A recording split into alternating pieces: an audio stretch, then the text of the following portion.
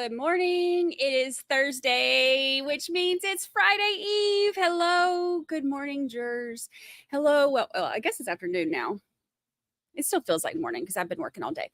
Happy Friday Eve. I am so ready for the weekend, and it's going to be a doozy. Today is going to be a good day.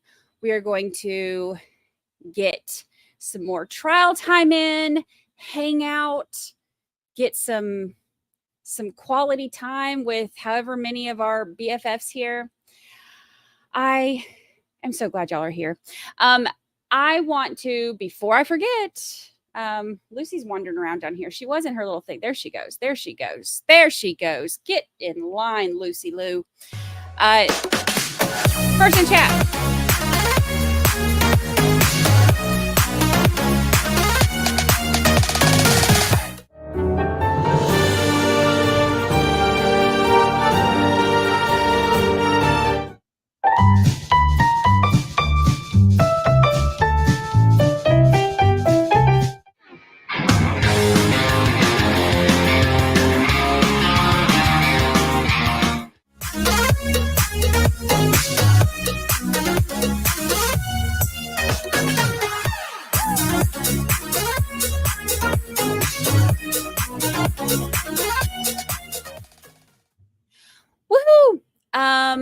Lucy is, well, she's down there. She's sitting here staring at me. She gets like that. She's a nosy little thing, but also I've already given her treats, and yet she's still down here staring at me like she's about to get another one. Of course, when she does that, she knows that she generally gets another one. So it's like it's all part of her plan. This child. I did not. Okay, so let's talk about what all I didn't get done.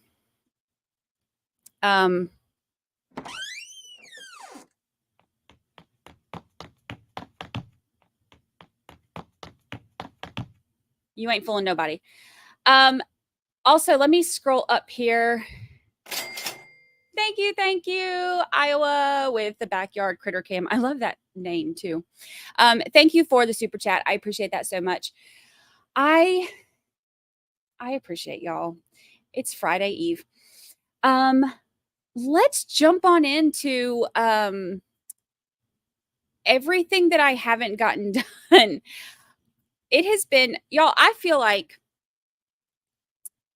I cannot get caught up. And this trial, this time zone has thrown me all off. I am so thrown off. I'm used to waking up, like 5 a.m., getting my stuff done, and then, working during the day, and then still working in the afternoons. Who am I fooling? But I feel like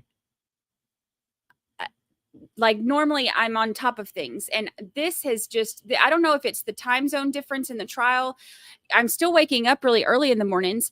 I'm feeling like I'm still working, but I don't know why I can't get caught up. I've been working on the podcast. Something that I realized is that there are not really a lot of people that are doing recaps and things on this. So I'm trying. I've had so many people request it, so I'm trying to do it. And the podcast, we got the first couple episodes out. One was from all the history stuff. One was from the first trial, all the pre-trial stuff, and then just opening statements to know what's coming. And then I'm going to get one done for everything from this week. But it has been, I cannot get caught up. And then it's just, so I'm sitting here thinking, like, I was sitting here working on the podcast, and I was like, oh, we've still got about another hour. And I looked down, I was like, oh crap, we got like 10 minutes. So time is flying by. It is flying by, and I can't keep up. So that's what I have all of y'all here for. Y'all help keep me in line, and Lord knows I need it. Today, Sandra Oliver said, I love this time zone. I am Pacific time. I know that, I know that it is a lot better and easier for our I have to put my hair up. It's driving me nuts. I got ice cream in it, so it's like sticky. It dripped. It was melting and it dripped. And I just washed my hair yesterday and I didn't want to wash it again. So I've got ice cream here. That's okay because it's Friday Eve. So I know that it is nice for some of our Pacific Coast people to finally have a trial in the Pacific Coast time zone. And I know that this is great for y'all. I just have not adjusted yet. So we're getting there. We are working on it. We're working on it. We're just not there yet. Lucy is doing much better today. She did not get sick anymore yesterday, which was nice. Thank goodness for that. After she got sick and I kind of wrapped her up in the blanket and she fell asleep on my lap yesterday, she did really great. After that, she kind of snoozed for a bit. I didn't take her on a long walk last night. I kind of let her chill. I had to go run a few errands. So she, and I left her here while I did my errands. Normally she rides everywhere with me, but just in case I didn't want her to get car sick or anything. And I came back and I was expecting her to still be kind of passed out. And she, was up and bouncing around and good to go. So she's doing much better. Just look at how she's staring at me. Stalker. Why aren't you laying in your bed? Oh my gosh. I wish y'all could see how, let me see if I can show you. She's literally, before I move this, I'm going to see if I can show y'all. She's laying beside her bed, but she has her arm propped up on it like she's just chilling. Well, let me see if I can do it without her moving. See how she's got her arm propped up like she's just chilling on the side of her bed. Just chilling. How funny is she? She's a little funny thing. I did not get to finish her little mini condo yesterday either. I'm telling y'all, I have all these big plans for all the things I'm going to do. And then time just gets away from me. So, that's the 80s album cover post. It really is. She's posted up. Too funny. I have, let me get this pulled up. I saw somebody said a second ago, why is this not pulling up?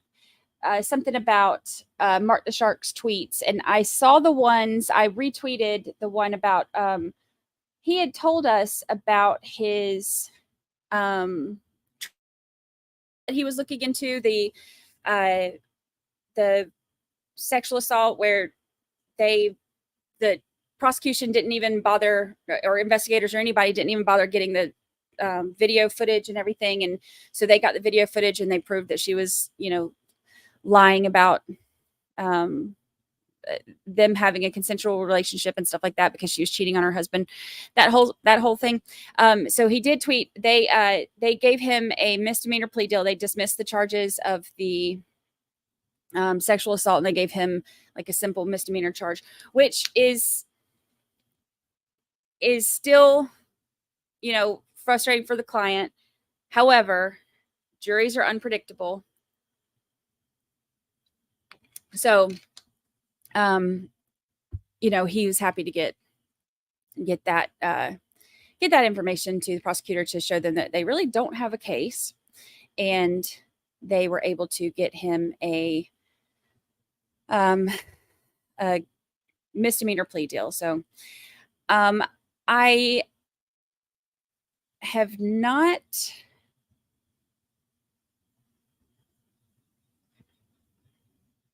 I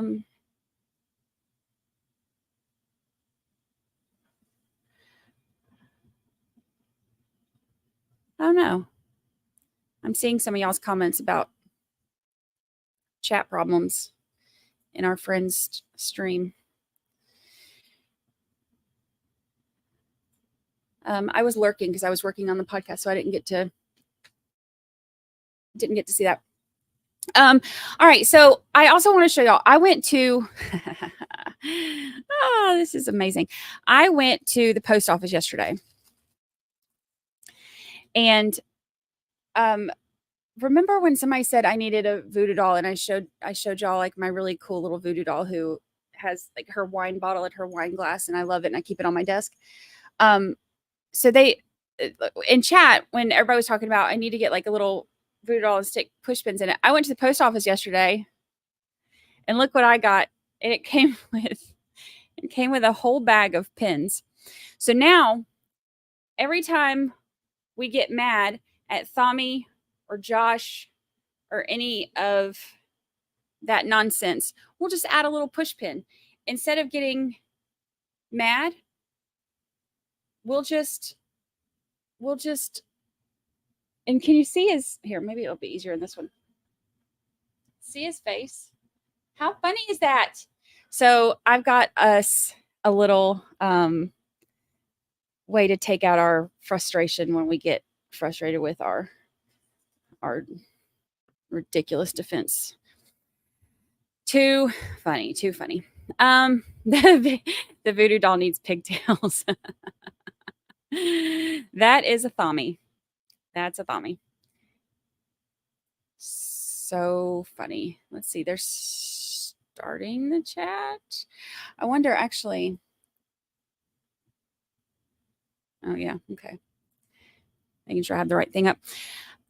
Hopefully, I bet the doll will be filled with pins by the end. Yeah. And State's supposed to be resting tomorrow, so we're going to see how that goes. But we'll see how it goes. I have no words. We need a counter for the push. Yeah, well, we can. Yeah, we can do that, and it'll be. I hope there's enough pins. If not, I know I have some in my sewing kit, but we'll have to. This will be fun, y'all. This will be so fun. So I named him Thami. Yes, Thami and the thumbtacks. It's hilarious. Shireen said, Polyfish fans, I know that was you. Yep. Did I see your tweet and message? I don't know. Let me look. Y'all, I promise you, I try to keep up as much as I can, but it is not easy.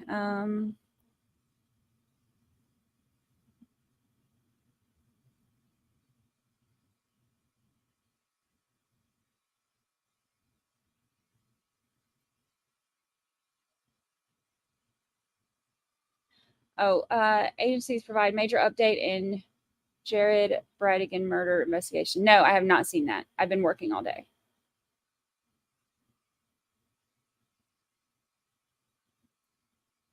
Let's see.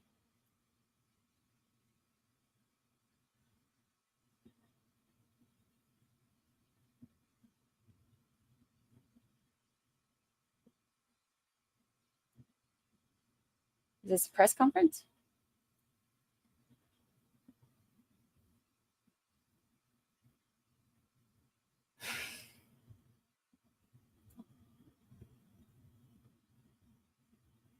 So Jared Bradigan's wife was arrested? I'll have to look at it when I'm trying to pull it up, but I don't have my glasses on and my eyes are blurry today because I've been on the screen too much this week. I will try to pull it up.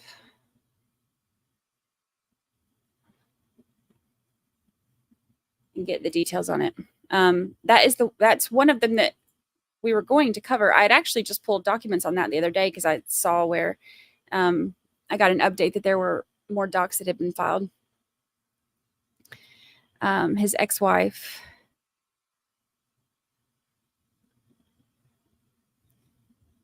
They charged the ex-wife. Oh. That is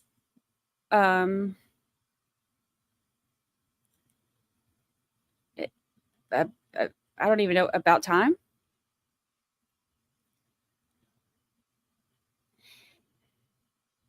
I gotta put on my old lady glasses. I've been working too much. and my eyes are blurry and I can't see. And I'm going to miss all of y'all's comments because I can't see a darn thing.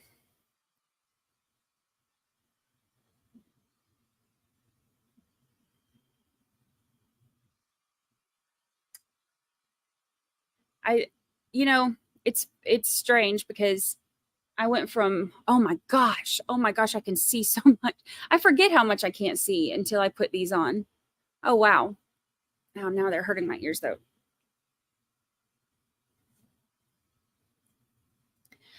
Oh my gosh, I like literally forget how much I really can't see until I put these on. That's amazing. I can see everything now.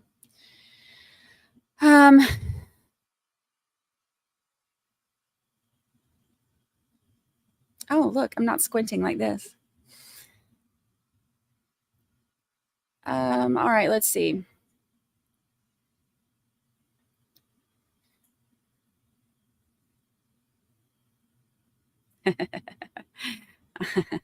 Yes. Hello, Samantha Stevens. I love that. I love that. I used to try to do that when I was. We appreciate you watching even when you watch silently. Thank you, Lois Cox. I have them up here and I forget sometimes that I even have them, and because I don't wear them very often. I just heard noise. But when I do, I remember how much I can't see when I don't have them. Especially when I've been working too much, because when I work too much, the screen when I finally come off the screen, especially, my eyes are just so blurry. And it's always like that by the end of the week. So today is Friday Eve, which means today and tomorrow I'm going to have trouble with my vision. And then by Monday, it'll be good again, because I don't hardly get on at all on the weekends now. I look a bit like Dr. Curry with my glasses. That's a huge compliment. She's hot. Thank you, Jasmine Greer.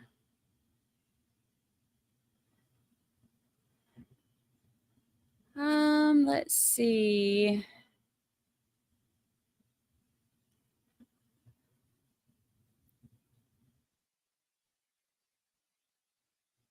I love all the pins. Oh yeah, don't forget to tap the like button. Let's see how many likes we're at. 177. We have 330 in here.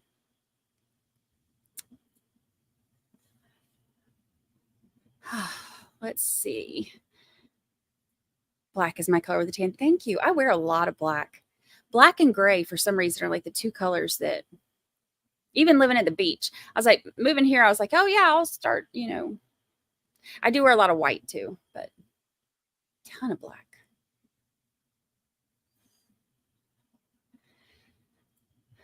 I see everybody still filing in late. I hope they're on time today. I am like ready to hear what all is coming up. I know that we have some of Mike Miller's family is supposed to be testifying, and they don't expect those to take very long, but I know that they're coming, and I'm very interested to hear from them. Who else did they say? They said the list the other day, and I can't remember who all they said, but there's a lot. Hopefully we can make it through today without any alien abductions, without any alien interference with our internets or the court's internets.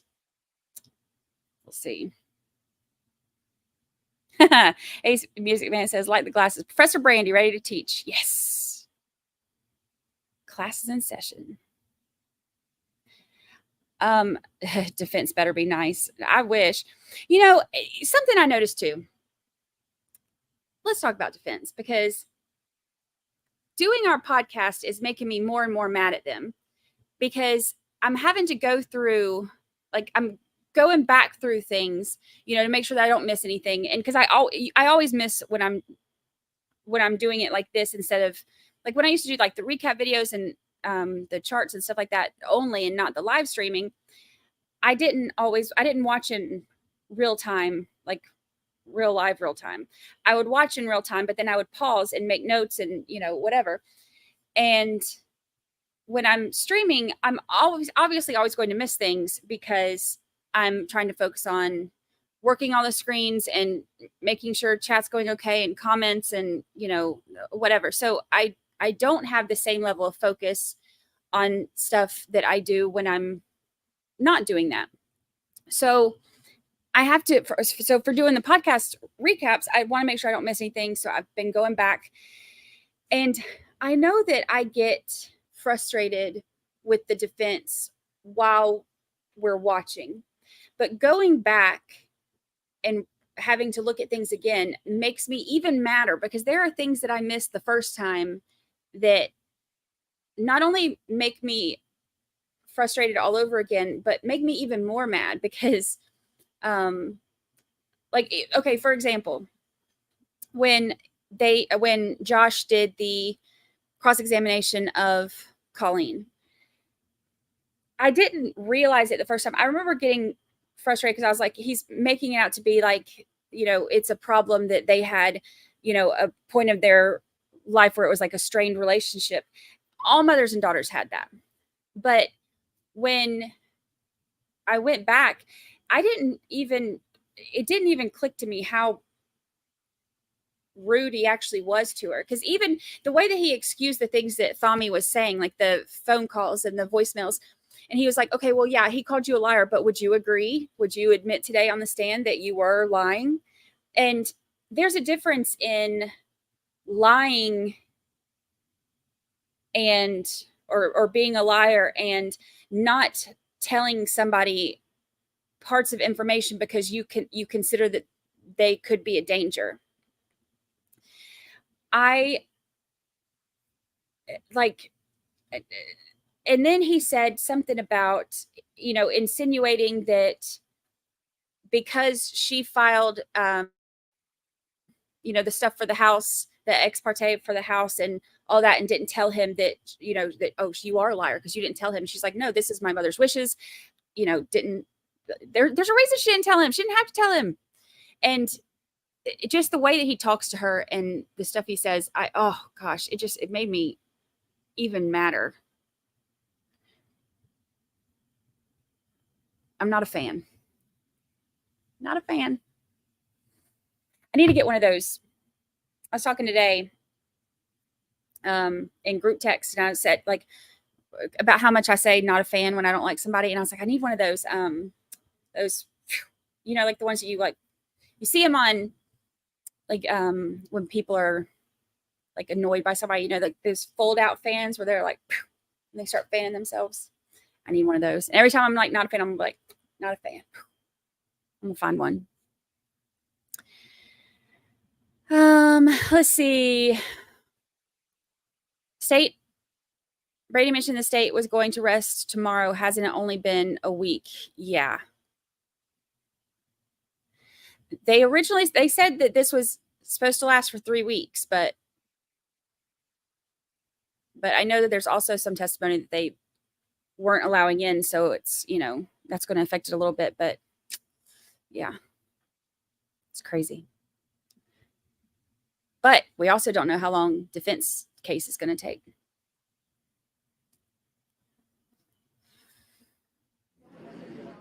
Ooh, starting to get audio.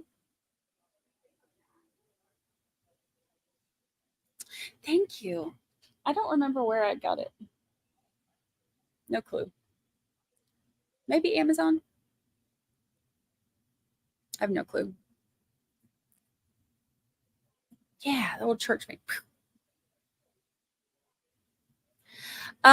Megan Baldwin said, I've never noticed your tattoo. What does it say? Well, I just got it about a week and a half ago, which is probably why you've never noticed it. It says, she is clothed in strength and dignity. I just got that about, last Taco Tuesday. Taco Tuesday ended up in Tito's and tattoos. Thank you, Skylar Banks. Lucy's mini condo contribution. That's funny. Thank you. And Lucy thanks you. I'm going to finish it probably this. I said, I was like, yeah, I'm going to do it tomorrow. And no, I did not have time. And I probably won't even do it tonight either. It will probably be this weekend. I have to finish the podcast stuff, and it'll probably be this weekend because I'm not doing any work stuff. Hopefully this weekend. She's a bougie little thing. You were right. I hope the defense has more expert witnesses. The defense has an expert witness that they are bringing in who is basically going to tell us that the way that Tommy reacted and the things that he said are not so strange. It's not so abnormal, that he's just, was going through a lot, and, it doesn't say anything about his guilt, or, it shouldn't raise any red flags because of blah, blah, blah, blah, blah. I am ready for Detective O'Kelly. He was the lead detective on this, and if you watched the Dateline episode, that 3-part, it was actually 3 episodes, that 3-part docuseries that they did, he has a lot of information. I mean, he's been working this. He's something else. I like him a lot. And now he has a beard, and I'm a sucker for a beard. It's like I saw him in Dateline. I was like, oh yeah, that's Detective O'Kelly. And then I saw him in the pretrial hearing. I was like, oh, hey, Detective Kelly. Hey, it's amazing what a beard does. Totally off topic. But anyway, I have a feeling when he comes in, he's going to end up being a submission for a detective daddy. It's a good possibility. We'll put him on the calendar.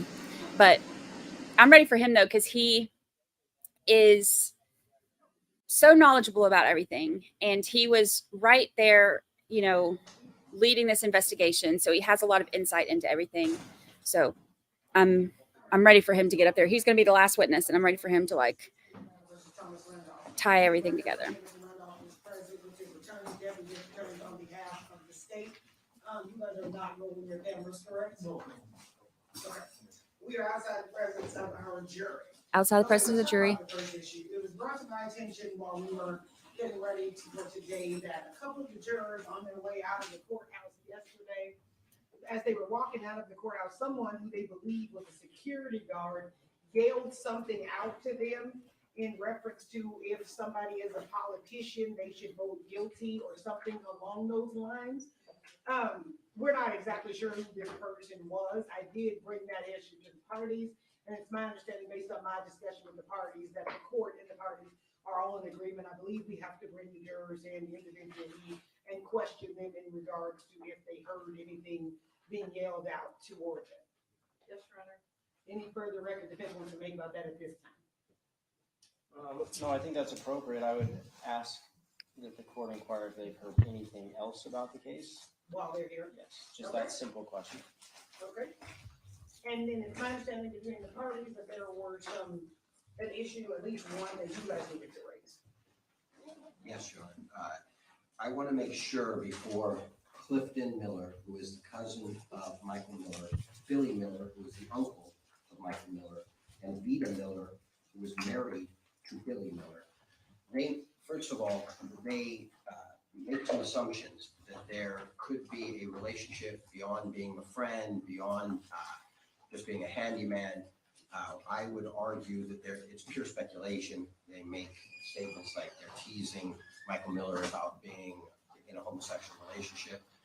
I would suggest that's pure speculation. It has some damaging points because I think they see it as a derogatory matter. And so there's, like I said, there's just no evidence of this at all, and it shouldn't come before the jury. State. And Your Honor, our position is that it's relevant. It's not that it's, and you use the term damaging, and I'm not exactly sure how the defense is articulating the manner in which it's damaging. I think what it reflects and the relevance that it reflects is, given the strangeness of the level of contact that Mr. Miller is having with Thomas Randolph, it is prompting, his aunt and uncle in a joking manner to say, like, are you guys dating? because like, that's a lot of phone calls, that's a lot of hanging out. So it's not being done in a pejorative way, but it speaks to the lay observations of people within Miller's family, that they are struck by how often these two are interacting, given the fact that it should be more of an arm's length transaction, because he's just supposed to be hired to be doing odd jobs. So I don't think the tone of it is derogatory towards the homosexual community in any way, but it's more a reflection of just, they're struck by just how often they're interacting, and it's a little ribbing that they're giving their cousin about it, because they're trying to figure out why in the world are you guys talking so much. Your Honor, if it's not derogatory and the state's not bringing it out for that purpose, why don't they just speculate that they're friends? And this is pure speculation too. There's absolutely no evidence whatsoever. It's supposition, and it does have a prejudicial effect. So I'm not sure, I don't even know why it's relevant, other than maybe they conclude, wow, you guys are becoming really good friends. I don't think there's anything wrong, and I've struggled with this. I think there's a narrative that's become apparent. If Mr. Randolph becomes friends with Michael Miller, why can't they be friends? And why do we have to make assumptions like there's a homosexual relationship when there's no evidence of it? Well, I mean, I think the family can absolutely comment if they thought the amount of communication that they were having, the amount of times that they had to talk and things like that. If they thought that was strange, the family can absolutely comment back. They're not going to be allowed to take that extra step to suggest that they were in some sort of inappropriate relationship. But they can absolutely testify to, yeah, I thought him talking to this guy 10 times a day, or however many times a day that it was. Did you strike that? That strike you as odd? Yes, that strike me as odd, because he didn't talk to his other friends that much. I thought that was odd. There's been some testimony that a lot of people thought the age difference was odd. I don't know if that's what they're going to testify to, but they can talk about that they thought that the relationship was odd, but they cannot take that extra step in making an assumption as to what type of relationship it was. Okay, and Your Honor, if I could just at least have, before we get started, at least give me a moment to just kind of advise them and warn them of, this is the parameters of this. Sure. Okay. The second wow. issue, Your Honor, Oh. I was told, Ms. Weckerly told me within the last month, she promptly told me I've interviewed Clifton Miller, and Clifton Miller has made some suggestion that there was a statement made by Michael Miller of some type of plot to kill. And I was going to argue that it's not in furtherance of the conspiracy, and I have pulled case law and necessary or the relevant statute, NRS 51.035, subsection 3, subsection E, a statement by a co-conspirator of a party during the course and in furtherance of a conspiracy is not hearsay. And so as I've done all this research, rather than tell the court all the different cases I have, my understanding is the state is not going to elicit any such alleged conspiracy plan. So that is correct, Your Honor. We have spoken to Clifton Miller. He did give a statement in a pretrial that suggested that there was a statement made in the furtherance of the conspiracy. We are at this time opting not to introduce the statement. I informed Mr. Oram of that. We talked to Mr. Miller last night and told him that we're not going to elicit that testimony. I am planning to elicit statements that, after observing the relationship between Tom and Michael Miller, the advice Clifton gave his cousin, which the state does not consider hearsay. There were things that he observed about the relationship, and Clifton repeatedly tells his cousin, get out of this relationship, don't get involved with him. I'm not trying to elicit what Michael Miller told the cousin, but what the cousin told Michael. Well, I think in regards to what Clifton told Michael Miller, I mean, that's not hearsay, because Clifton will be here to testify his own statements. And if the proper that you're giving, the semi-proper, is you have got a chance, sir, to observe the relationship between these two. And based upon your observations, did you give your cousin any advice? Clifton can absolutely testify to what he told Michael Miller, because it's not hearsay. Okay. And I mean, But Michael Miller's statements would be subject to a hearsay. yes. And I'm concerned about that because I can't see how we're going to get through these next three witnesses without the state introducing quite a bit of Michael Miller's statements. And I mean, are they planning not to introduce Michael Miller's statements? I'm not planning, I'm gonna ask him, did you advise him to stay away from Tom? Well, there is one statement I think that's in furtherance, sorry, where Michael Miller does tell his cousin that he believes he'll be coming into money, but I think that's a state of mind of Michael Miller. I'm gonna ask him if he advised his cousin not to house sit for Mr. Randolph, that he advised his cousin that he thought he was gonna get shot, and that he advised, his cousin, leave him alone in that relationship. So, Your Honor, that causes me some concern. Is she going to mention an amount? He's gonna come into money? Okay, he's gonna come into money, and that's it. Is that right, that he's gonna come into Is money? that it? I have an amount. He made a similar This is statement. to Billy. And Billy, he made a similar statement of kind of future intent and plan, where he says he was going to be leaving soon with Mr. Randolph and he'd be coming into some money, about $400,000. And he was going to be working as a driver for Mr. Randolph. Okay, so Your Honor, this is now in furtherance of a conspiracy, and there's no furtherance of a conspiracy. And so what they intend on doing is putting in evidence that, and I can just imagine what Mr. Hamner is going to do with this. So that's proof of, he was about to get into the money, he was going to get the insurance money, and then he was running off with Mr. Randolph or something along those lines. It's not in furtherance of a conspiracy, and it requires it. The Ninth Circuit requires it. Our state Supreme Court requires it. It has to be in furtherance and in course of a conspiracy. And the case law says, court's indulgence. For This is interesting. declarations to be admissible under co-conspirator exception, they must further the common objectives of the conspiracy. And that is Goodman, it's a case out of the Second Circuit. The same mere conversations between co-conspirators or mere narrative declarations are not admissible as declarations in furtherance of a conspiracy. That is a Fifth Circuit case, United States versus James, United States versus Birnbaum, which is a Second Circuit case, and Goodman, which is a Second Circuit case. So they have to show, one, there's slight evidence of a conspiracy, and then they have to show that it's in furtherance of the conspiracy, and they can't do that. And that's exactly what that was. No, that's actually not. It's admissible as a state of mind, as a statement of future intent. We're not eliciting it as a statement of a co-conspirator in furtherance of a conspiracy. It's admissible because it goes to the state of mind of the declarant as a statement of future intent. A very similar argument that the defense made earlier in this trial, trying to elicit hearsay at another point in this trial, where it said it is admissible because it goes to his future intent. They made that argument to this very court a couple of days ago on another hearsay issue. So I am not seeking to elicit it under the co-conspirator exception. I'm seeking to elicit it under state of mind exception as a statement of future intent. And what is the future intent? He's telling him, I'm leaving town pretty soon. Like, I'm moving out of here because I'm going to get a job working as a driver for Mr. Randolph. We're going to come in some money. He says $400,000, and we're going to go buy jet skis. No, come back, audio. They muted us. At There it goes. jury trial, he gave a lengthy statement. I never rememut a single thing that he says about being a driver. Maybe that little detail may have come up during a pre-trial, but Billy Miller testified to it at the jury trial the last time. But this statement literally came in. So it's not as if the defense isn't on notice that Mr. Miller has said this. He said it on page 114, I believe. Yeah.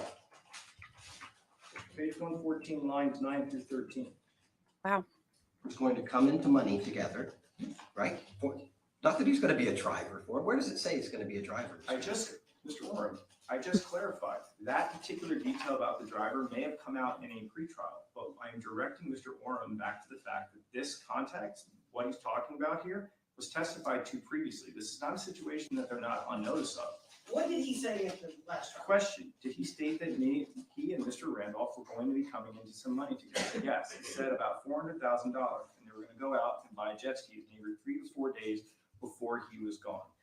And if you look at the preceding question and answer, it ties to the house sitting. So I'll go back just to give full context leading up to that answer.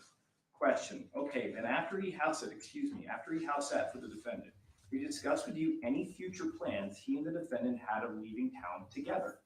Answer, he said that his girlfriend from Florida that he had broke up with had a baby by him and wanted to make make that up with him, and he was going to do that. He was going to, spend some money and some time with her. And I thought that was odd because he didn't have a job.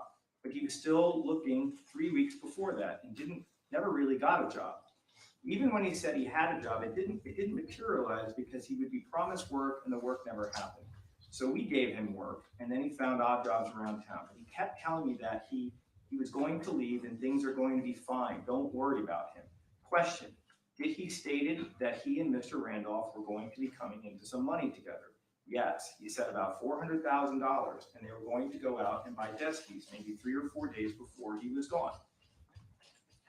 Connor, there was an objection posed to that whole line of questioning. Judge Miley overruled the objection. That's why I did this research, so I could come in and explain what the law is and that they cannot do that. It's not in furtherance of a conspiracy. So yes, Mr. Hammer's right. Well, it's certainly not coming in furtherance of the conspiracy, but Mr. Hammond's argument is he's bringing it in regards to Mr. Miller's state of mind. He says he's not bringing it in furtherance of the conspiracy, because it's absolutely not in furtherance of the conspiracy. And so he could say that he's leaving town, I think, which is a future intent, but Right. not that he's coming into $400,000, because where would he be getting the $400,000? And he sat there implying that's coming from insurance proceeds in Tom Randolph, which is in furtherance of a conspiracy, and that's how they're trying to bring it in. I think they can say he thought he was coming into money, and that his intent was he was going to leave, not an amount, but that he was going to leave, and not with Tom Randolph, because he said in his statement that he was going with his girlfriend to either California or to Florida, and that he was done with Mr. Randolph. So now it's changing, I guess in a Who pre-trial. said, Mike Miller said that? Or Mike- who said that? Mike Miller told Billy Miller that he told Billy and Vita that he was done with Tom Randolph. That's why Vita Miller deletes 200 voicemails, because Michael Miller was saying, I'm leaving town, I'm done with Mr. Randolph, and I'm going off with my girlfriend either to California or Florida. Was that testified to? Yeah. So what portion testified to? That Mike Miller said that he was done with Mr. Randolph and he's leaving now and going out. That is, In the state. Billy Miller statement? That's Vita's testimony. Vita's testimony. So Mr. Warren is adding details that are not elicited at that. Mr. Vita testified to this in the first trial. We don't have to Well, see how- so in the first trial, Vita on cross-examination does say that Mr. Miller says, I'm done with Mr. Randolph, I don't need to hear the 200 messages that he left for me. That was on cross. Mr. Hamner is talking about her husband, Billy Miller, and his conversations with Michael Miller. So I don't know how you would analyze that admissibility with a different witness's statement entirely. Well, that's why I'm asking you that, because Yeah. I wasn't at, I didn't have the Here's the opportunity to review all the transcripts. Here's a confusion with that. The police actually do a lengthy recorded interview with both Billy and Vita Miller. So in preparation, I've had to pull out who's answering by their initials, so Okay. that they've said this, and it is true that it's actually Vita who says Mike's coming into money and he's going to move away with his new girlfriend to Florida or California. Billy Miller has said, oh, he was going to move away and he was coming into $400,000. The $400,000 is what we would absolutely argue is in some type of evidence of a conspiracy that is inadmissible under NRS 51.035, subsection 3E. Hold on 1 second. So, no, so that, and once again, when you actually look at the context of what's saying, it's actually what I've represented to the court. In the statement between Billy and Vita about this conversation, he's actually intimating that he is going to drive for Mr. Randolph. So I want to sit here. Well, I don't want to talk about what he's intimating because he's not here, and that would be pure speculation. for But someone literally to the say- word says, Mr. Abner, when I'm talking, you're not. okay, Oh. So I don't want to talk about what he will speculate as to what he's intimating because he's not here. What did he say? that's what I was trying to get to. So I'm literally looking in the middle of page 25. Mr. Hamner, is this from the statement? This statement. I mean, I'd love to read the full context, but I'll isolate literally where the word drive pops up, but I think contextually it Why really. don't you just bring me the statement? Because you gotta tell me what page you're on. If I don't have the page, that means nothing to me. To clarify, Judge, they're interviewed together. So it's Billy Warren. and B, right, and Yes. Mr. Arm said he had distinguished himself. BN stands for Billy Miller. And again, what page was that? Well, if you go back to 24, it gives more context. 25, Billy Miller is talking about him driving for Randolph.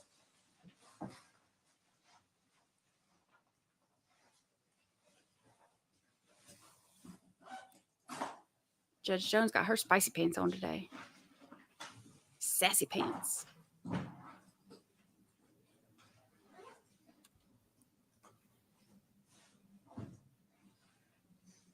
It's so low. I don't want to miss anything. So I'll go over it all when they're done talking, but I don't want to miss anything.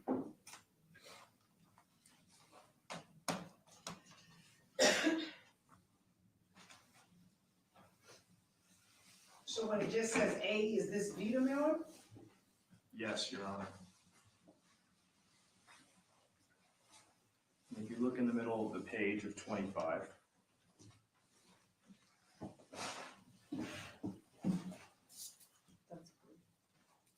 This is Vita. The answer is Vita.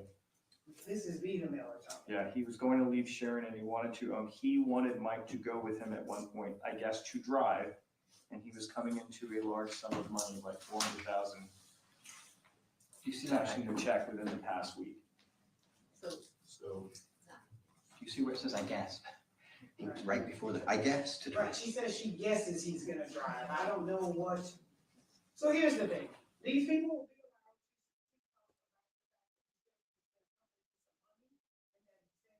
Come back.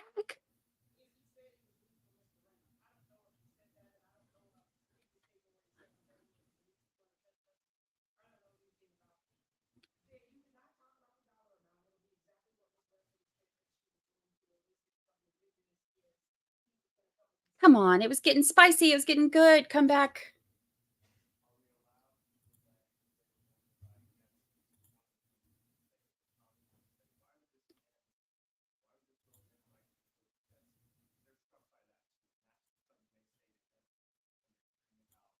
Come back. Come back.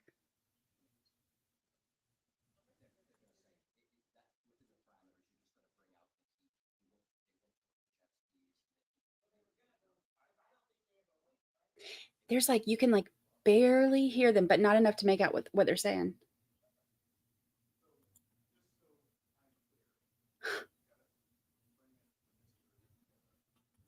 Like, how am I supposed to spy on people if they turn the volume off?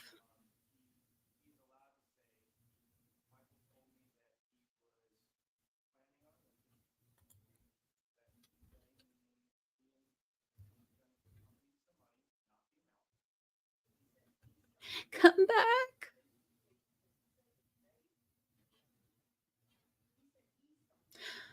$43 more likes to get Lucy Cam back. You heard me say your name? Yeah.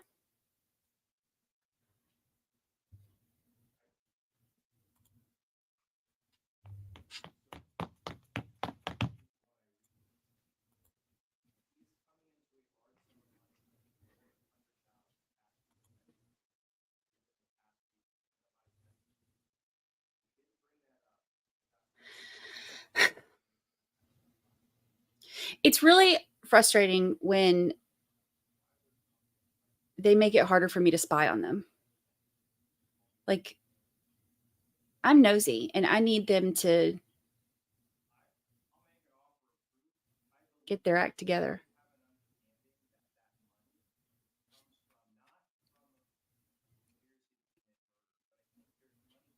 I could barely hear, but not enough to.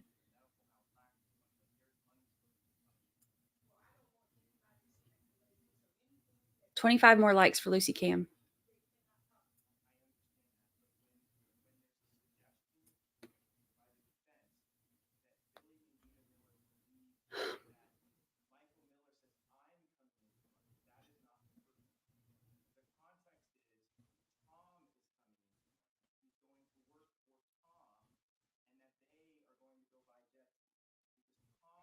$20 more likes for Lucy Cam.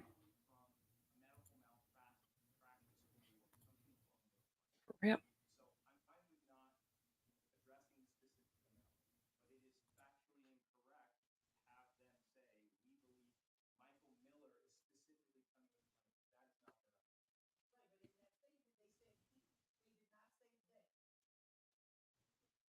It's like I could just barely hear them, but not enough to. Somebody get cameraman on the phone, tell him turn that volume back up.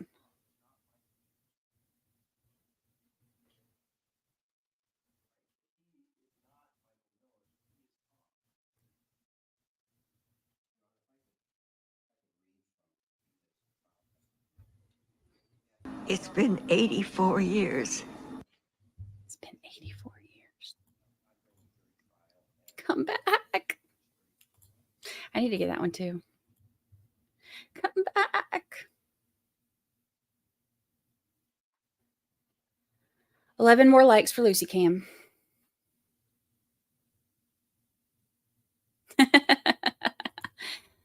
Tommy. I'm going home. It's as simple as that. And you need to get on top of things. Bleh.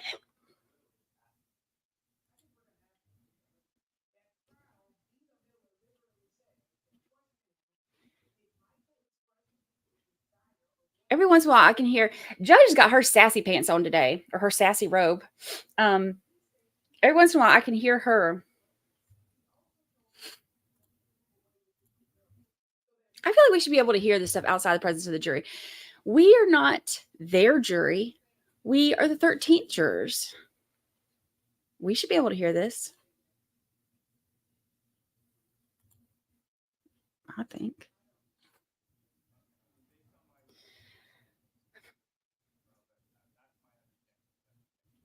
We need 7 more likes for Lucy Cam.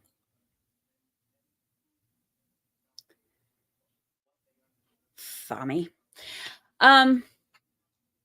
So what I did here was interesting. So this is what they were saying. Oh my gosh, I'm sitting on my pants. And then I get stuck in my chair because I can't get my pants out from under me. It's totally normal. Oh, 2 more likes for Lucy Cam. She's laying there in her little bed staring at me. Ow, ow, ow, ow.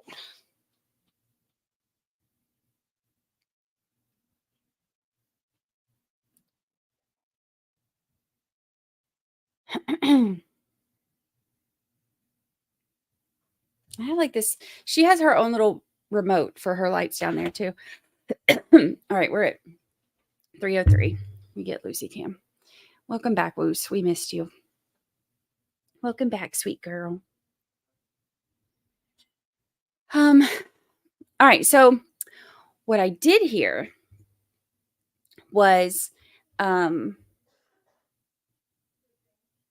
I heard something. I thought they were coming back. The thing about the jury. So it sounded like he said that were a couple of jurors who said that a security guard like yelled out to them that if someone is a politician, they should vote not guilty. So they're going to bring the jurors in to ask them about that and ask them what else they heard. Weird, interesting. What else? There was, they said that the 3 members that they're talking about are members of Mike Miller's family. So they said that they are wanting to bring them in and talk to them about, basically they're saying that it's pure speculation, them teasing Mike about being more than friends with Tom. So they're going back and forth in that. Now, they aren't saying, they're not accusing him of it. They're not saying that, they're speculating that they were. The state is saying that it's not about them saying that this is true or this is what happened. It's about the saying more about making a comment on how much they talk. Like, there's no reason for you to talk this much with somebody who's, just a friend. Like, friends don't talk, this much to anybody else unless there's something else going on. So the state is saying that it's not damaging, and they're bringing it up as a reflection of the strangeness of the level of contact that Mike and Tom had, because for that to be so much that his aunt and uncle are saying, like, what's going on? Are y'all in a relationship or whatever? You're talking so much that's how much you talk that's how much you talk to somebody when you're in a relationship. The defense is saying that they shouldn't be allowed to say that because it's, derogatory towards homosexuals. And state is saying, no, it's not. It has nothing to do with that. It's just a reflection of how much they talk, because that's how much you talk when you're in a relationship, not when you're doing handiwork for someone. So that's one thing. The judge said that they they can comment when the family comes in. They can comment on, if they thought it was odd that they talked so much, or that was strange, or red flags, or whatever. And they can talk about if they thought that the age difference between them was odd and that type of thing, but not about speculation on what type of relationship they thought it was. And again, the state's not saying that they thought it was this kind of relationship. They said that they were like, telling him nobody talks as much to somebody else unless you're in a relationship. They weren't saying you're in a relationship. They're saying it's weird that y'all talk that much. What else? The Clifton Miller. So another issue from defense. They're saying that Mike made a statement about a plot to kill. And the defense said that is like they can't bring anything that's further into the conspiracy. So they're saying the court shouldn't allow anything about that comment to come in about an alleged conspiracy plan. And the state said that they aren't going to be introducing that statement anyway, but they are going to be telling the jury about Clifton saying that he told Mike repeatedly to get out of that friendship or relationship or whatever, that, it was nothing but trouble, that he needed to, cut things off with Tommy because it was nothing but trouble. He said that the state said that they're going to ask him about that and about how he advised him not to house sit, that he told him to, get out of that friendship or whatever it was that they had because he's going to end up getting shot. And also that Mike had made a comment to him about how he was going to come into some money. So this is what they were fighting over when they took away our audio. They said that Billy, which is the cousin, Mike's cousin, said that Mike had said he was going to be working as, I guess, a driver for Tom, and that he was going to be coming into $400,000. And the reason they're fighting over bringing this in is because the defense doesn't want it brought in to say how much it is, because that makes it look like a conspiracy. They said if it's going to be brought in, then he should only be allowed to say that he was going to come into some money, but not say how much. Because, of course, if you say how much, then that's going to look, that like it's one of those things we always joke about, like objection, that looks bad on my client, So they don't want that. He doesn't want that brought in. The other thing he said, that the state was saying, and that's who got yelled at, the prosecutor, Mr. Handler, that was who the judge fussed at. She said, Mr. Handler, when I'm talking, you're not. He does get his sassy pants on too. You can tell that he is passionate about this and he takes it like personal. But I'm gonna turn my ear back on because it's hot now, and I had it off so that I could try to hear everything, but it gets hot quick here in Florida.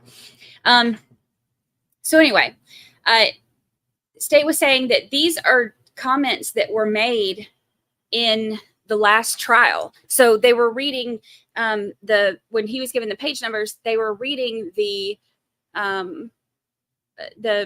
transcripts from the last time. So he was telling them what page or whatever.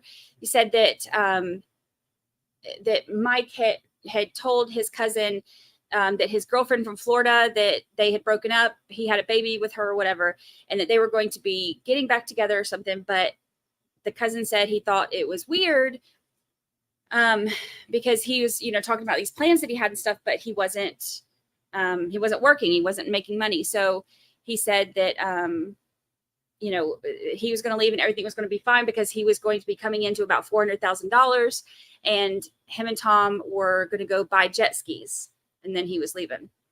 So defense doesn't want him to bring any of that in. And then we lost our mics. All the good stuff. All the good stuff.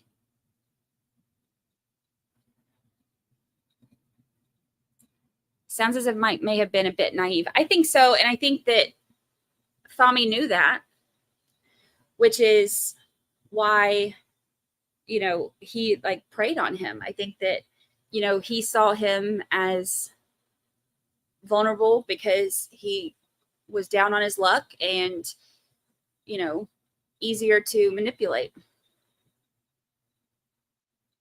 And, you know, when you're down on your luck, like,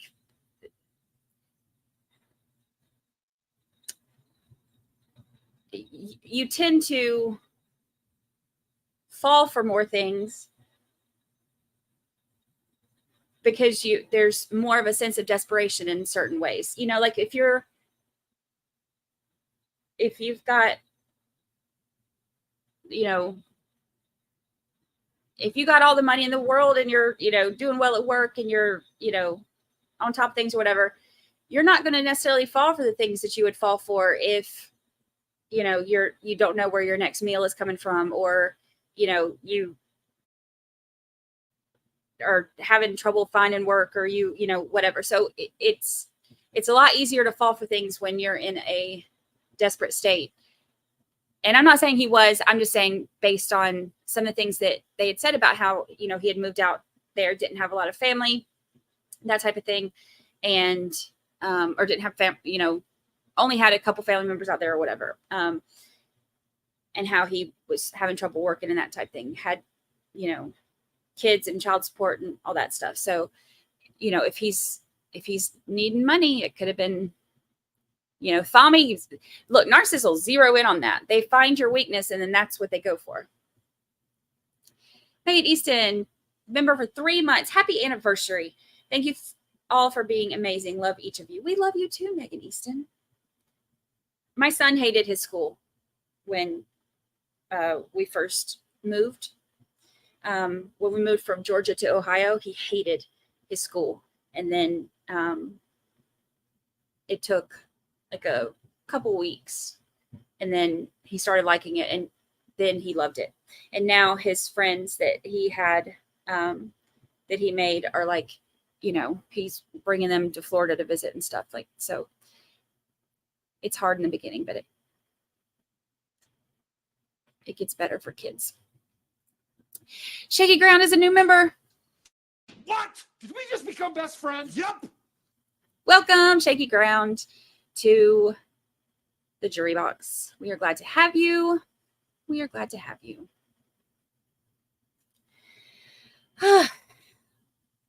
I need them to bring the audio back. It is, Shaky Ground said, it's the most, what are you doing? It's the most fun family ever. It really is. We're like that fun, dysfunctional family that everybody just has a blast with. Baby Boys and Berry says, is anyone keeping up with the Henry Dinkins trial? It's super interesting and tragic. I have not. Actually, that was one that I had looked into covering.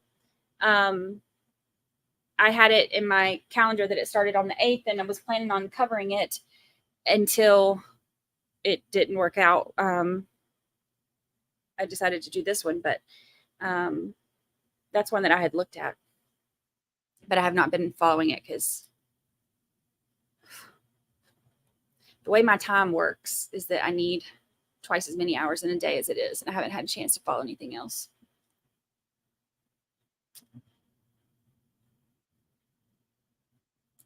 Holly, I think that was a big part of it. He, you know, he had friends when we were in Georgia. He had friends that he had known his entire life. And I think that he had it in his head that he wasn't going to like school anyway. And then he ended up, you know, making some friends that like will be lifelong friends.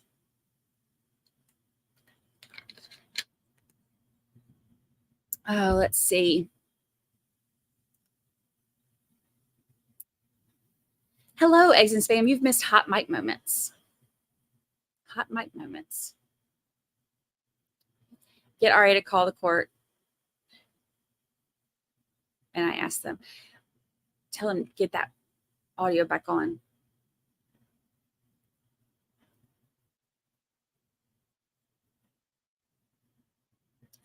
Oh, Nikki says, can you guys all please pray for my daughter right now? She went with my dad, and it's probably nothing, but he won't answer, and I'm almost 2 hours away, and I'm freaking out. Oh, gosh, I know those moments.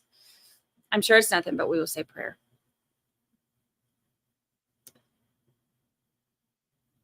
I remember those moments.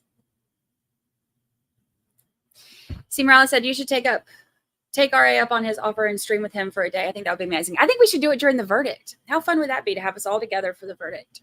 Because we're all like, you know, a lot of people in here, these glasses hurt. Now I remember why I don't wear glasses when I stream, because they hurt with the headphones on.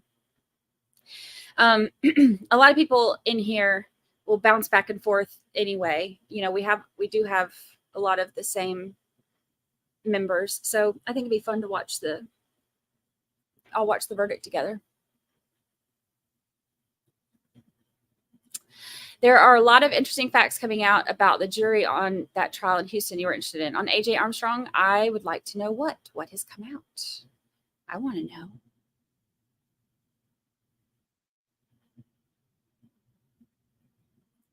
Betty Boysenberry says, I appreciate this community for an uplifting environment. Me too. That is one thing I love about us. I was watching, I don't know if y'all ever watched Surviving the Survivor. Great show, great host. And they have great guests, you know, good panels. I don't even know how to start this. But, you know, sometimes there are people who are going to, these are hurting my ears, that are going to just, some people are just not your people. And there was one guest that was on there that is just not my people, not the kind of person I like to watch, not the kind of person I like to be around, not the kind of person that I like in chat. And while she may be very smart about certain things, her attitude sucks. She's not open to hearing opinions. She doesn't respect other people's opinions. She doesn't respect other people in general. She has no manners, and she's rude. And she was on the panel, and I put a clip of it on my Twitter because I was watching it going, is this real life? But it was one of those reminders of, you know, and I'm not saying anything about the chat over there. I don't ever get involved in the chat. Once I'm out of here, I don't chat in anybody else other than RA, you know, when I go over there sometimes. But because when I'm at the computer all day doing all this and typing stuff, you know, anything else that I watch or listen to, I never get involved in the chat. I just have it on. But I've seen the chat, you know, and so when I say this, please don't take it the wrong way. I'm not saying anything about that chat. They're great. This one particular guest was just a nightmare. But watching her, it reminded me of just how much I appreciate our people here and how we go about things. I like that we are uplifting, and I like that we can have our disagreements and we can have, you know, different opinions, as long as you consider all of the evidence and arrive at your decision based on that. That's all I care about. But watching her was almost one of those moments where I was like, oh, thank God that our people are who they are. I don't care if she's on court TV and stuff. She would never be allowed on this show. And that's not because I don't think that, I think it's important. I think that Joel did great by bringing her on. I think it's good for people to, you know, she does represent some people out there. There are going to be people out there who agree with who she is and how she is. But so I think it's good to get that representation on there for the show. I think he did a great job with that. But she'll never be on this show because I don't have the patience for it. He has more patience than I do. Ooh, a lot more patience than I do. Tell us how you really feel.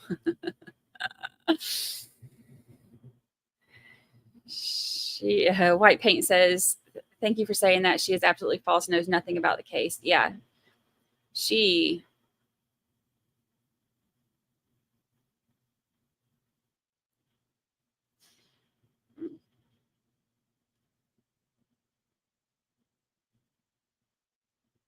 I don't even have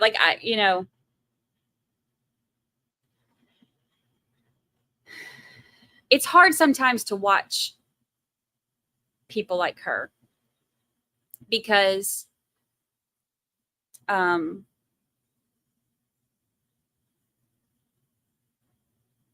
she's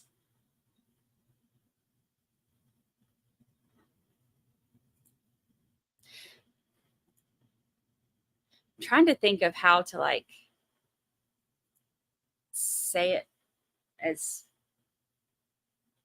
kindly as possible.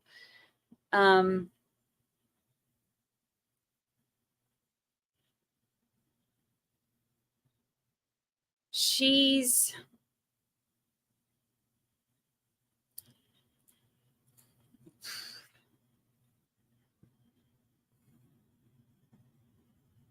you can tell it's bad when I can't get out the right words. She doesn't let anybody else speak. And anytime she doesn't agree with somebody, instead of saying,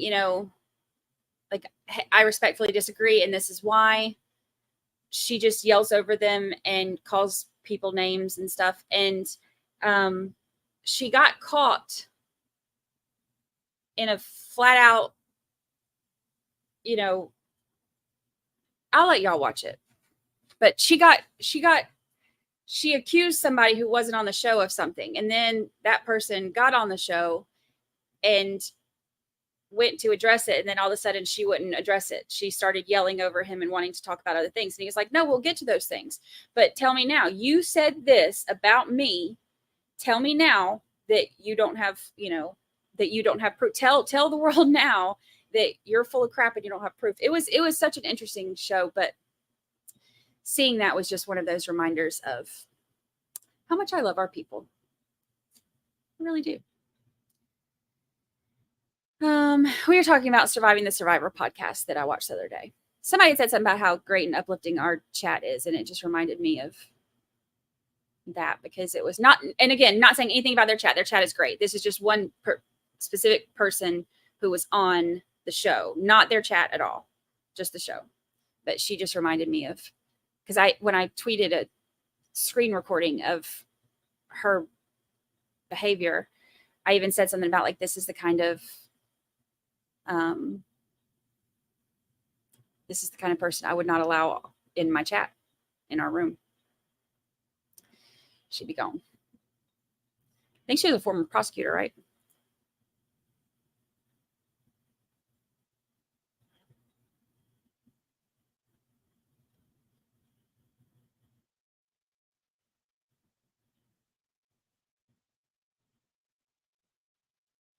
They just directed us over to a new stream. Aliens again. Aliens again. We are quite awesome.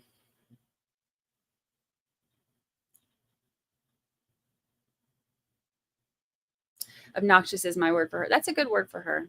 I don't like the disrespect. You know what really, really got me going, other than her trying to yell over everybody? They finally had to mute her mic, thank goodness. But the thing that really got me going was she made this comment that was so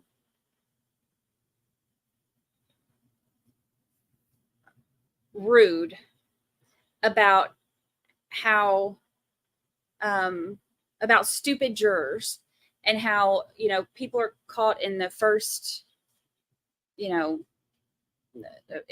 people are taught in law school in the very first class about stupid jurors and how to pick stupid jurors and stuff like this. It just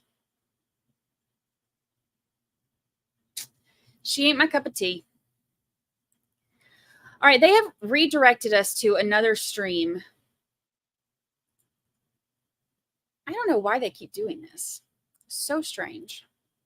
Let me make sure that, oops, wrong thing.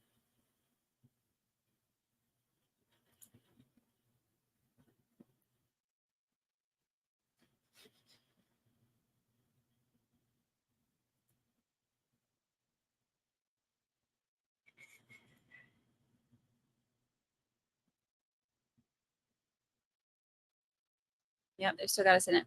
Says they sent us to a whole nother one, and it says that it started 2 minutes ago. So aliens are taking over again. We had a feeling it might happen.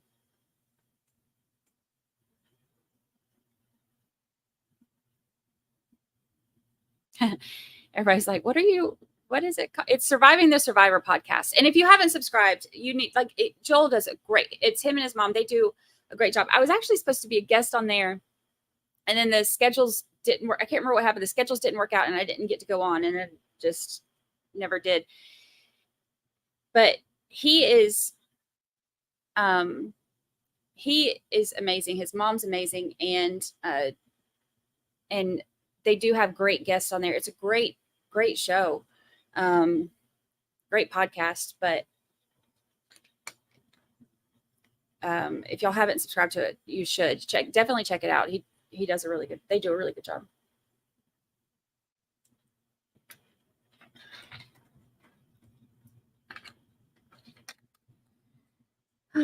Let's see. My opinion about that case, I have not had a chance to look into it enough to be able to form an opinion. I think that anytime there's that many people who think that there could be a conspiracy, I think that it's worth taking a look at. I don't know enough about it to have my own opinion, though, but I will say, just based on the little bit that I've seen, I think that there's definitely reasonable doubt in my mind. I think that she was way out of line with her saying, that calling everybody who believes this idiots. So rude, this woman. But I want to look into it more. The Turtle Boy they had on there seemed like, he had a lot of details on it. So I had not heard of him before. So I actually went and subscribed to his stuff to see. He had what I liked about him. I don't know anything about him other than what I saw. So if he's like the absolute best or the absolute worst, I don't know. I'm just saying, just based on what I saw, I like that he had facts, and then the things that weren't facts, that were opinions, he specified, this is an opinion based on these facts. And that's what I like. Y'all know how I am about that kind of stuff. So I really like that. So I'm going to check into that more, but I don't know enough about it to have formed my own opinion yet. But I'm interested in it. Let's see.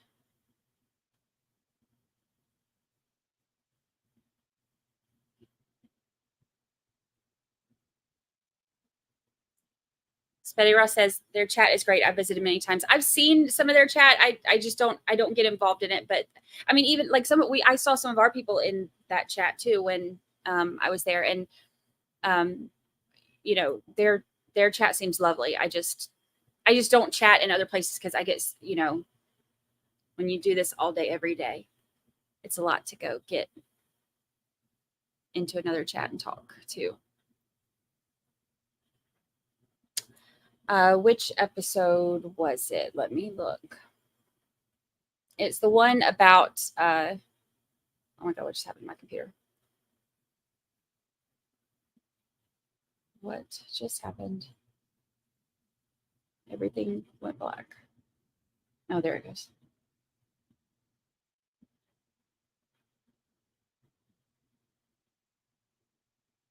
It's the one about Karen Reed. It was from,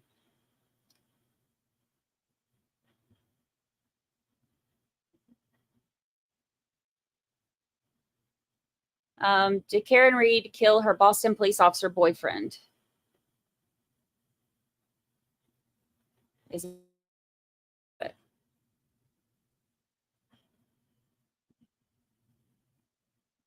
keep hitting the wrong things. But check it out. Check them out.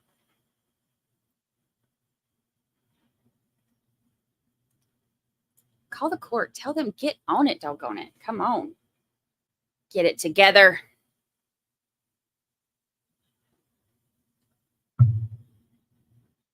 Oh, yay, Nikki. My dad and daughter are fine. He left his phone in the car, but his health is horrible, and he took her by himself without me knowing and was fine for way too long, then wouldn't answer. Oh, I'm glad they're okay.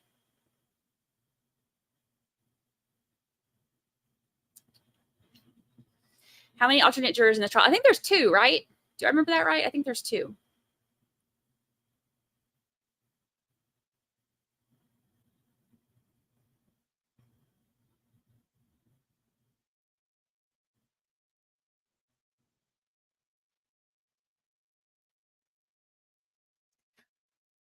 I'm curious about it too. I would love to know.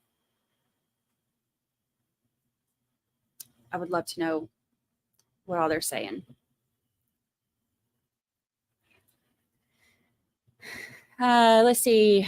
Turtle Boy is interesting. He's local to me. He's done a lot of good calling out local BS, but also some ick stuff. See, I don't know anything about. I'd never heard of him until I watched that show.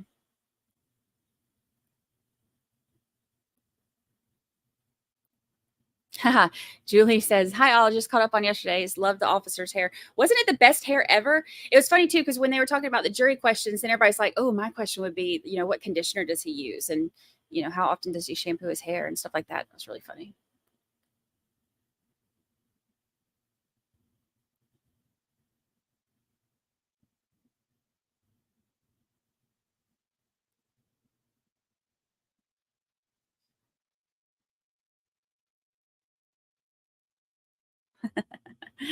Shy 420 said, we love us as a collective of truth, knowledge, and integrity. We leap tall buildings in a single bound. No, wait, that's Superman. But we do carry the same belief in moral justice. Yes, yes, yes. ML says, I stepped away for a bit. What is happening with court? Well, they had some stuff that they were arguing over admissibility before we start with Mike Miller's testimony. Well, Mike Miller's family's testimony. And then they also are questioning the jurors because some of the jurors had asked, I guess, that a couple jurors said that somebody who they thought was possibly a security guard or something yelled out to them that if someone is a politician, they should vote not guilty. So they're bringing them in to question them about that and what they heard and what else they may have heard about the case and that type of thing. And we're not allowed to hear it.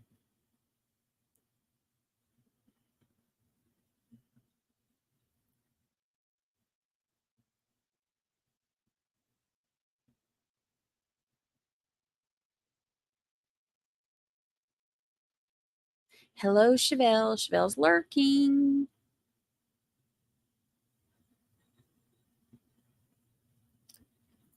Tommy Jones said, I think court should go later today since it's starting so late. They're not starting till 1 o'clock tomorrow, too. Which, if I knew that they were going to do this, I could have gotten so much more done on the podcast. Because this has been an hour and a half. Almost.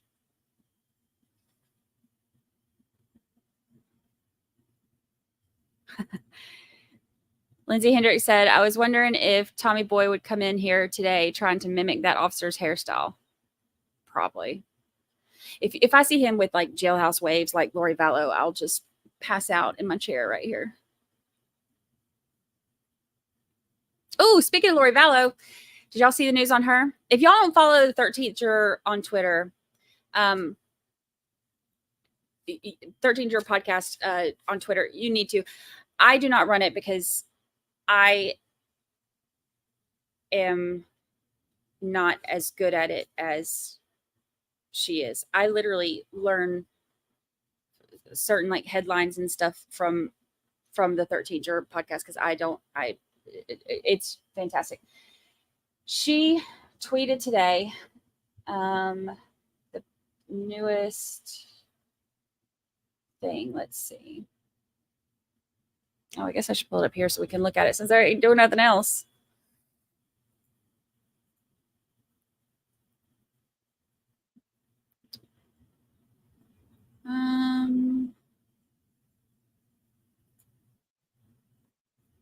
Oh, here's the, oops.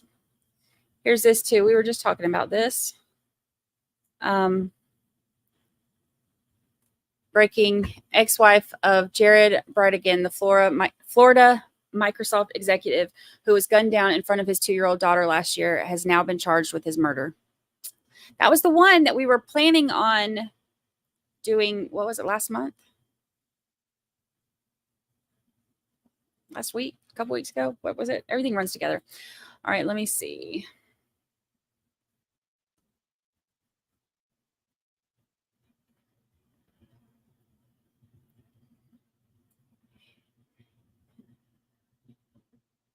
Here it is.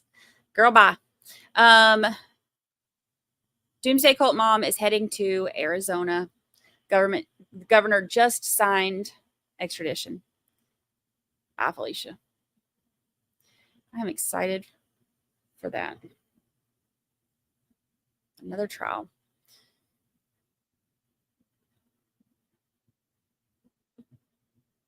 Oh, something else I could tell you about this too while we're waiting.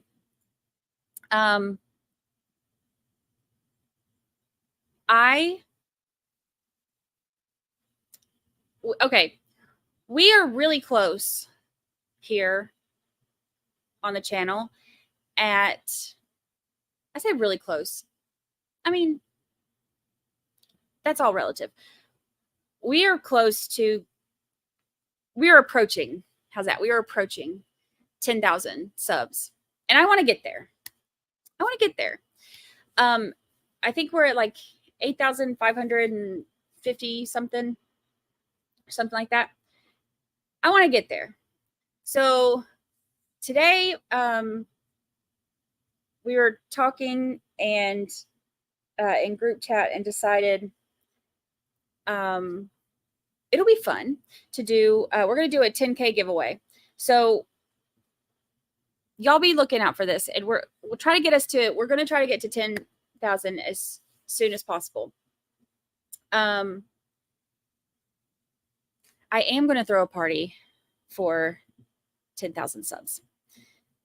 But so this is what we're going to do. We're going to do a big giveaway when we get to 10,000 subs. We're going to give in order to get us there. So we'll put it out or whatever. And like we're going to do when we get to the 10,000 subs, I'm going to give away 10 stickers, 10 of the t-shirts, 10 of the mugs, and then one winner will get to pick whatever you want from the merch site or design your own, and we'll make it and send it to you. So that's going to be our 10K giveaway.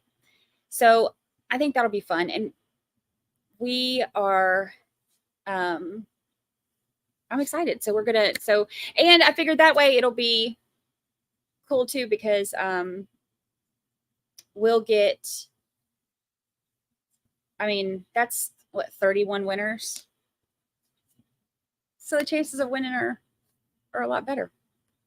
The design your own will be cool too, because you can tell us, the one winner that'll get to design your own, you can tell us what you want on there. It could be like a hoodie or a mug or, anything that's offered on the merch site. We can do it with your design on it. And it can be something that, has something to do with true crime, or if you just want, your name on it, whatever you want, you get to design your own and we'll send it to you. So we need to get to 10K as soon as we can, so we can do the 10K giveaway. That'll be so fun. So fun. And I haven't decided how we're going to pick the 10K yet. I think we might do a like a 10K party stream and have people come in during that. And then for some of it, I'll do like a drawing or whatever. And then for the other ones, maybe we'll pick them during that stream or something. So we'll figure out how to do it, but Winner gets their own soundbite. We could do that. It'll be fun. Nurse for God said, I love Lucy's new condo. It's perfect. Thank you. She likes it too. I haven't got to finish it yet, but I just have to find time.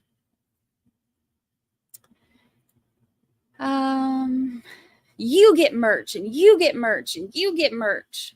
Yes. Yes. It'll be so fun. Don't y'all think that sounds so fun?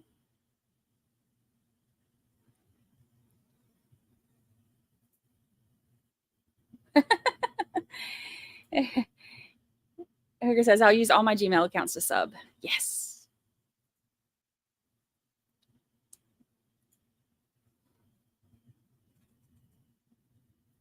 How do you win? I will work hard to win a signed 13th juror bear.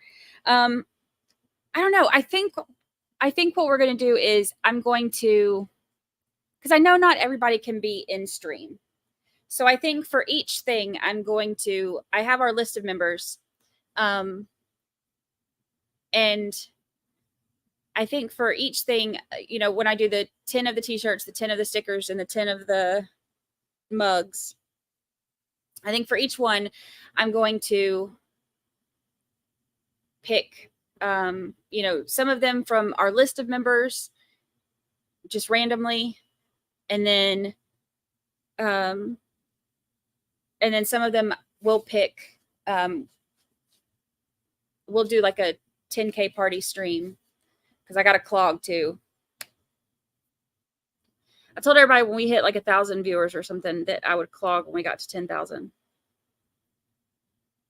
That was a mistake, but here we are. So we'll do like a 10K party stream, and we'll pick some of the winners there too. It'll be fun.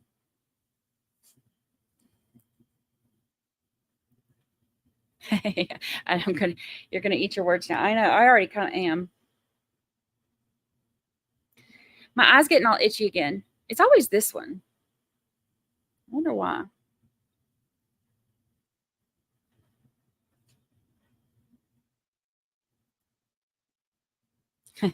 We remember. Yeah, I know. Oh, I know y'all remember. Y'all remind me. Clogging with eyebrows. Now y'all are just getting greedy.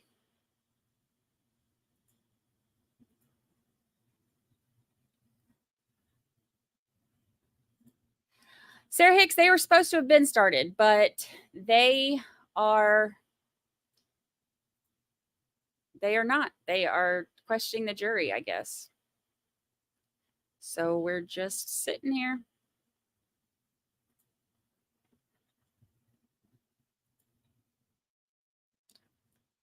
Let's see. Let's spy on RA. You want to? Let me pull him up.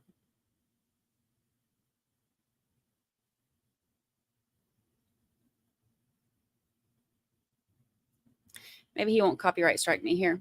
Let's pull RA up. We'll spy on him while we're bored.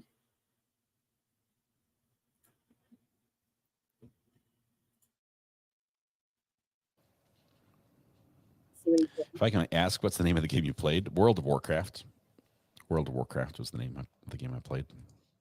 And I was dang good at it. Really, really good. It's 23 days, 15 hours, and 6 minutes old. Thank you, 6-Volt Bus. That is a very precise time, and it feels that old.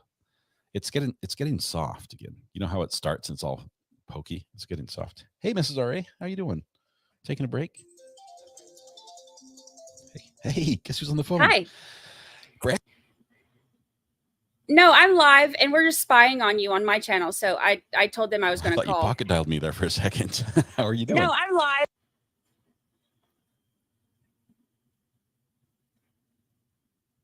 Do what?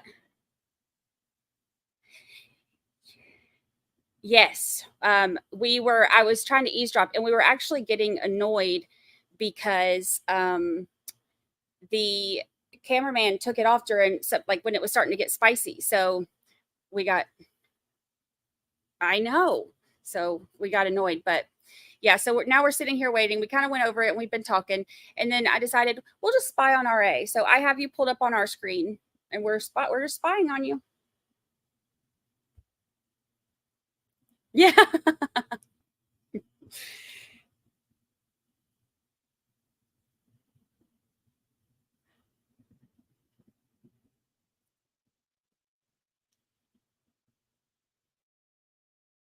But when we had to use your live stream, I liked pretending that we were actually friends and that I was talking with you and we were on the stream together, and it was a blast. And I thought, we really probably ought to do that sometime. I ought to, be a guest on your channel or vice versa. Probably, and I was thinking, I talked to Mrs. Ray, probably, I'm not sure what your plans are, but the verdict for this case, I'd Yeah. love to be a guest live on your channel for the verdict watch. And I'm not sure if you're cool with that, if you had other plans or something, but Yeah. but that for me would just be a blast, and it would be fun to be together and watch them. So Yeah, that'll be fun. I think that sounds like a blast. We actually had talked about that earlier, that it would be a lot of fun to have, since we have like the 13th addicts and everybody kind of pops back and forth anyway, for us all to watch it together. I think that'd be fun. yeah, it would be a blast. It would be really cool, and so we'll have to plan on that. I don't know when it's going to happen. I mean, right now we could be facing a mistrial. We have no idea what's going on. The jury thing. When we first got audio, when they first came back, the guy outside the courtroom yesterday yelled at the jury, "If you're any sort of politician, you'll vote guilty." What? Who does that? And it was dressed like a security guard. We have so many questions. Inquiring minds want to know. But I guess the judge is going to pull in each of the jurors right now. It's probably what's happening right now, and ask them about that, what they heard and how that affects them. But we only got 2 alternates. What happens? I want them to see, and see, I'm nosy. So I need to know all the details. And when they cut it, even people in our chat were saying, tell RA to call the courthouse, tell them to turn it back on. Because we're nosy over here. I'll just give we you Dan's know... cell phone number. You can call him yourself. That'll work too. Yeah. And then we heard about you'd end up with an interview on him. That's what would happen. I do sucker some people into coming on the show and doing interviews. It works. We heard all the stuff too about the going back and forth with Mike's family, and them what defense is trying to keep out and what state's wanting to bring in and all that stuff. So we got to hear them going back and forth on that, and then they cut us. I was so mad. So the juicy bit, what I gathered from what the judge was saying, is that she's going to allow his family to testify about the $400,000, and about the strangeness of their relationship, but probably stop short of insinuating that there was something beyond just a friendship there. So that sounds like that's where she's drawing the line. But we didn't get to hear. So I guess we'll find out if we ever finish, if we ever start court today. That's what's going to happen first.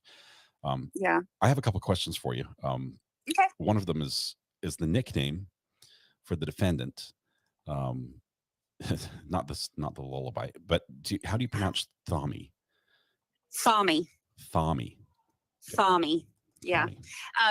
Since he wanted to be so difficult and spell his name, so different and throw in a bunch of extra letters, we don't like him much over here anyway. And there's a lot of Tommies that we have that we do like, so we didn't want to have to call him Tommy anyway. So we just pronounce it like he's, like he says it. So he's Thami. Thami. Okay. We'll adopt that as well, because I believe that is proper pronunciation. Next question. We share a viewer. His name is JACO, and I don't think I pronounced his name right, but he says you're the only person who does. So I would like to become How the do you second pronounce it? I call it Jacko. Is it not? Is it Yako? Jaco. Is it Jaco? Jaco. Jaco. Okay, I'll remember that. All right, thank you very much. That's cool. So I'm the only one that pronounced it. That makes me feel good, actually, because most of the names I can't ever get. I completely butcher them. So I'm glad to know that there is at least one. And I tell people all the time, I'm like, if I pronounce your name wrong and you tell me how to say it, and I'll never get it wrong again. And I literally have a spreadsheet with how to say certain names, because I don't want to. You have a cheat sheet. I have a cheat sheet. I have to do that with birthdays in the morning. If there's more than 2 people whose birthdays, by the time I get, because I sing happy birthday to people, by the time I get to the part where I say their names, it's just mine's blank, and so I have to type it down on the side. But cheat sheet's a good idea. Yeah. I have to have How are you them. doing chart wise on this one? Have you had to make any charts? I had to make a chart on who all the wives were. I actually did a overlay, which I'll say this, JT was very proud of me for my overlay skills. I have, This is like because, you've got the, he's normally the one that does all the tech stuff. it's like Is the that little correct? Polaroid pictures across the bottom, right? Yes. Yep. That was really nice. That looks really good. I enjoyed that. I'll show you my chart. This is the only one I've got. And I won't tell you how many hours I spent on this, but it was more than 2.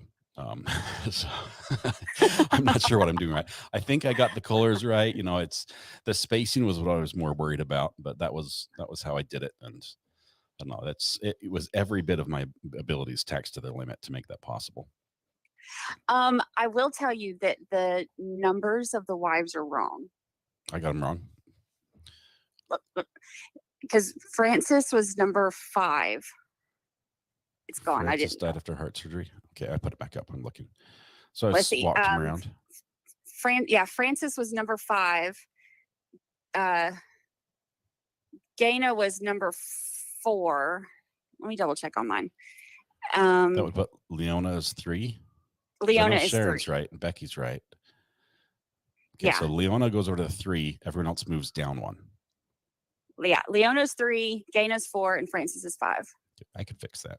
That's cool. But I think that the outcomes were right? Oh no, Yes. I'd have to switch the pictures. Wait, let me see. Married on day of, okay, that one's the second. Okay, the third one claims he tried to kill her. So the third one, yeah, so it would just swap the Yeah. let's see. I'd shuffle if you everything over. Just move shuffle that the third bottom one. with the top, yeah, then you'll be good. So we'd have runaway, runaway, cancer. No, runaway, death, cancer, runaway, death, death. Yes. Okay, got it. Okay, I can fix that. Thank you for that. Appreciate that. No problem. You can use my chart too if you want to. Any of my stuff you have, if you ever need it. I don't know. This charts are a little much for me, so that's what I can do. Let's see.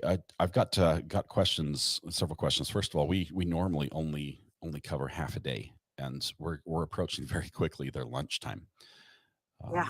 So I don't know. What I was going to do was portal everybody to go watch Matthew Harris's video that's going to drop. I think it's rendering right now. He's got a new video, drops every Thursday. And then I think Ivan dropped a new video as well, but then send everybody over to your channel for the second half of the day, which it looks like it might be the only half of the day that's going to be played. Yeah. And tomorrow we've got a half a day too, because tomorrow I think they're not starting until 1 o'clock Pacific time tomorrow. Which is 4 o'clock my time. Yeah. Our time. We're on the same time. So yeah, half day. Lots of vacation time coming in for me. I think I might have to go metal detecting. I don't know what else to do. Yeah. But no, it's cool. What's on the agenda? What's coming up? I don't know. Let's see. Let me grab I have a calendar because I'm weird like that. I still have like an old school, like where I write everything on it calendar. And I know that we have Google Calendar. I have one of those. Mine is like an old school, like boring. Well, I can color coordinate these easier. I'm going to have to go look at a picture. You're going to have to hold it up on your screen. Hold on 1 second. Let me pull up. Oh, wait. You might be getting court sound. Oh, court sound. We'll have to talk about what's coming up. If court sounds comes up, we have to bail. But let's see. It's just early on. So this is going to be confusing because I've got 3. Actually, do you have court sound? I don't have court sound. I've got a what I'd call a subcarrier tone, something. It's negative 50 decibels, so it's very quiet, but it turned on, which means they made a change to the electrical configuration because it was silent before. So maybe they're coming back soon. Yeah, maybe not. They might just bump a button. That's all. Yeah. I know that we've got next month, there's Shabusiness has her sentencing, and there's a hearing for Melly, and I can't remember what else I have. I know that October is going to be like the busiest month ever, but all at the same time. don't I mean, we've got to be on both sides of the country. Yeah. I've got to be in Idaho and Florida at the same time. I'm not sure how that's going to go. Yeah. Yeah, it'll be busy. I am, because Courtney Clenny, the OnlyFans model, and then BK and Melly and Caitlin Armstrong, the cyclist. Oh my goodness. Are you looking at Karen Reed at all? I'm leaning towards Karen Reed. I'm not sure when that's going to go forward, but that's the wife of the police officer that looks like he was like attacked by a dog, but they're saying he hit her with a car. It looks like a setup. Because I We were can't touch actually just OnlyFans talking and I about can't that. touch show business. Those are just too spicy for me. There's a note on Law and Crime that the judge has sent the jury to lunch until 4:30 Eastern. Woohoo! Fun day. So you're gonna have to pick up all of this, so we'll get it tomorrow. But yeah, so we got a little bit more than an hour. Well, I'm going to look in to see what else is coming too. But I definitely want to. I definitely want to do verdict watch together. I think that sounds like a lot of fun, especially since this is the first time you and I have covered the same trial. Yeah. So we normally have like different trials that are going on at different times, but this one fell at the same time, and I think it's been fun. We have a lot of crossover, but at the same time we cover it a little differently, and schedules are different and things. So I'd love to do verdict watch over there on your channel. That would be awesome if you can like save me a spot. Yeah, that sounds great. We'll do that. And everybody that comes back and forth, or we always pass notes. Anytime they say I'm gonna, hop over there, we're always like, well, tell them we said hi. So we've been passing notes back and forth as people. They say move the mic so I can see the goatee. Do what? They told me to move the mic so they can see my goatee. It used to be salt and pepper. Now it's mostly salt. That's what it is.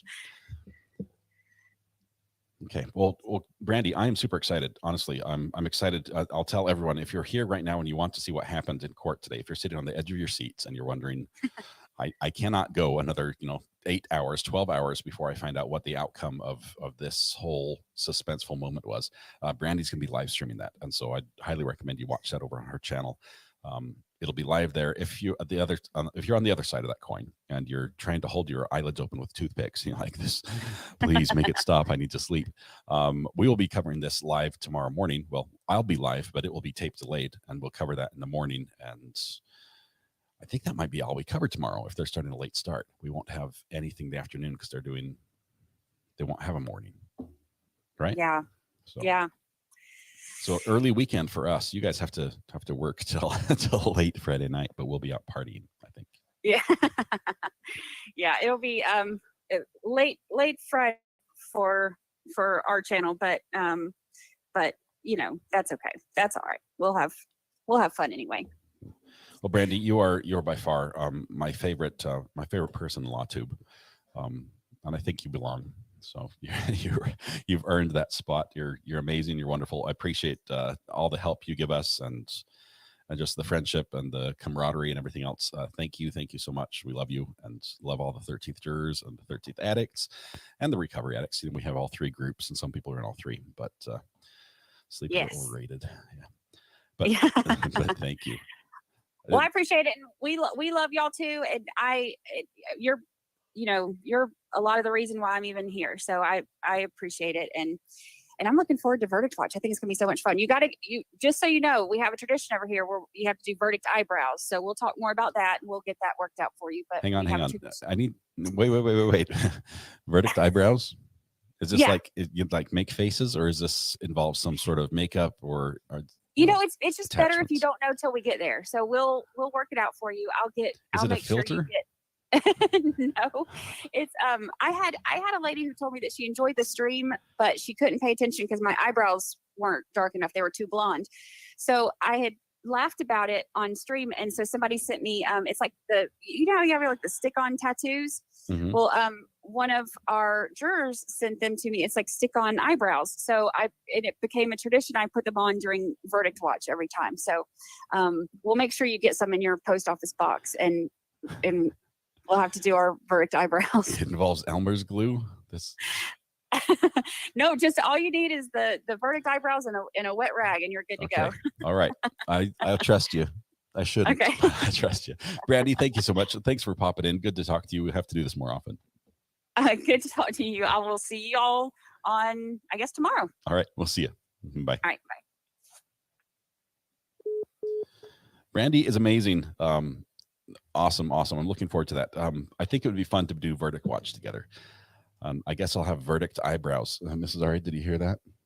I have to wear like some sort of special eyebrow thing. Like, I'm not sure if it's painted on or glued on or tattooed on.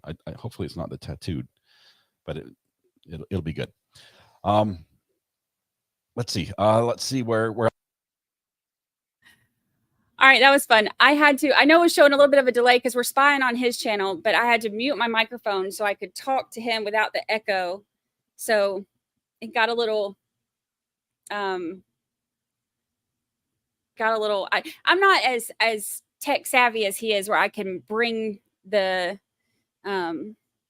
call in and do all that and then still have that. So I'm not there yet in my tech stuff, but that was fun. Ari's all stressed out about the brows. He's gonna love them. I need to add that to my list. Somebody remind me. I need to add verdict eyebrows to my list of things to do. I'll get on Amazon and send him some verdict eyebrows. So then that way he'll have them when we do verdict watch. So too fun. Maybe we should get him like a verdict unibrow. That could be fun. Verdict unibrow would be a blast. He does have a great voice. It's like that, he's very much got like the, great radio voice. So I was getting confused. I went to Brandy and I hear RA. Yep, we're channel hopping. Too funny. All right, so we have what they say. What time? Where'd my comment go? I lost it. Y'all help me out because I've already forgotten what time they're coming back from lunch. It's a true radio voice. Yes. What they say, 4:30 Eastern, 4:30 Eastern. Okay, so that's 1:30 Pacific time. All right, so we got just at an hour. All right, so what I'm going to do, how and why is Ari still on my, oh, I've still got him on. We're still spying on him. So what I'm going to do is I am going to, since we've got an hour, I'll leave stream up so y'all can not have to try to find it again. He needs to open the package live. Yes. How funny would that be? I need to make a note of that for real. Let me hold, please. Hold, please. I'm going to add this to my note.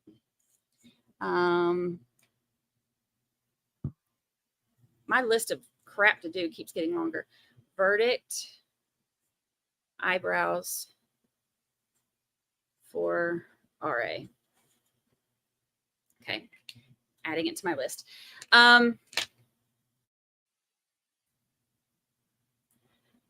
Have we ever seen Mrs. RA? She has a YouTube channel as well. She does a homeschool YouTube channel. And apply the brows with you at the same time. I'm going to have to walk him through it. So, we'll have to show him how it's done. All right. So since you said they're at lunch, right? 4:30.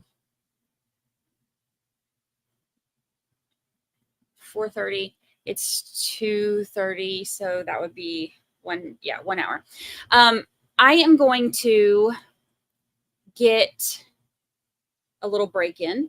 I need to take Miss Priss here outside and try to get some food.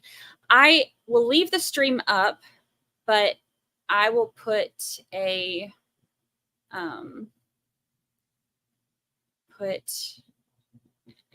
where is my thing? There it is.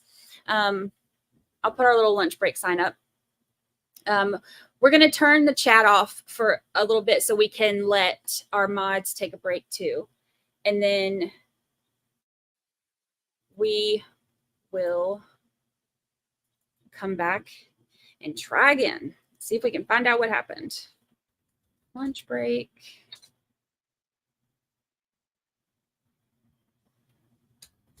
Back at, all right, so 2:30, 1:30. So they're coming back at 1:30. So we'll come back at like 1. Come back at like 1:15. I'm good. And that gives us time to eat, drink, be merry. Here we go. All right. So I'm going to take her out and then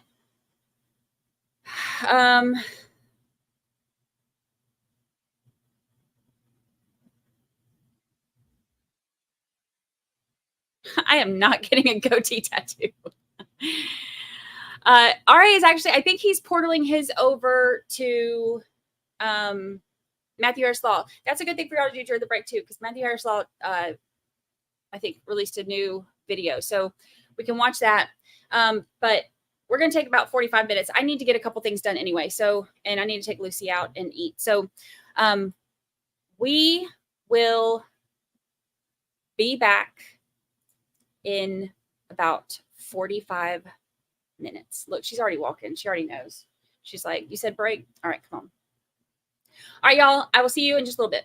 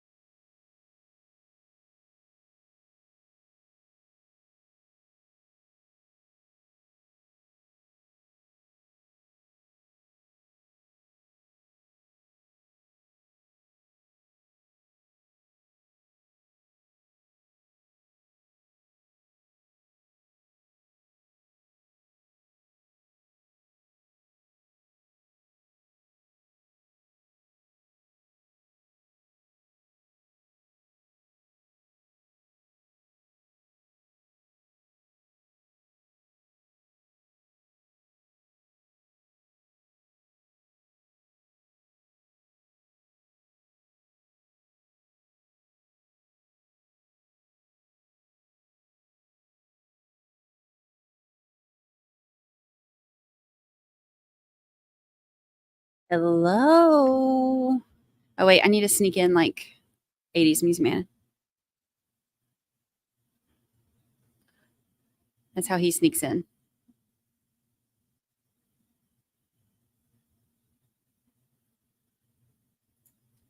That's how he sneaks in. Welcome back. Welcome back. See, now when I come in, I'm always scared I'm going to scare y'all. So now when I come in, I try to like be like, hello. Hello. And not just like hollering and stuff. I could do this. Or this one.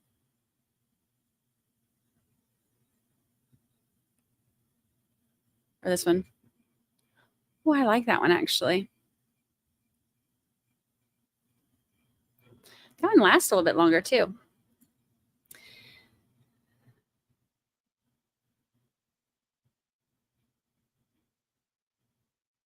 It's still going. I haven't even pressed it again. That one's just that long, apparently. I kind of dig it though.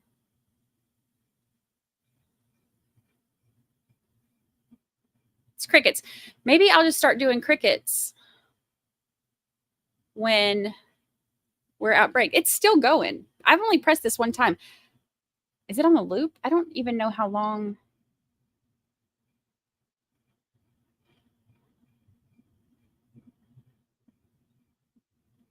It's still going. Do I have to stop it?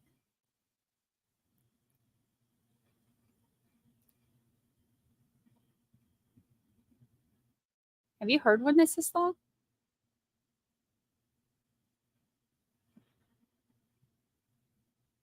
It's still going. Maybe I have to hit it again. I guess it just goes until, oh, that's what we should do next time so that it's not quiet. We'll just do,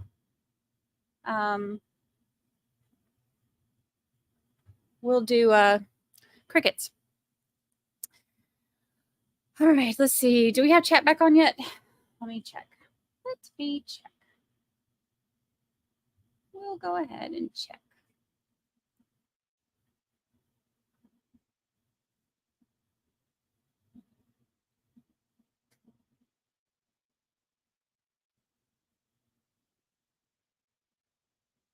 Oops, I don't know what I just did. Maybe messed it up. I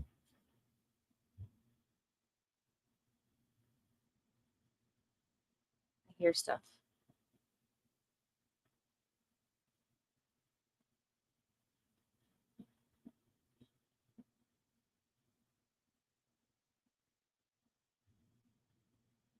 Oops.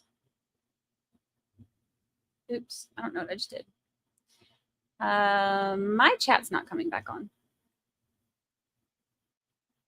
See if I can refresh.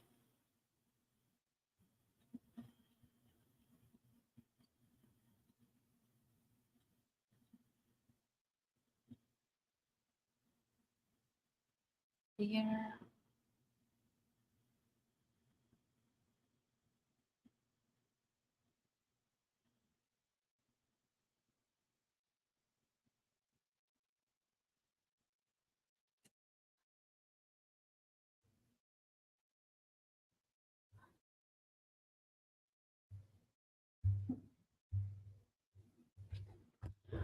Why isn't mine working?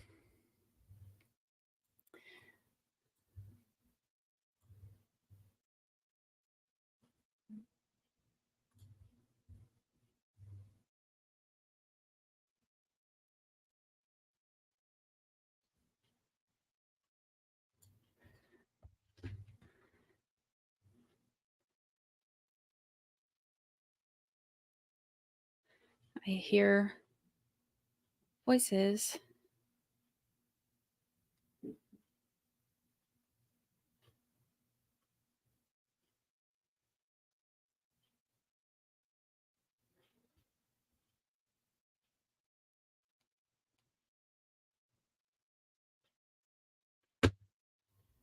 All right, let's see.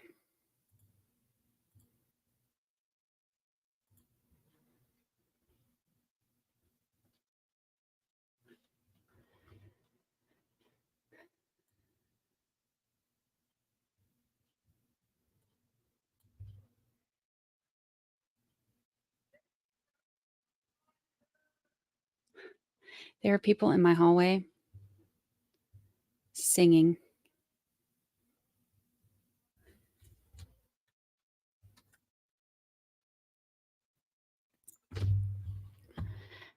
I can't get chat back on. I'm trying. I don't know what's.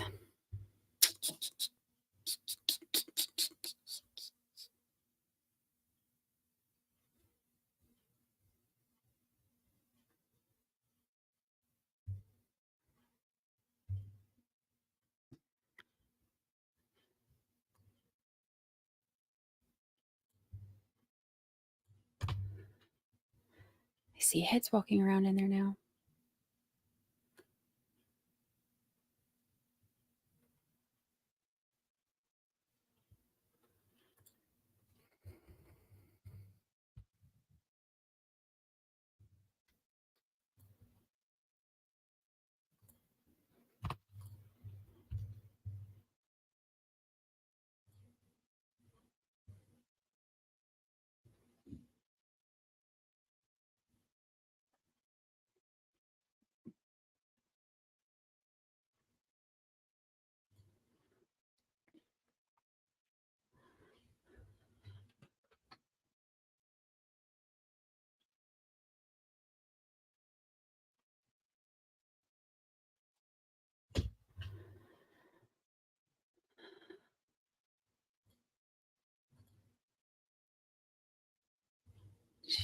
Chat is disabled.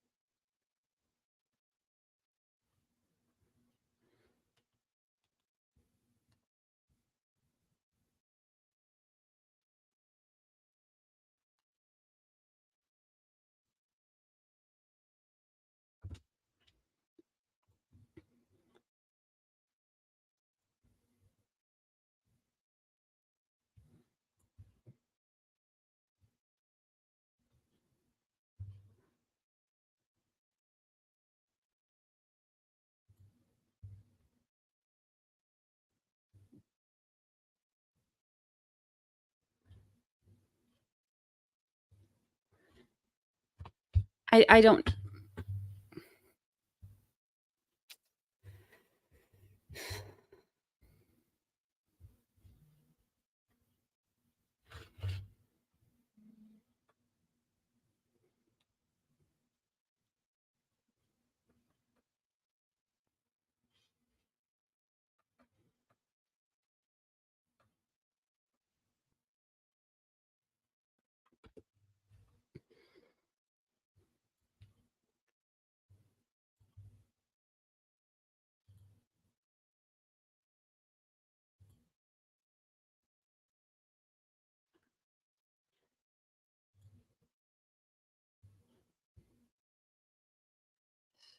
Settings.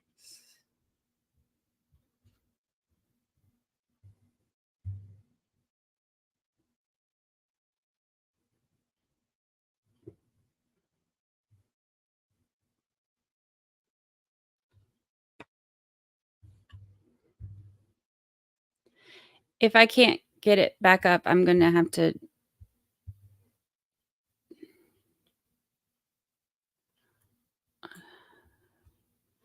I guess start a new one. I don't know.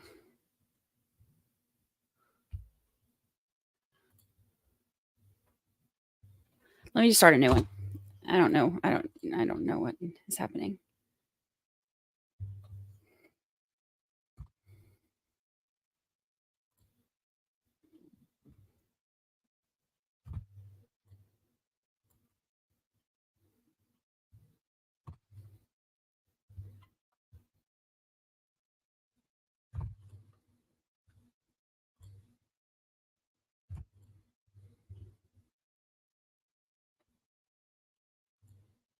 It's the aliens.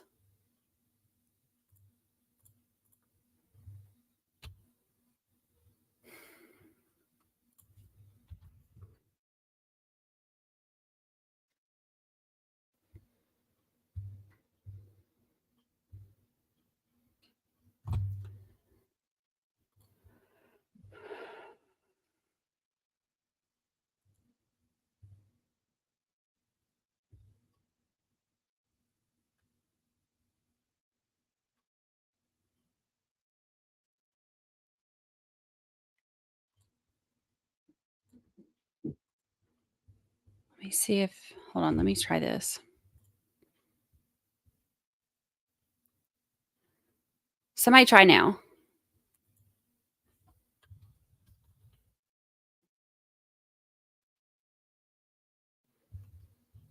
Oh, there it goes. Freaking aliens.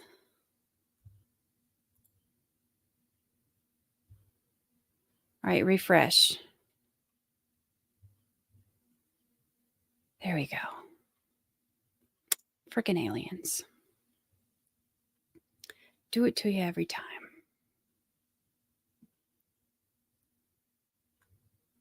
That's one of the things I put on the poll last night, too. For those of y'all who were with us when we did the redirect last night,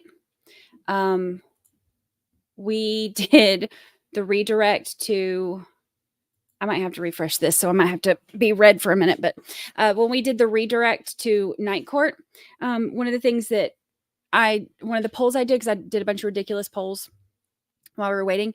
And one of the things that I did was, what is most likely to happen during night court? And one of them was like JT wears a wig, and one of them was the aliens come back. And look at them. Look at them coming. You know what's funny too? I had a feeling that when I came back, because yesterday there were so many problems when I came back from lunch, and I was like, I had a feeling. We would have alien problems. All right, let's see. Aliens, ninjas, and leprechauns. Oh my.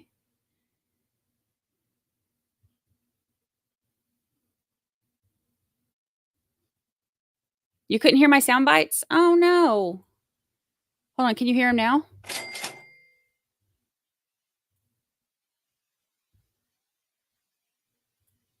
And gremlins. Kesha said, you killed my vibe by having chat disabled on the raid. Again, we were trying to give the mods a break.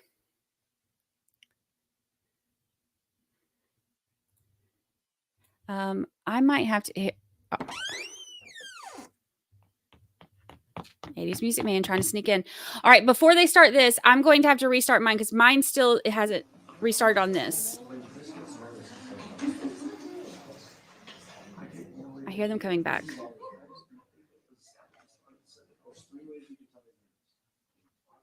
Hold on, let me do this real quick before they...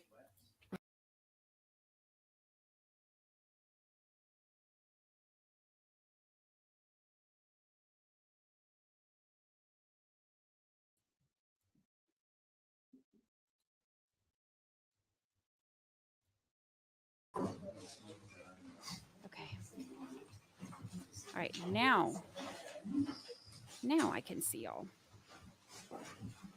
Aliens.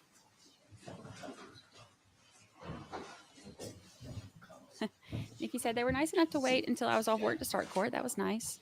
They did it for you. We wrote them, Nikki, and told them, look, Nikki won't be back until this time. Everyone, we are back on the record in C-250966. David Dannenberger, Thomas Randolph.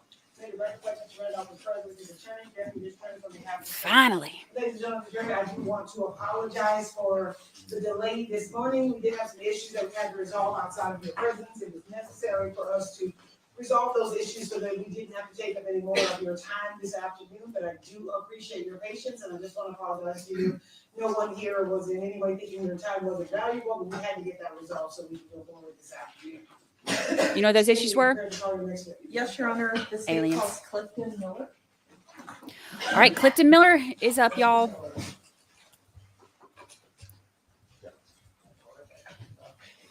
How long have we been here? And this is our first witness. It's been 84 years. And now we're at our first witness. Better than 85 years. Okay. You do solemnly swear the testimony you're about to give in this action will be the truth, the whole truth, and nothing but the truth, so help you God? Thank you. Please be seated. Aliens. You can state your full name for the record, please. Clifton R. Miller, CLIFTON MILLER. Thank you very much for this record. Thank you, Your Honor. Good afternoon, Mr. Miller. How are you? I'm fine. Sir, back in 2008, were you living in Las Vegas? Yes, I was. Did you know someone by the name of Michael Miller? Yes. Are you related to him as like a family member? Yes, my cousin. Cousin? Thank you for baby's mom. Is that yes? Yes. Okay, thank you, sir. Were you and Mr. Miller approximately the same age? He's about 10 years older than me. 10 years older than you? When do you recall Mr. Miller coming to Las Vegas? Right about December. December of 07? Yeah. Okay. When he came to Las Vegas, did he live with you? No, still my aunt and uncle. Your aunt and uncle? Yes. Okay, and are they Billy and Vita Miller? Yes, sir. You were another family member that was out here in Las Vegas? Yes. Okay. When Mr. Miller came to Las Vegas, did you ever do any social things with him, like go out to dinner, that kind Yeah, of thing? we hung out. Okay. How frequently do you think it was that you guys would go out? Like every weekend or? Every other weekend. Okay. Maybe twice a month then? Yeah. Okay. At that time, did you have, were you working detailing cars? That was my job I had on the side. Okay, you had multiple jobs. Yeah, I had 2 jobs. Okay, was one of your jobs doing detailing cars? Yes, it was. Did Michael Miller ever come to work with you and help you do that? Yeah, every now and again. Was he a good worker? Did he work well with you? Yeah, I mean, had to teach him everything, but he did well. Okay. At some point while you were working with him or socializing with him, did you learn that he was associating with a person by the name of Thomas Randolph? Yes. And did you have any understanding as to whether there was a difference in age between Mr. Randolph and your cousin, Michael? Yes, he told me he was an older guy. Older guy? I don't want to know, well, actually, let me ask you this first. How soon after Michael's arrival to Las Vegas did you start hearing about Mr. Randolph? It was about 2 weeks. 2 weeks? Yeah. So that would be early January of 08? Yeah, about 2 weeks in. Okay. And I'm kind of looking for a yes or no question here. Was it your understanding that Mike was working as a handyman for Tom? That's what I was told. Okay. Did you have a different basis of knowledge to know that that wasn't actually what he was working Yes. as? Okay. And would you describe your cousin as a person who's like a handy person who knew how to build things? Definitely not. Okay. No. Was it your understanding that your aunt and uncle believed that Michael was working as a handyman? They did. When you had conversations with your cousin Michael, I don't want to know the content of the conversations, but did you ever advise him to stay away from Tom? Yes. Would that have been on one occasion or multiple? Multiple. Do you have any sense of how often Michael and Tom would communicate based on your interactions with Michael? Several times a week. Do you recall Mr. Randolph or Tom ever using your cell phone in order to get a hold of Michael? Yes, one time. And I assume you just passed the phone over to your cousin? He wasn't with me at the time. Okay. Did your cousin Mike ever express to you sort of towards the end of his life that he was going to come into some money? No, I didn't think he expressed that to me. Okay. Did you ever advise your cousin against house sitting for Tom? Yes. Did you do that pretty strenuously? Like that's not a good idea? Every time I talked to him, I told him I wouldn't do it. Okay. Did you ever suggest to your cousin or warn him, telling him that you thought he might get shot? Yes. Wow. Well, let me ask you this. Was there a point in time when you kind of pulled away or started spending less time with your cousin? Yes. And would that have been in the, Towards the, maybe a month before he was killed. okay, and was that because of his relationship with Tom? Most definitely. Aw. You had a girlfriend at that time, Yes. My children's mother. and she didn't want to hang out with Michael anymore because of the relationship? She didn't want me hanging out. Okay. When you were around your cousin, Mike, did he ever appear to you to have a lot of money? No. In relation to Michael's death, how long before that was the last time you saw him in person? Saw him in person. It was about a month before.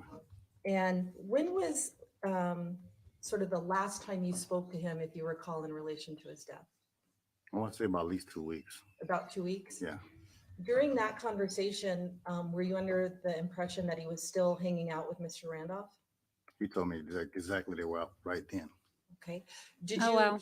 did you hear something that suggested to you where they were at, Yeah. Shooting. like a shooting range? Well, I wouldn't say a range, but it was somewhere shooting. Okay. In that conversation, how did that end between yourself and your cousin? I told him basically I was disappointed he was still hanging out with the guy, and I hung up on him. Court's indulgent. Thank you, sir. I'll pass the witness, Your Honor. That was quick. Brief.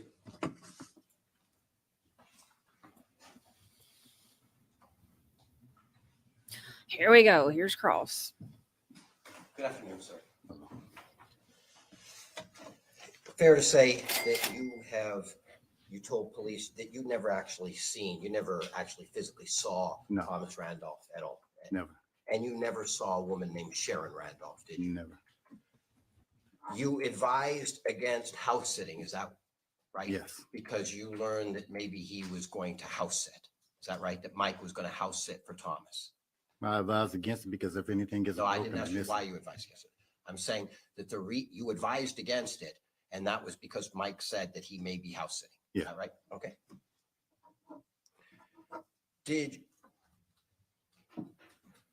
Out at the shooting range, you didn't like Mike out at the shooting range. Do you remember talking about you were concerned about people with scopes and rifles, and you remember saying anything like this? No.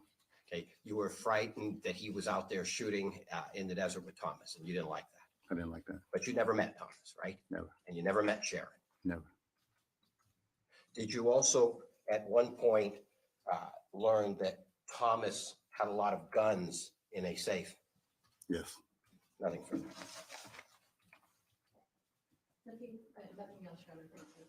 Do the ladies and gentlemen of the jury have any questions for this witness? Okay, seeing no response. Sir, you are excused. Thank you very much for your testimony. Thank you. tonight.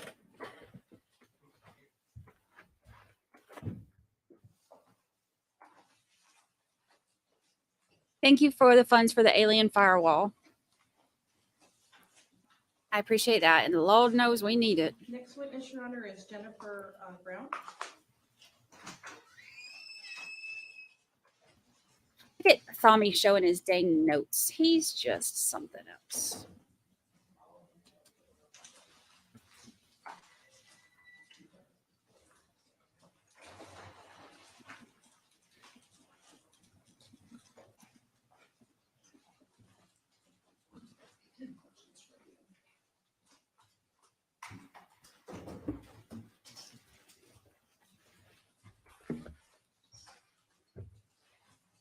Did you solemnly swear the testimony you're about to give in this action will be the truth, the whole truth, and nothing but the truth, so help you God? Yeah. Thank you. Please be seated. You can state and spell your name for the record, please. Jennifer, Jennifer, Brown, Brown. Thank you, Your Honor. How are you employed? I am a forensic scientist with the Las Vegas Metropolitan Police Department Forensic Lab in the DNA section. How long have you worked as a forensic scientist for Metro? 16 years. And what is your educational background that allows you to work as a forensic scientist? I have a Bachelor's of Science degree in molecular biology from the University of California, San Diego. And when you started working for the Las Vegas Metropolitan Police Department, was that the first forensic lab that you worked at? No, I previously worked at the Arizona Department of Public Safety Forensic Lab in DNA for 6 years. Okay, and as someone who works in the DNA lab in Arizona or for Metro, what does that mean that you do on a day-to-day basis? As a forensic scientist in casework, some of the responsibilities include analyzing evidence, examining them and looking for blood, semen, saliva, anywhere where DNA might be deposited, including areas where someone may have drank out of something or touched something or wore something.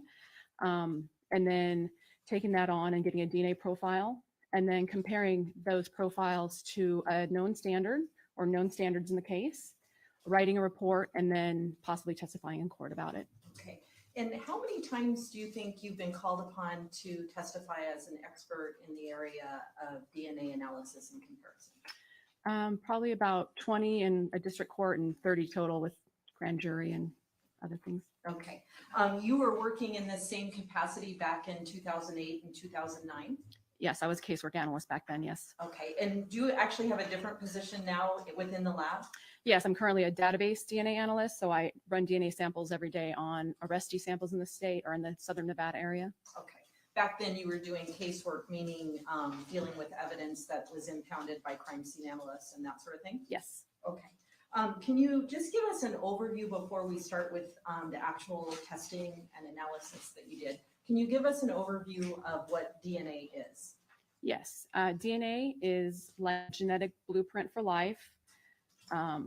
It's inherited from your parents, so it's the way information is passed on from generation to generation. It's in many cells throughout your body, and you get half your DNA from your mom and half from your dad. And it's unique to individuals with the exception of identical twins. Okay, and so if I understand your answer that you just gave, a person's DNA profile is part of what they inherit from their biological mother and biological father? Yes. And are those profiles unique amongst different people? Yes, with the exception of identical twins, they are unique to each individual. What are good sources of DNA profiles for forensic scientists like yourself? Body fluids are excellent sources, such as blood, saliva, or semen. You can also get things off something somebody wore, so skin cell contact on things, and touch DNA, such as holding on to items or opening items and things like that. Okay, and you mentioned touch DNA. If you touch a particular surface, does that necessarily mean that someone could later come by, swab that surface, and develop a DNA profile from it? Not necessarily. It's going to depend on how much DNA you leave in that contact. If you have just kind of a brief contact with something, like maybe you're walking through the door and you touch it briefly, you might not leave very much DNA behind. But if you are, say, opening a jar of jelly or something and you're force and friction involved, you might be more likely to leave more DNA behind. Okay, and is that, that would be like with touch DNA. Are there factors that affect whether or not you're able to get a DNA profile off an item of evidence in a crime scene, say blood or something like that? Are there environmental factors or things like that? Yes, things can be degraded sometimes, and also, especially with touch DNA, if you imagine that door over there and we tried to swab it, there would be a lot of DNA on there, and that would be difficult to get a DNA profile that we'd be able to make any conclusions on. Okay, so in the Las Vegas Metropolitan Police Department lab, the work that you were doing back in 2008 and 2009 would be taking items of evidence that had been impounded and seeing if a DNA profile could be generated from an item of evidence that maybe had blood on it or something? Yes.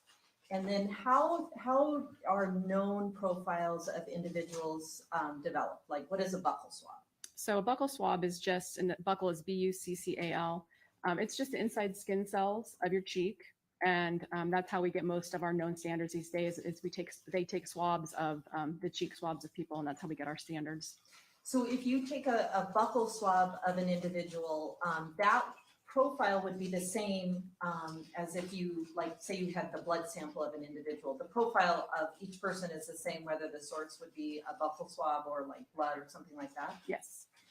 Typically, I think you said that the samples are in the form of buccal swabs, because that's probably an easier sample to obtain? Yes, it used to be blood, but it's less invasive and it's more common these days. Okay, and so from a buccal swab, you get a known profile identified to a particular individual?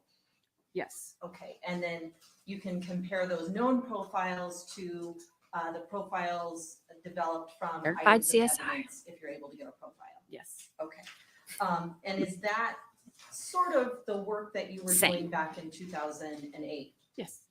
Can you explain for the members of the jury, like, when you were doing that, like, what happens? How does the piece of evidence even get to you in the lab in order to do your work? So when we get a request, it's usually from a detective, and then we will call up the evidence. The large evidence vault is off site, so we call the evidence up and they bring it to us the next day, and we get it from our evidence technicians in the lab. They store it in a secure location, and then they transfer it to us in the computer, and then we put it in our own lockers that are locked. Okay, and then when you get it from your locker and you're developing or seeing if you can develop a profile off a particular item of evidence, are you actually like taking a swab of the blood, or how is that typically done on evidence items? It could be either way. You can take a cutting of the samples, or you can take a swab. Okay, and then you're comparing that to standards or known buccal swab profiles? Yes. Okay. Now, in this case, who did you have known samples from? Like, who did we have the buccal swabs from? Sharon Randolph, Thomas Randolph, and Michael Miller. Okay. So for each of those three individuals, you had a known DNA profile from them in the form of a buccal swab. Yes. And then you were asked to compare those with various items of evidence to see if you could find the source of the DNA or exclude them as a source. Correct. Did you, in working on or working with the evidence on this case, did you sometimes take photographs of the evidence? Sometimes, yes. May I approach your honor? Yes. I'm sharing with you what's been marked as state's proposed 329. Do you recognize that photo? Yes. And there's a photo here. I'll just do it for you. Yes. Are all of these photos in this packet photos that you took as you were working with evidence in this case? Yes. State moves to admit 329. I like her shirt. No, Your Honor. So in order to do your work, is a request made by usually a detective for you to do a comparison with certain items of evidence? Yes. And in this case, did you do two separate reports? Yes. And did it contain different items of evidence on each request? Yes. Okay. I want to start with the first one, and I'm going to put on the overhead states 329. And it looks like we're looking at, well, you tell me, what are we looking at? A pair of gloves. Okay. And so this was one of the items you examined for the presence of DNA? Yes. Okay. And what part did you concentrate on, if you recall? I examined the two gloves, and I noticed on the left glove there was some red-brown staining, and so I did the testing on those. Okay. I'm going to flip to the second page of this exhibit. Back up just a little bit. What's depicted in these two photographs? The areas on the glove that I did the sampling and testing on. Okay. And what were your findings with regard to these gloves? May I refer to my report? If with the court's permission. Yes. So for the left glove, I did some preliminary testing for blood. It's a chemical test, and they indicated that the three stains that I was looking at could be blood. And so I took swabbings of those samples and I took them on for DNA, and I obtained partial and full profiles that were consistent with Michael Miller. Now, in your testing, do you ever have indications that there's more than one person's DNA from an item of evidence? Sometimes, yes. Okay. In this particular case, was there an indication of that, or just a single source profile? It was just a single source profile when I was testing. All I tested was the stains on the glove. Okay. And I believe I heard you say that those blood stains were consistent with Michael Miller. Yes. In your work as a DNA analyst, do you generate statistics or give some sense of how rare his DNA profile is, or how do you contextualize your results? In this case, at the time, when we had an item of evidence that was believed to have been taken off of a person, something they wore, we were not doing statistics at that time with those particular items. Okay, fair enough. So the profile you get from the blood, you compare it to the buccal swab profile from Michael Miller, and it's consistent. Yes. Okay. Did you also, I'm flipping to the next page of that exhibit, did you also examine a red sweatshirt? Yes. And what were your findings with regard to the sweatshirt? I tested 6 areas of staining on the exterior of the sweatshirt. They all presumptively tested as positive for blood, and I got full and partial profiles that were consistent with Michael Miller. So I wanted to just zoom in just a little bit on this exhibit.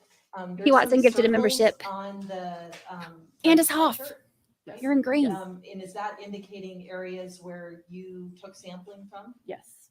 Okay, and if I understood your last answer, the profile that you got from this red sweatshirt for blood was consistent again with Michael Miller? Yes. Jackie D. Have I missed? In, Have I been missing in this? addition to, Every afternoon I'm looking for oh, well, actually, let me just lives show in the you morning. this picture. Brandy, I've been lost without you guys. Oh yeah, they start later. Looking at this next page, it looks like it's the sleeve of the sweatshirt. Is that right? Yeah. So it was just more specific areas that I tested on the sweatshirt. Okay, same results though? Yes. All the 6 stains were the same. I'm now showing you the last page of that exhibit, and it looks like, well, we've had this item of evidence previously identified as a .38 special revolver. What did you do with that item of evidence? I examined the item of evidence looking for any possible staining on it. I tested 3 areas on it, and they were all negative for blood, and I did not do anything else with it. Okay. In this first report, were you also asked to analyze a sexual assault kit of Sharon Randolph? Yes. And what did you find well, actually, what are the contents of that kit? So that's where her buccal swab kit was. There were cervical swabs, vaginal swabs, rectal swabs, and oral swabs. And there was also finger swabs. Okay. And with regard to those swabs, what were your findings? So for the cervical, vaginal, rectal, and oral, they were all sperm negative. The finger swabs, I did not test any sort of presumptive testing on it. But all the profiles I obtained were either full or partial profiles that were consistent with Sharon Randolph. Okay. No foreign profiles or male DNA was detected. Okay. So maybe not surprising, Sharon Randolph's DNA comes from Sharon Randolph. Correct. Okay. That was one of the reports that you generated in this case. Were you actually asked to do a second report examining different items of evidence? Yes, I was.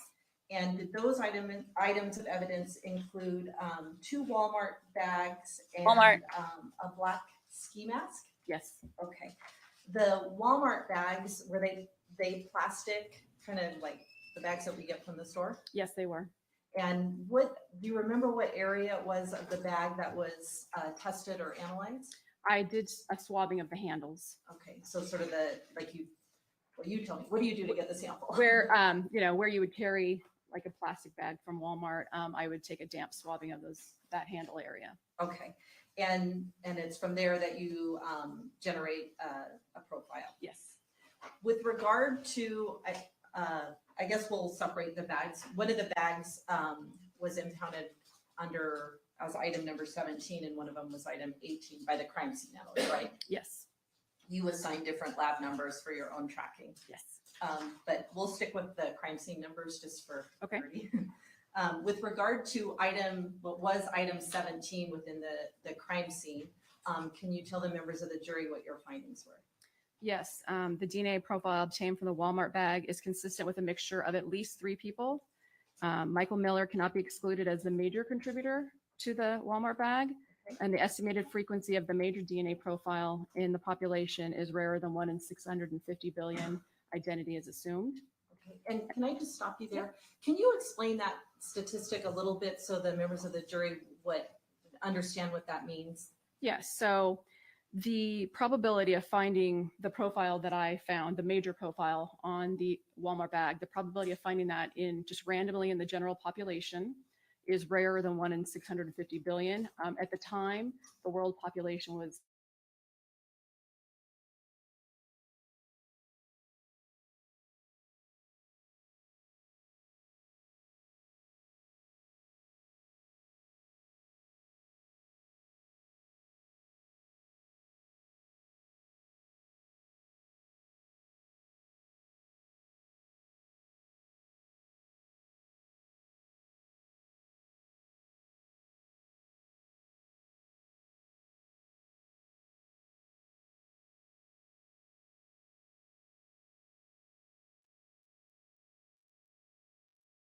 I'm telling you, it's aliens. I paused it so it identity didn't. is assumed. Okay, and I thought Oh, I it heard was you frozen. say in these Aliens. results, he was the major profile. That's correct. So there's indications of multiple sources of DNA or multiple profiles on that item of evidence. Yeah, there's at least 3, probably more. Okay, at least 3, probably more people's DNA on that bag. That's correct. Okay, and this would be like touch DNA. That's correct. Okay, I'm assuming. then the major profile though is identity assumed to Michael Miller. Correct. Okay, with regard to the minor profile, did you compare that to the other 2 known buckle swabs that you had? Yes. In this case, Thomas Randolph could not be excluded as a minor contributor to the mixture, and greater than 97.4% of individuals in the population are excluded as possible contributors to the mixture. Okay, and 97.4 sounds like a high number, but it is nowhere near the what you got in terms of results for the major profile, right? That's correct. Okay, he can't be excluded, but you wouldn't say he's necessarily included either? I wouldn't say 100% that he is on there, but he could not be excluded. Okay. With regard to the second Walmart bag, which is item 18 in our crime scene, did you do the same type of testing on the handles, I should say? I did. Okay, and what were your findings there? The DNA profile obtained from the Walmart bag is consistent with a mixture of at least 3 individuals. Michael Miller cannot be excluded as the major contributor to the mixture. The same statistic, the estimated frequency of the major DNA profile in the population is rarer than 1 in 650 billion. Identity is assumed. Okay, so the lab would say, we're assuming that Michael Miller's DNA is on that second Walmart bag? Is the major contributor, yes. Okay. With regard to the profile of Thomas Randolph, were you able to exclude him from that bag? No, he was not excluded. He could not be excluded as a minor contributor. And approximately 1 in 7 individuals in the population could be included as possible contributors to that mixture.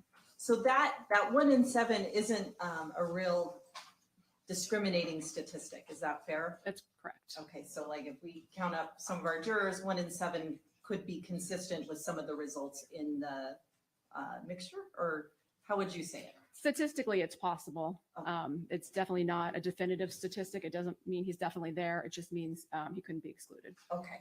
Now the last thing is a ski mask. Is that fair? That's correct. Okay. What were your findings with regard to the ski mask? Totally, Dolly. The DNA profile, and I'll just say I did a swabbing of the inside of it. Okay. And the DNA profile obtained from the black ski mask is consistent with a mixture of at least 3 individuals. Michael Miller cannot be excluded as a possible contributor to the mixture. Approximately 1 in 4 individuals in the population are included as a possible contributor to the mixture. Now with the ski mask, you said Michael Miller can't be excluded. Is it the same, like identity assumed? I mean, is it that kind of statistic, or how is this one? How would you describe your results on this one? This one was also a mixture of at least 3 people, but there was no major profile. There was no DNA profile that had more than others. And so I could not pull out a major in this case. And so while he is included, it's kind of a similarly not great statistic, which is approximately 1 in 4 individuals could be included. Okay, and I think you said the mixture, at least from your results at the time, appeared to be consisting of at least 3 individuals. That's correct. Could be more. Could be more. Okay. But on occasion, does sometimes, well, is this unusual for evidence to present at the lab where you just get a lot of data and a lot of indications of multiple profiles and you just can't separate out a major or a minor? It definitely happens. You want me to read the last part of the Yes. conclusion? Thomas Randolph can be excluded as a possible contributor to the mixture. And did that conclude the testing that you did on items of evidence in this case? It did, yes. Okay, thank you. I'll pass the witness, Jonathan.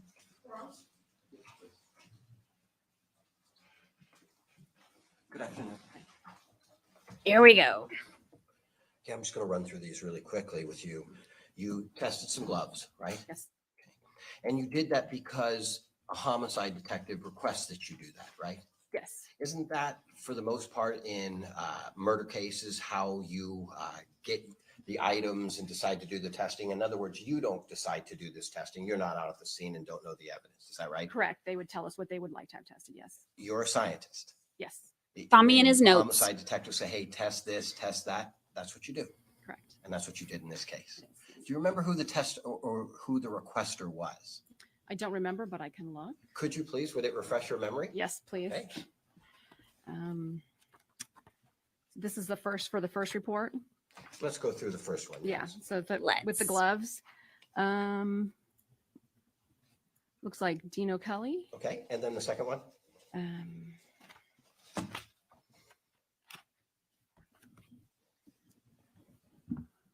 Same, Dino Kelly. Okay. Sorry. Thank you.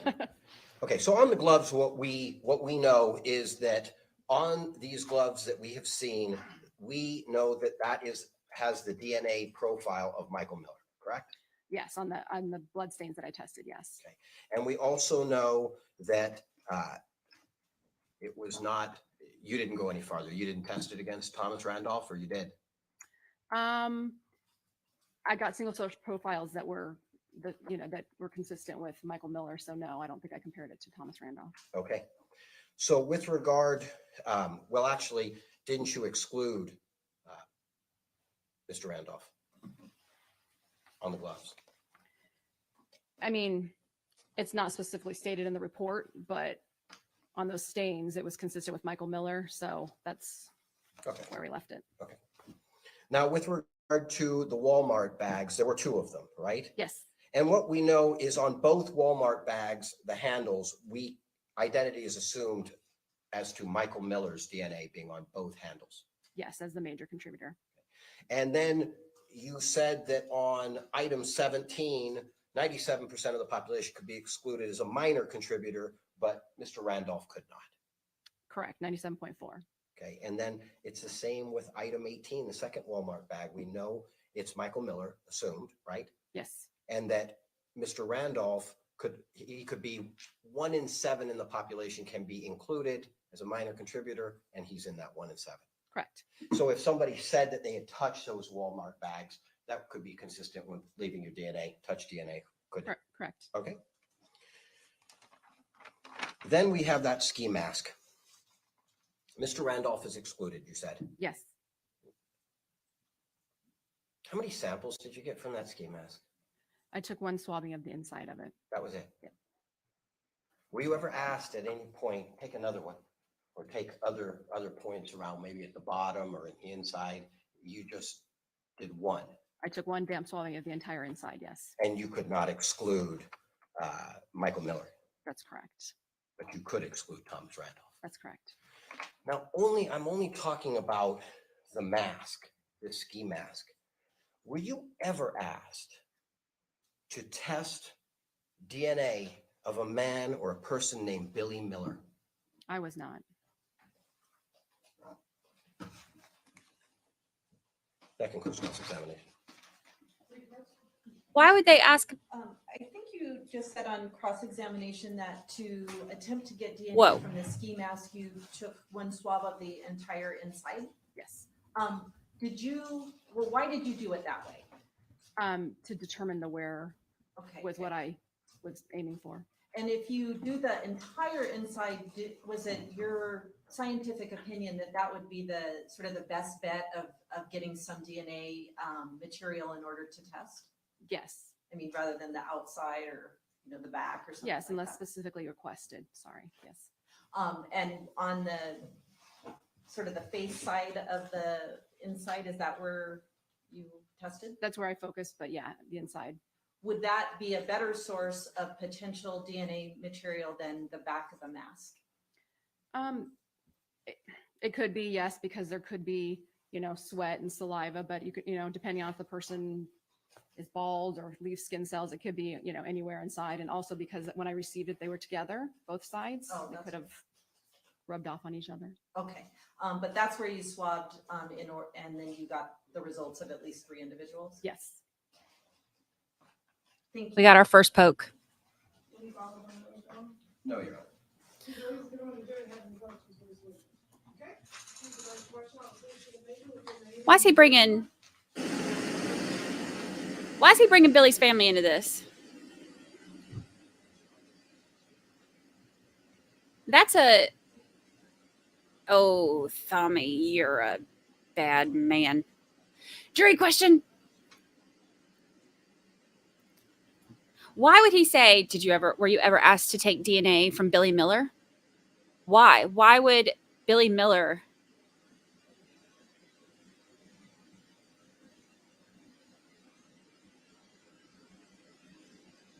He's just trying to throw people in there. Quit your writing.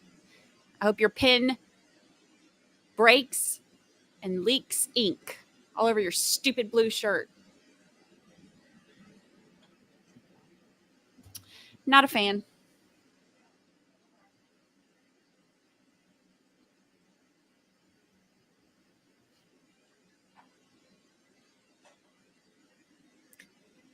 How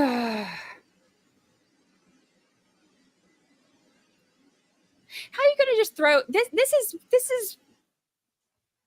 Okay, ma'am. Did you see any bullet holes on the sweatshirt? I don't believe I really looked at that or looked for that. I can't say. If a person was wearing a mask on their face, would you expect to be able to identify a major profile from that item? It would just depend on how many people have worn it before. You know, how many people have touched it. It would just depend. If it was the only person who had ever worn it, perhaps. Were you the only forensic analyst on this case? No. Why didn't you do a touch DNA test on the 38 special? I was asked to look for blood. Okay. Any follow-up based on the jury questions?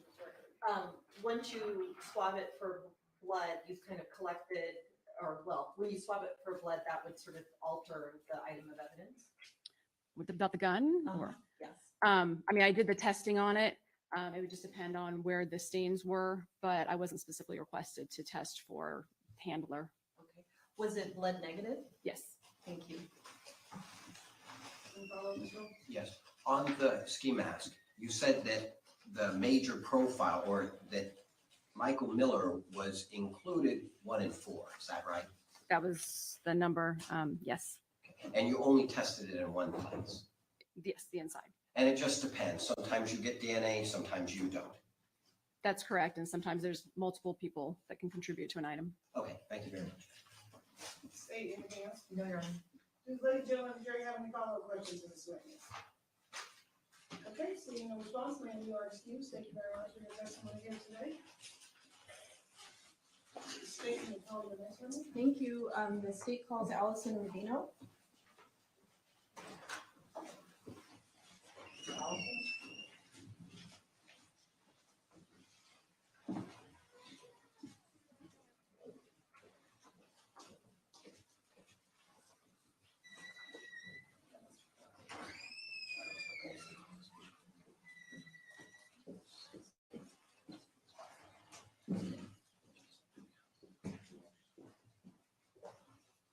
She's got real thick hair too. What is it with all the thick hair in Nevada? You do solemnly swear the testimony you're about to give in this action. It's beautiful. The truth, the whole truth, and nothing but the truth, so help you God? Yes. Thank you. Please be seated. If you could state and spell your name for the record, please. My name is Allison Rubino, ALLISON RUBINO.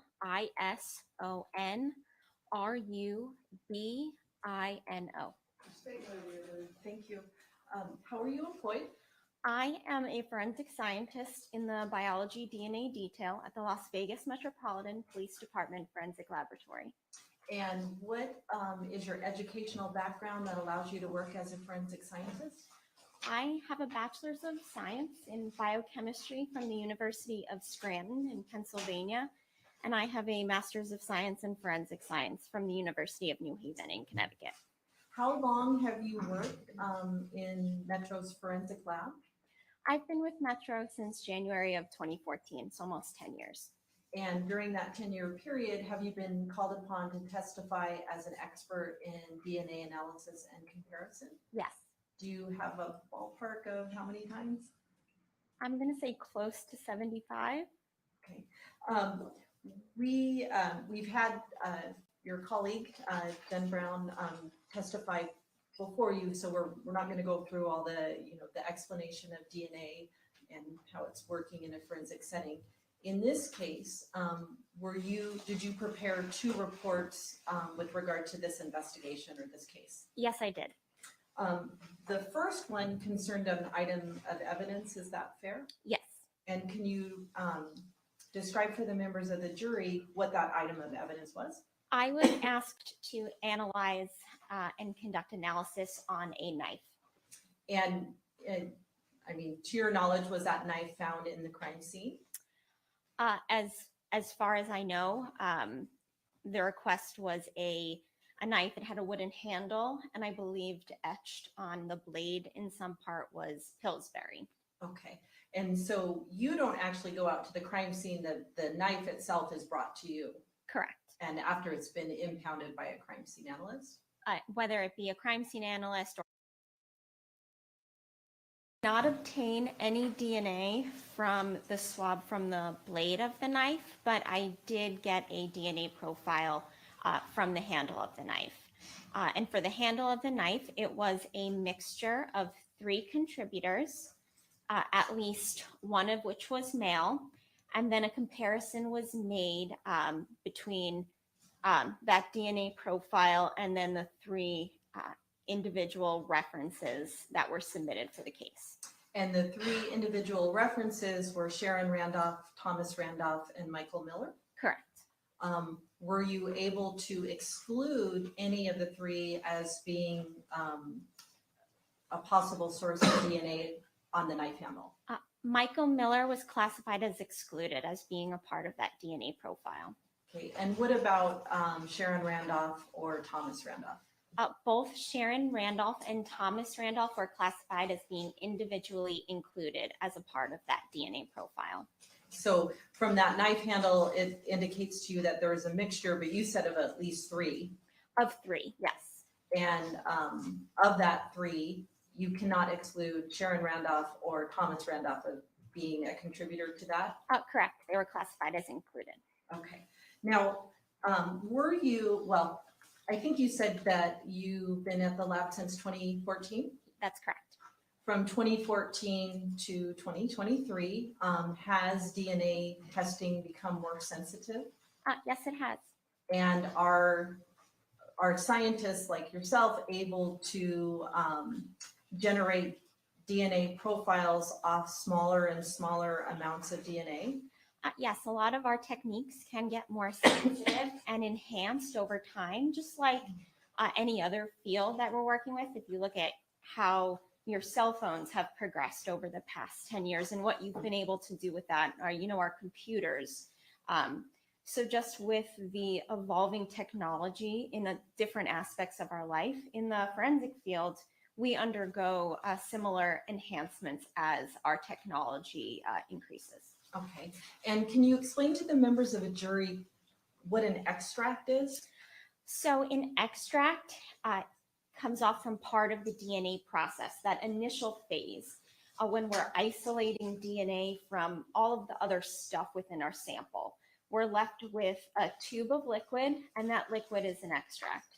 At the laboratory, we store extracts from cases over time for further processing if necessary. And in this case, were you asked to look at extracts from items of evidence that were originally tested by Jennifer Brown? Yes, I was. And were they extracts from 2 Walmart bags and a ski mask? Yes, the first 2 were swabbings from handles from Walmart bags, and then the third was from a swabbing of a ski mask. Okay, so let's talk about the Walmart bags. You can talk about whichever one you want first, but what were your findings with regard to those? So in regards to the first Walmart bag, I believe is my lab item 5, and then Jen Brown's original lab item 6. I obtained a mixture of at least 5 contributors, and at least 2 of which were male. Due to the complexity of this particular DNA profile, no other conclusions could be made with respect to any comparisons. And what does that mean? Does it just mean there's so much data there that it's uninterpretable, or help us understand that? So within our lab, the technologies that we use undergo certain validation procedures to make sure that they are in line and appropriate for our laboratory work. In regards to examining mixture DNA profiles, our interpretation threshold stops once we see that a mixture might be of 5 or more. They're deemed too complex, and therefore we don't make any further conclusions. So essentially, we can't do anything further with that DNA profile. So if Jennifer Brown did her testing and she and she couldn't exclude someone as being the source of DNA on that swabbing from the Walmart bag, how do we fit that with your findings? So essentially, there are 2 independent interpretations. Jen Brown's was done with the technology that we had back at the time she initially looked at those samples. When they were asked to be redone to see if our current procedures and protocols could further interpret the mixture DNA profile, the sensitivity of the chemistries that we use uncovered additional information that unfortunately is not suitable for me interpreting the profile I obtained from that sample. And this was done this year, correct? Correct. And so this was sort of with the most sensitivity that the lab has at this point. Correct. And if I'm understanding you correctly, the way the data presented, there's nothing else that can be done to interpret it other than saying it's at least 5 individuals who could be contributing to that DNA profile? At least 5, correct. Could be more. Could be. Okay. Are those results the same for both of the Walmart bags? So the second Walmart bag was also a mixture of 5 contributors. In this case, I could only say at least 1 of which was male, but that again, this profile was also too complex to make any further conclusions. Okay. And then how about the extract from the ski mask? What were your findings there? So for that particular sample, I obtained a DNA profile of at least 5 contributors and at least 2 of which were male. Unfortunately, due to the complexity, no additional conclusions could be made regarding that DNA profile. Okay, and is it the same thing where nothing more can be done? It's just how the data presents? Correct. Thank you. I'll pass the witness. Charles?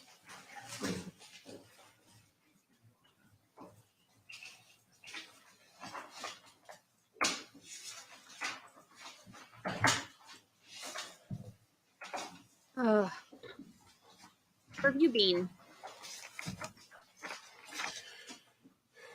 Good afternoon. Good afternoon. You don't dispute what Jennifer Brown's findings were, do you? I can only discuss my findings and interpretations. Jen's are independent on her own from her work.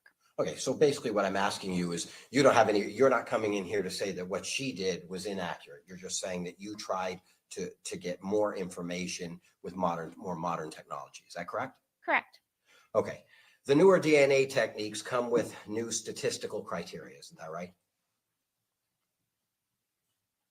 What kind of criteria you're referring to? In order to come up with identity assumed, you have to have different statistics. Is that right? Currently, we don't use that wording of identity assumed. We use a different statistical calculation for any of the comparisons within our reports. And what is that? We use what's called a likelihood ratio. So when Ms. Brown said identity was assumed, that is something that was used back in 2008, but not today. Correct. In today's more sensitive interpretations with 5 or more contributors, you cannot or will not reach an identity assumed finding. Is that what you're saying? We will never reach an identity assumed because we don't use that wording, but we do all of our work based on validations of our procedures and through the use of our technical leader and our technical system, interpreting a profile of at least 5 contributors was not deemed to be appropriate for the laboratory work that we're conducting. So it was made with those limitations when we took on some of this newer technology to interpret mixtures of 2 contributors, 3 contributors, and 4 contributors. It's not unusual that somebody who would have kitchen knives would have their DNA on the kitchen knife, on the handle. Is that right? I don't talk about how the DNA got there, but I could see how someone's DNA would be on any utensil in their own home. Okay. Cross. That concludes cross. So just briefly, Ms. Rubino, the science of DNA, like everything else, is evolving. Correct. And the likelihood ratio and the way scientists like yourself report out data now is based on the standards in 2023. Correct. And those are standards that are applicable to labs that are accredited. Correct. And the LVMPD lab is an accredited lab. Yes. And the way it's reported with the likelihood ratio, is that a more, I guess, conservative way of reporting out data? It's within our software. It's the statistical calculation that was, I guess, embedded into the software when calculating if someone could be individually included, excluded, or uninformative.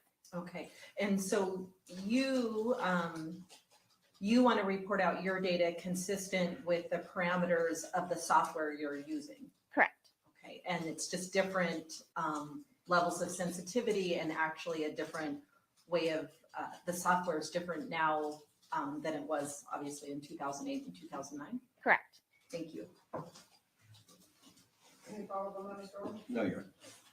Do you ladies and gentlemen of the jury have any questions for Ms. Williams? Okay, seeing no response, ma'am, you are excused. Thank you very much for your testimony here today. No questions. Bye, Ricky Watson. She is a strong witness. The next witness, Your Honor, is Kimberly Dannenberger. Kimberly Dannenberger.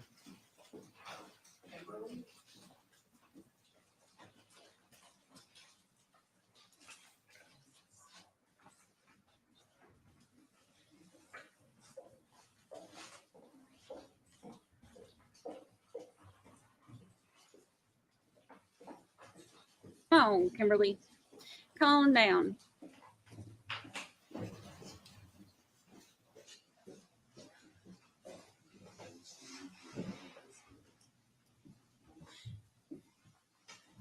You do solemnly swear the testimony you're about to give in this action shall be the truth, the whole truth, and nothing but the truth, so help you God? Yes. Thank you. Please be seated. You can state your name for the record, please. Kimberly Dannenberger, KIMBERLY,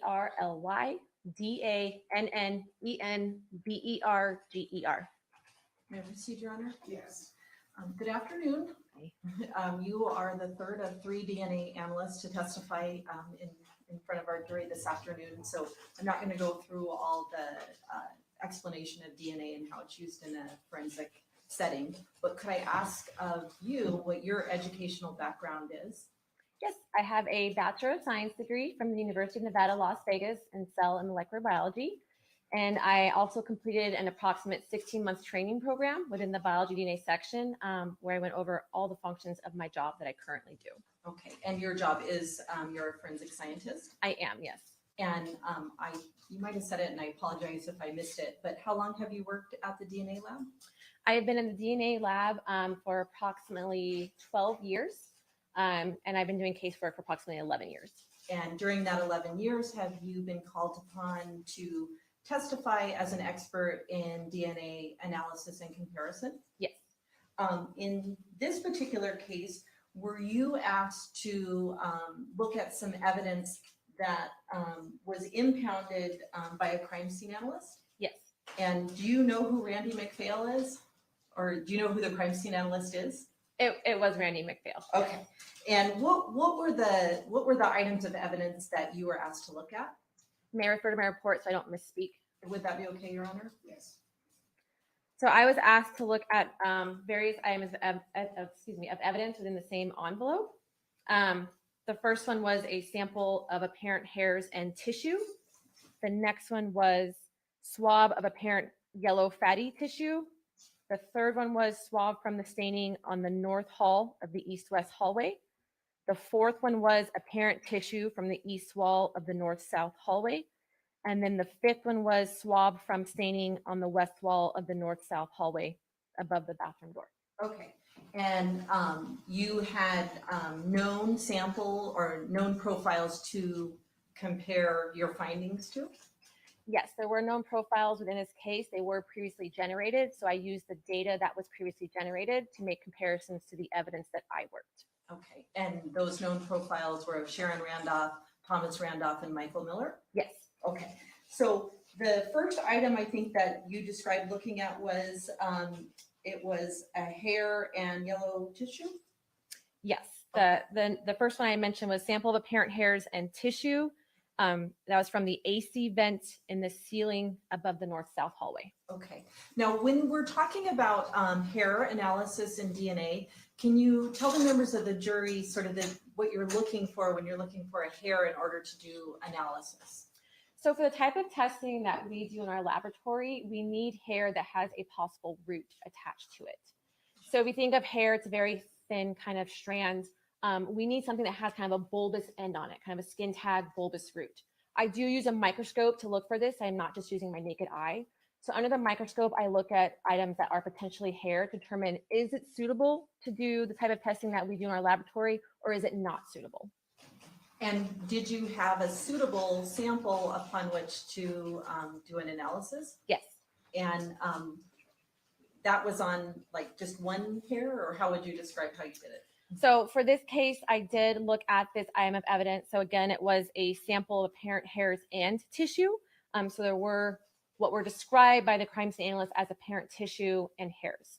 So I looked at it under the microscope to determine, were any of the hairs within this sample possibly suitable for what we call STR testing, or short tandem repeat testing. In this case, I did find one hair that was suitable to at least take forward to attempt to generate a DNA profile. The other hairs that were attached within this sample, I determined to be not suitable for testing, so those were not taken forward. So for this item, only one was taken forward for hairs. And what were your findings, or what were your results with regard to that hair? With regard to the hair, so I am going to be referencing lab item 11.1, the apparent hair, that was consistent with one female. Sharon, I'm sorry. Let me continue on. Yeah, I'm sorry. Oh, I'm sorry. Sharon Randolph was individually included as a contributor to that sample. Thomas Randolph and Michael Miller were both excluded as contributors to that sample. Okay. And did you look, well, when you generated your report, this was in 2023, is that fair? Correct. My report was this year, yes. Okay. Now, we've had some previous testimony that the way results were reported out changed from 2008 to 2023. Okay. Is that accurate in your mind? Like how DNA data is reported, like identity assumed versus likelihood ratios? Yes, our reports have evolved over the years as technology has evolved. So your results would be reported out in what format? A likely. My statistics were a likelihood ratio statistic. Okay. And can you explain to the members of the jury what that is? A likelihood ratio is a statistic. It is the probability of the evidence. So for instance, in the sample I just gave you, that apparent hair, the probability of the profile generated, that single source female profile.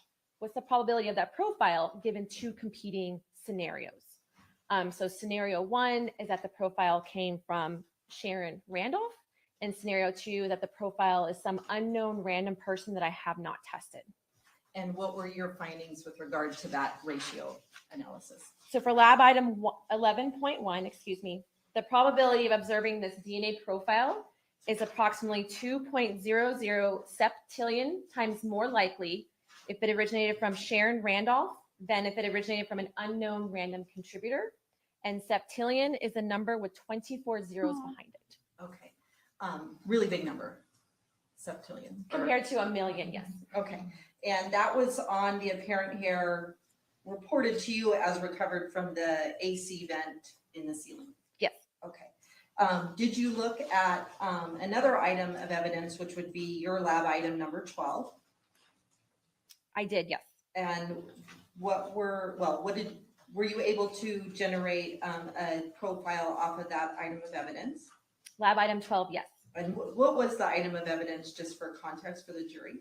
So lab item 12 was a swab of apparent yellow fatty tissue from the AC vent in the ceiling above the north-south hallway. And again, that description is from the crime scene analyst. Okay. And Thank you for the super sticker.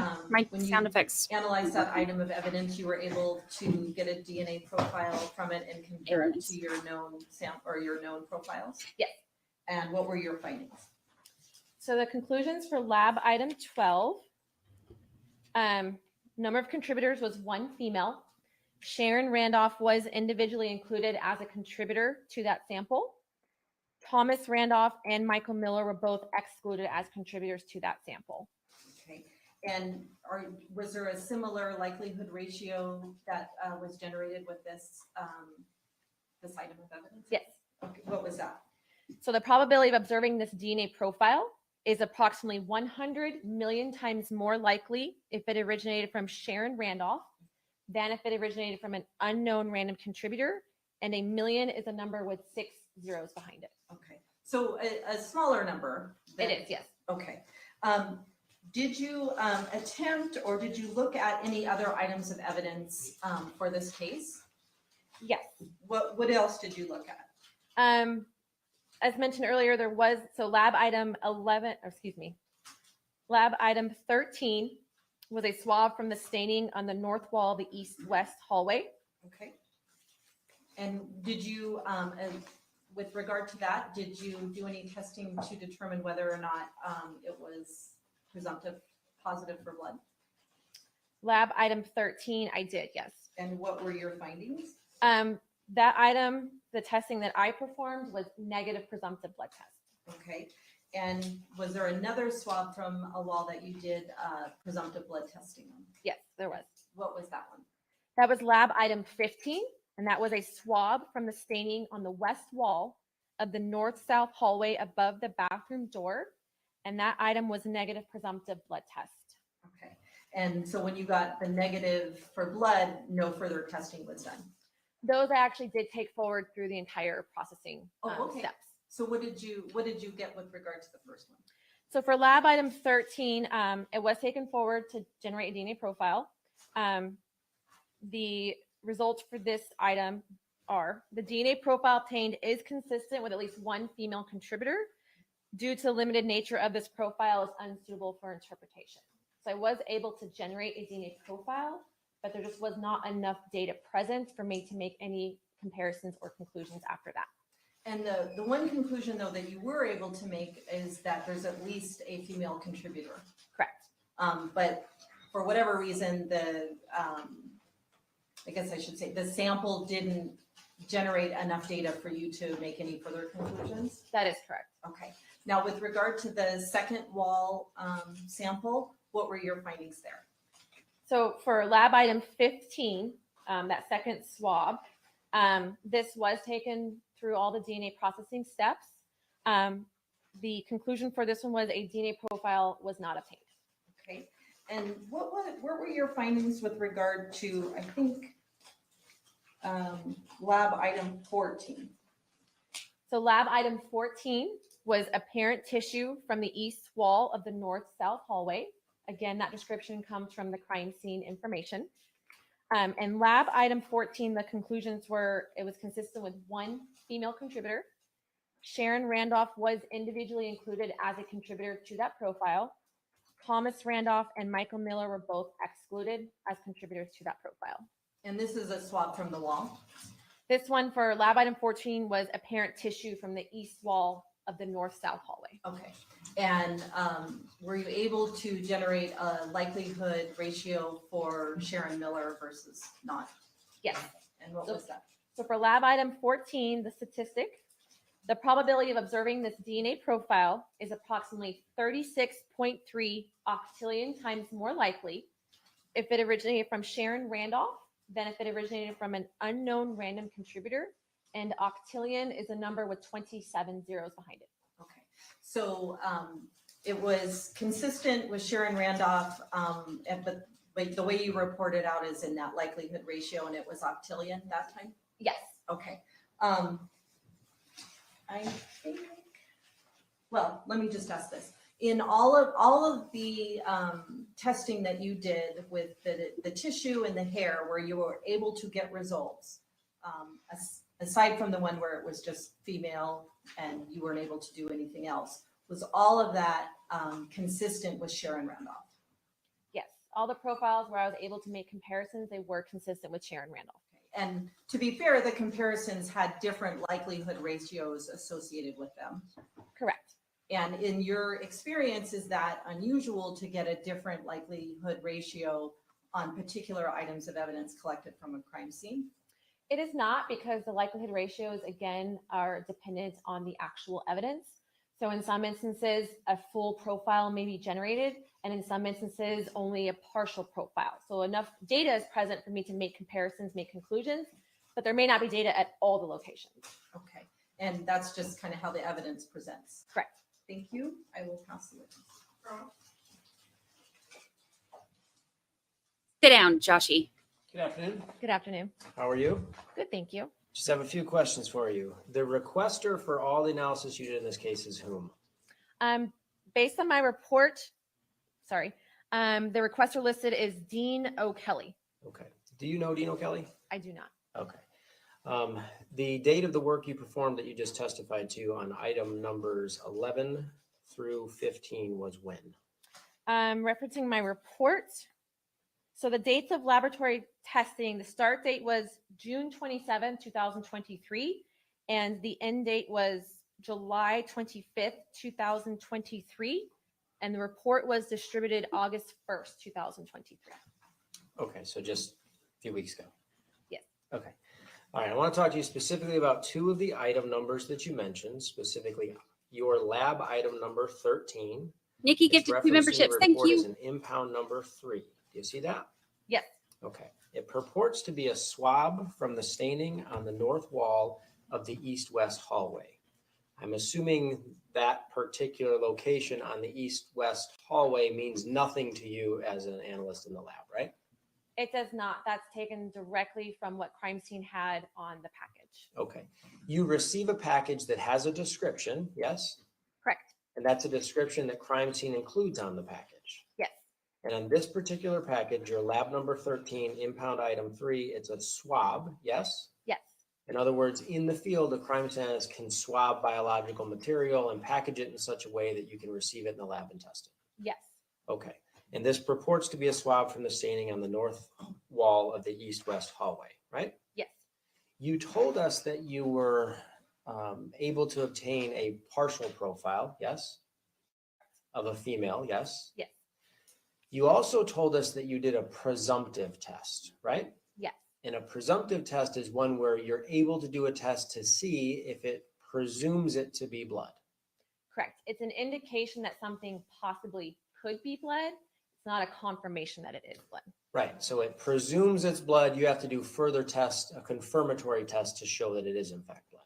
We could, yes. Okay, in this particular case, the presumptive test shows you that that swab in item number 13 wasn't blood, correct? It was negative presumptive test for blood. Okay, I want to talk to you then about item number 15.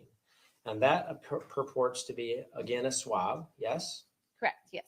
And that's a swab from staining on the west wall of the north-south hallway, correct? Yes. Okay, the jury's heard about the north-south hallway. It doesn't mean anything to you, but it probably means something to them. But that's where that swab is packaged, so you know which item we're referring to. Correct. That's the information that crime scene had on the package in their report. And as you sit here today, you would agree with me that when you did a presumptive test, it was presumptive negative for blood. That is correct, yes. And from that particular swab from the north-south hallway, you aren't able to obtain anybody's DNA at all, right? Correct. The conclusions for that were a DNA profile was not obtained. So as you sit here today, would you agree with me that you can't tell us whose DNA that was? Correct. There was nothing that was even, the profile that was generated, if there was anything there, it was not above our threshold. So I could not make any conclusions. There's no DNA profile obtained. And you can't even tell us it's blood, right? Correct. Okay. Can you tell us who took the swab? It was impounded by crime scene analyst with personnel number 3326, who was Randy McPhail. Okay. Did you test any swabs impounded by either a crime scene analyst, Jeff Smith, or a crime scene analyst, Chelsea Collins? I did not, no. Nothing further. No, Your Honor, thank you. Okay, so ladies and gentlemen, do you have any questions for this witness? Okay, seeing no question, you are excused. Thank you very much for your testimony. That was interesting. Thank you. It's kind of annoying when he's like, who asked you to do that? Let me guess. Dino Kelly. Well, yeah, Joshy. Dino Kelly is the lead detective. Who else is going to ask to swab anything? Like, no, the copy boy asked me to do this one. And then that lady that brings around the sandwich cart asked me to do the other one. Ladies and gentlemen, this time we are going to take our afternoon recess. During this recess, you must not discuss or communicate with anyone, including fellow jurors, in any way regarding the case or its merits, either by voice, phone, email, text, internet, or other means of communication or social media. You must not read, watch, or listen to any news or media accounts or commentary about the case. You must not do any research, such as consulting dictionaries, using the internet, or using reference materials. You must not make any investigations. Yes, they tested the mask. Recreate any aspect of the case, or in any other way investigate or learn about the case on your own. You must not form or correct anything regarding the state, so it's fine to their chief. Ladies and gentlemen, it's 2:45. We'll be in recess till 3 o'clock. All rise for the jury. We need new merch that says, "Are you aware that's a lake in Russia?" Sit down, Joshy.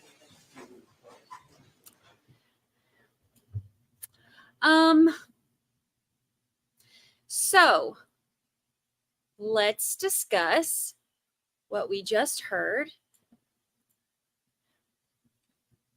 I wish that we had been able to listen in on the conversation about voting not guilty for, I don't know if it's the aliens or what, but something is in my eyeballs today. It was this one earlier. Now it's jumped ship and it's in this one. All right. So I wish we had been able to hear what they said to the jury, but we didn't get to, and that makes me sad. Mutant Ninja Turtles. Maybe. All right, let's see. So let's talk about the DNA stuff. Well, first of all, let's talk about Clifton Miller. Clifton Miller. Clifton Miller. I can talk. I can speak. I can enunciate. I'm normal. Clifton Miller.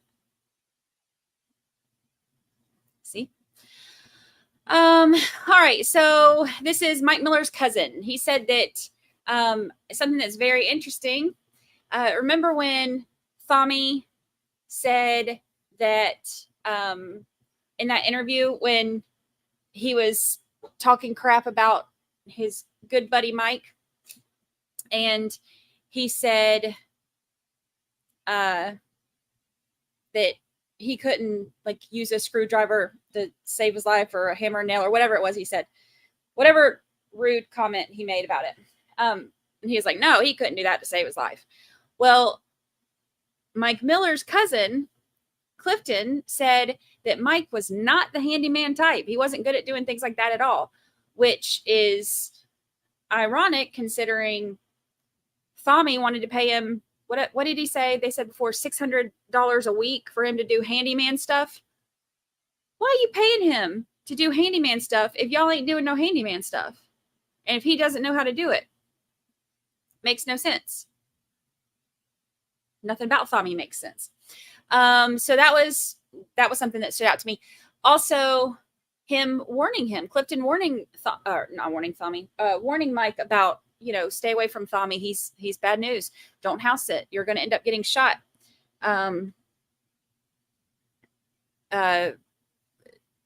Even said that the girlfriend that he had at the time, his Clifton's girlfriend, the mother of his children, did not want him hanging out with Mike, his own cousin, because she was like, nope, that dude that he's hanging around all the time is bad news. So that's pretty interesting. So he had not been able to talk to him. They had grown apart before he died, which is really sad. And then what else? And then, let's talk about the DNA stuff. So the things that they tested, they had 3 different people come because they had 3 different tests at 3 different times. But they had the first one, Jennifer Brown, said she examined the gloves that Mike had on, and the left glove had like 3 spots of blood, and they were all Mike's blood.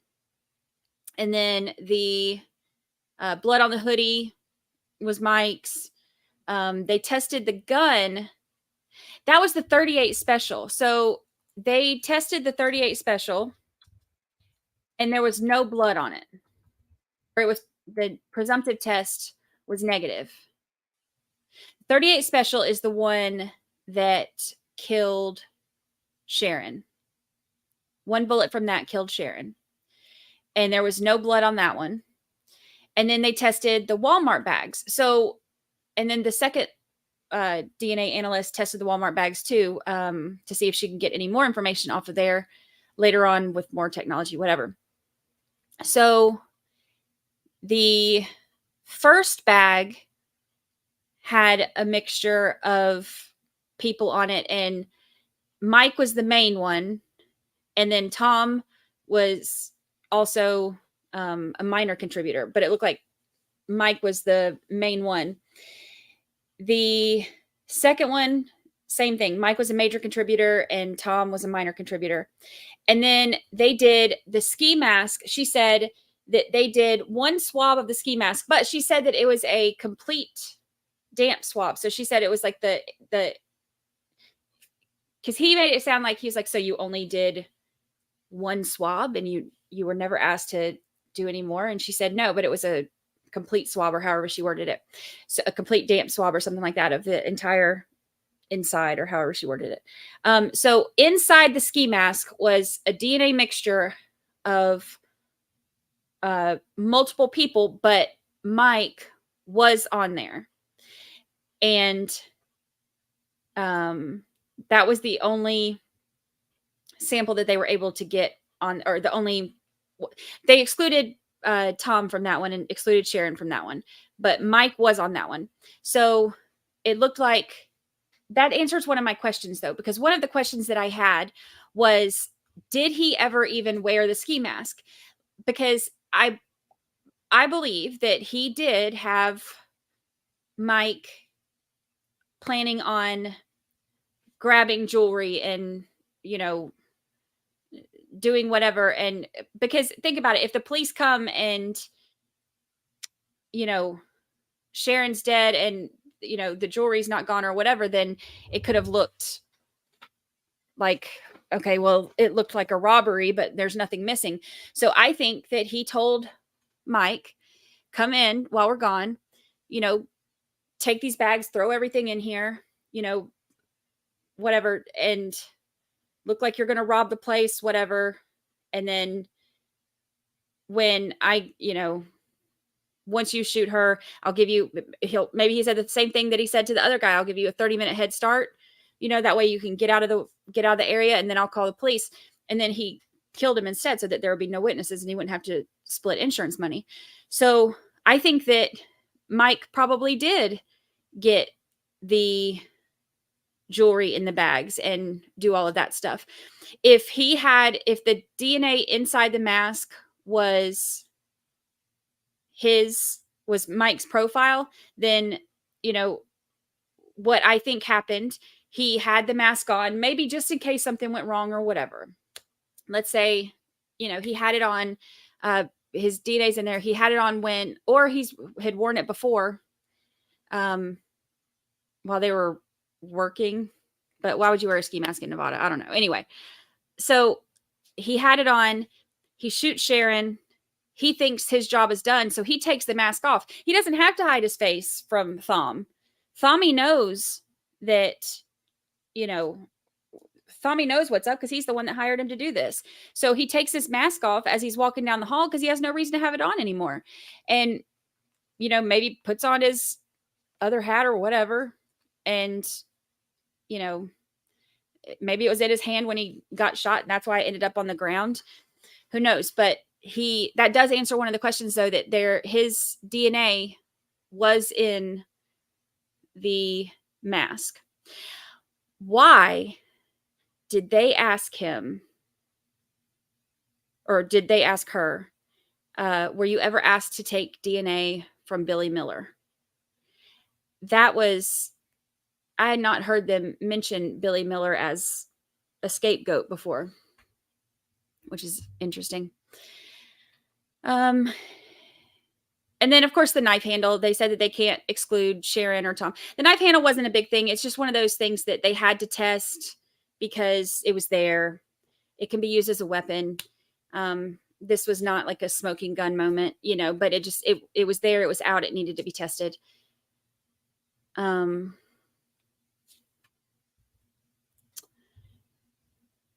Shadowstar 7 says, with your hypothesis, it would be great to know if it was Thommy that wanted to cut the date night out short, catch Mike there, and do them both. I think he had this planned the whole time. I think that he knew all along what he was going to do.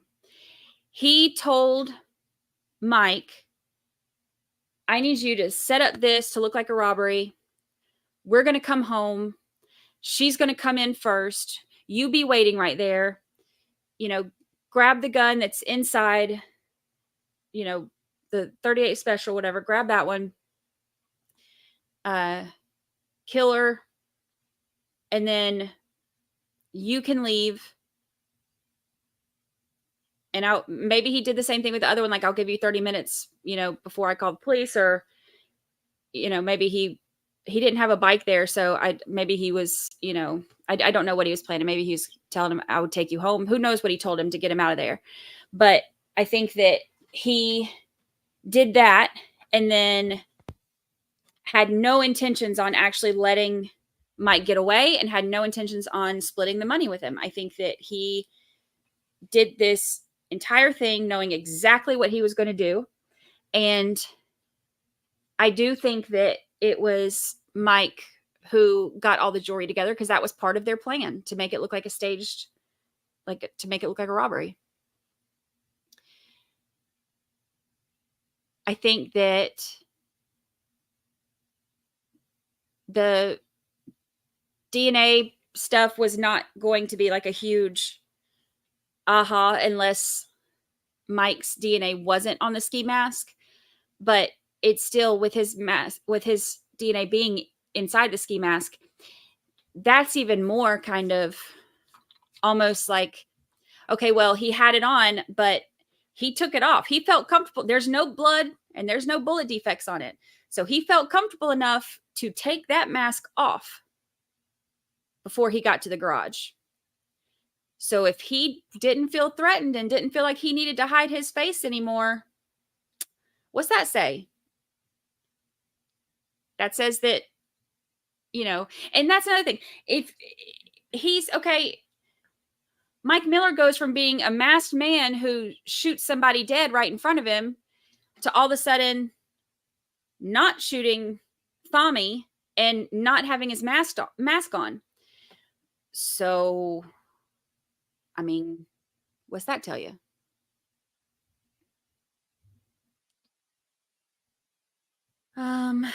Let's see. How come the neighbor didn't see Mike entering the house? Well, he wasn't. It's not like the next door neighbor. And we also don't know when Mike entered the house or how he got in, if he had a key. The neighbor who testified, you know, he wasn't like right next door. He was just a little bit down.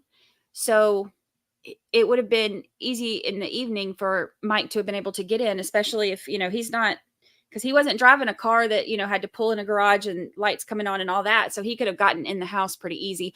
Or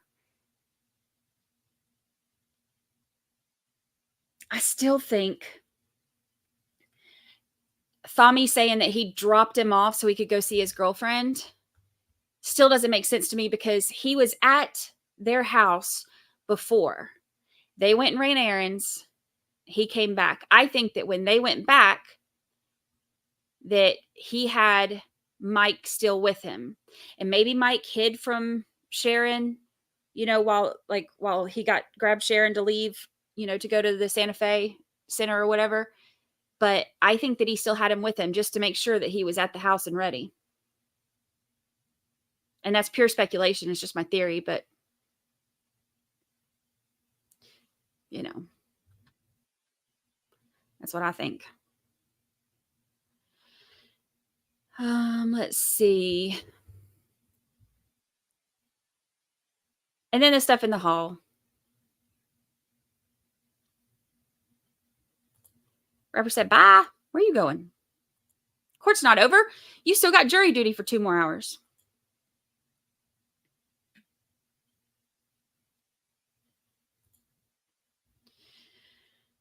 Welcome back, Sandra Oliver.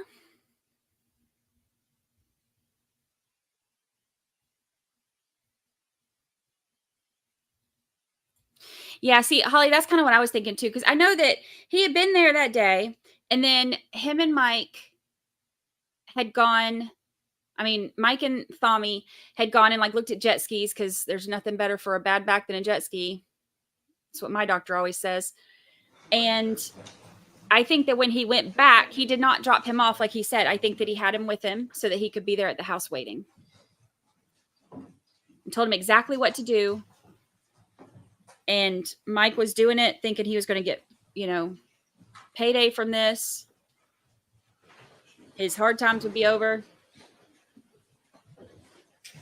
And then he'd go be with his girlfriend and his new baby. And Tommy set him up. Okay, we are back on the record. C-250-966, State Bank versus Thomas Randolph. We record reflect that Mr. Randolph is present with his attorney, deputy district attorney, on behalf of the state.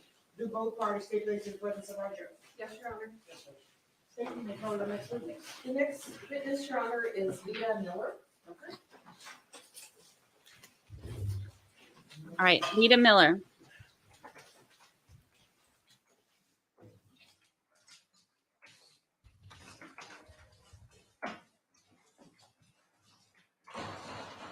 Oh, Patricia, that's a good theory. Oh, she's lovely. Oops, I forgot. We're still in your way. You do solemnly swear the testimony you're about to give in this action will be the truth, the whole truth, and nothing but the truth, so help you God? I do. Thank you. Please be seated. You can state. State and spell your name for the record. Vida Miller, V-I-D-A, Miller, M-I-L-L-E-R.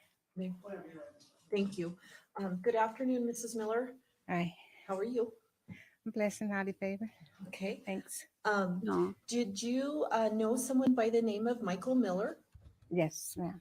What were you related to him? Auntie by marriage. Okay, so he's on your husband's side of the family? Yes. And is your husband Mr. Billy Miller? Yes, ma'am. Did Michael Miller ever come to live at your house? Yes. Do you remember approximately when that was? Christmas Eve. That's my birthday. 2007? Yes. Okay. He just came because he was like a family member and you let him stay there? Yes. When he was staying at your house, did he have his own room? Yes, ma'am. And did he kind of come and go as he pleased because he was Yes. a man? Yes, ma'am. Okay. And I'm sorry, your voice is a little quiet. Yes, ma'am. Okay. Oh, Just there's if you it. can pull it towards you. it Oh, might be yes. easier. Perfect. Okay. Thank you. At that time, did you and your husband own a business? Yes, ma'am. What was the nature of the business? Commercial cleaning. Did Cleaning. office cleaning? Yes, ma'am. So you would go into offices at night and Yes, ma'am. do the service? Yes, ma'am. Did yourself or your husband ever bring Michael Miller along to help with the work? Yes, ma'am. Sometime after Michael arrived and was staying with you, did you meet an individual by the name of Thomas Randolph? Yes, ma'am. And who introduced you to him? Michael. Michael Miller? Michael Miller. Okay. Where was it that happened? At our home, in our garage.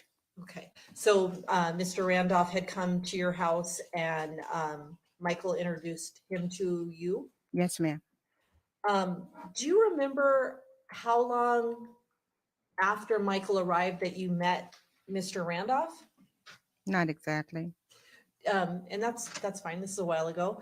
Ma'am. Would it have been like weeks or months, or do you have any sense of that? Maybe weeks. Weeks? Okay. So shortly after that? Yes. Do you see Mr. Randolph in the courtroom today? Yes, ma'am. Could you describe what he's wearing today, please? A light blue shirt. Yeah, blonde hair. May the record reflect that she has identified the defendant, Your Honor? Okay. You never became friends with Mr. Randolph, is that fair? No, ma'am. Did you see Mike interact with Mr. Randolph? Just sitting at the mailboxes for hours. And when you say sitting at the mailbox for hours, you weren't at the mailbox, right? No, ma'am. My bathroom window faced the mailbox. My front door faced the mailbox, and my den faced the mailbox, the window. So you were looking out a window? Yes, yes, ma'am. And you could see the mailbox? Yes, ma'am. And where were Michael Miller and Mr. Randolph? Sitting in a car. Sitting in a car? Yes. Did you know whose car it was? It was Mr. Randolph's car. Michael didn't have one. Okay. And it appeared they were both sitting in the car? Yes, ma'am. I made sure because I stopped one day and offered Mike something to eat. They sit out there so long. I offered them chips. He got out the car and came and got them. Okay. Went got back in his car. So it was so long that you went up and offered Michael some food? Yes. During the time period that Michael was staying with you, did he have a cell phone? When he first arrived, he had a cell phone. Was there a point where his cell phone no longer worked or he wasn't using it anymore? Correct. Yeah. And then how would he get phone messages? On our home phone, business phone. Yes, sir. You have or at that time you had a home phone that also was used for your business? Yes, ma'am. So was that a phone messaging system that you kept track of because you needed to run your business? Yes, ma'am. Do you recall if Mr. Randolph ever left messages for your nephew Michael Miller on that line? Yes, ma'am, he did. Any idea of how many? It was many. Like 10 or? Many, many more. Many, many, many. Hundreds? Yes, 200? about 200. Okay. And were Wow. you the person kind of sifting through those messages? Yes, mine was the only one that went through those messages. Okay. Did you think that the relationship between Mr. Randolph and your nephew was odd? Yes, ma'am. Did you ever offer to Michael to hear or listen to those messages? Yes, ma'am. And did he want to hear them? No, ma'am, he didn't. When was it approximately that you made that offer? Oh, well, I would always let him know we had messages, but he didn't care to listen to them. Okay. Do you recall if Mr. Randolph ever left Michael a message about a gun? Yes, he did. What was the nature of the message? He told me, he said for Michael need to bring his gun back home, Okay. back to him. And were you aware of whether or not Michael heard that message? I know he didn't hear that message. Okay. Do you know if Michael ever took steps to return a gun? I know that my husband told him he had to take it back I had to take it out of our house. Okay, I'll rephrase. Okay, just write that comment will be stricken from the record. Okay. Did you ever, not what they said, but did you ever see Michael or your husband leave the house after that message? I saw Michael. Michael leave? Yes. Okay, and was that with a gun? Yes. Was there any further messages from Mr. Randolph saying he was still missing the gun? No. Okay. When Mike was staying with you, did he have a lot of money or a lot of clothes, anything like that? No. Was he kind of struggling and trying to get on his feet? Yes, ma'am. Did Mike have a car? No, ma'am. Other than Mr. Randolph, did you ever see any other person give Mike a ride? Just myself. I would let him use my vehicle. Okay, so you would let him borrow your car? Yes, ma'am. But did you ever see him have any friends come over and pick him up or anything like that? No, ma'am.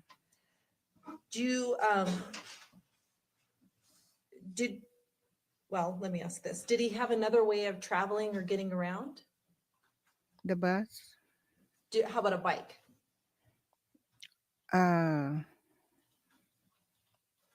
I don't know if my husband let him use the bike or not. Okay. I don't follow him out the door. Sure. But to your knowledge, his options were kind of limited if you or your husband didn't let him use a car? Yeah, I just thought it was always the bus. Okay. Towards the end of Mike's life, did he indicate to you that he thought he was going to come into some money? Yeah, he told me that he had met a young lady and they were going to move away together and he was getting some money. He was coming into some money. Okay. Any further conversation about that? No. Thank you very much, ma'am. I'll pass the witness, Your Honor. Oh, here we go. Tommy's been over there making notes. It's been a long time since this incident, right? Yes, sir. You were first talked to by detectives the day after Michael was killed. Yes, sir. On the 9th, right? At the same day. Yes, sir. Okay. Pretty much, it was late hours, so it was within a 24-hour period. The police came and talked to you, right? It was early in the morning. We just got in from cleaning the building. Okay. And have you ever reviewed your voluntary statement you gave to Detective Mogg? Yes. There was somebody else there besides police when the actual interview was happening. Your husband, Billy, was actually there, right? Yes, sir. In fact, if you, in the voluntary statement, you answer some questions, Billy answers some questions, right? Yes, sir. So you were in your house. Is that where the interview was taking place? At the kitchen table.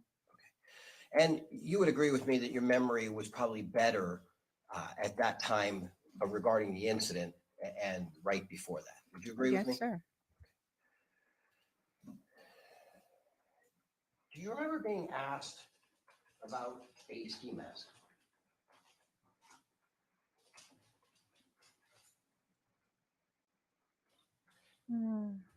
This is why he brought it up. I remember talk about a ski mask, but I wasn't. Yeah, I kind of remember talk about a ski mask. And maybe let's just say it this way. Did the detectives ask about a mask? Do you remember having a discussion about a mask with the detectives?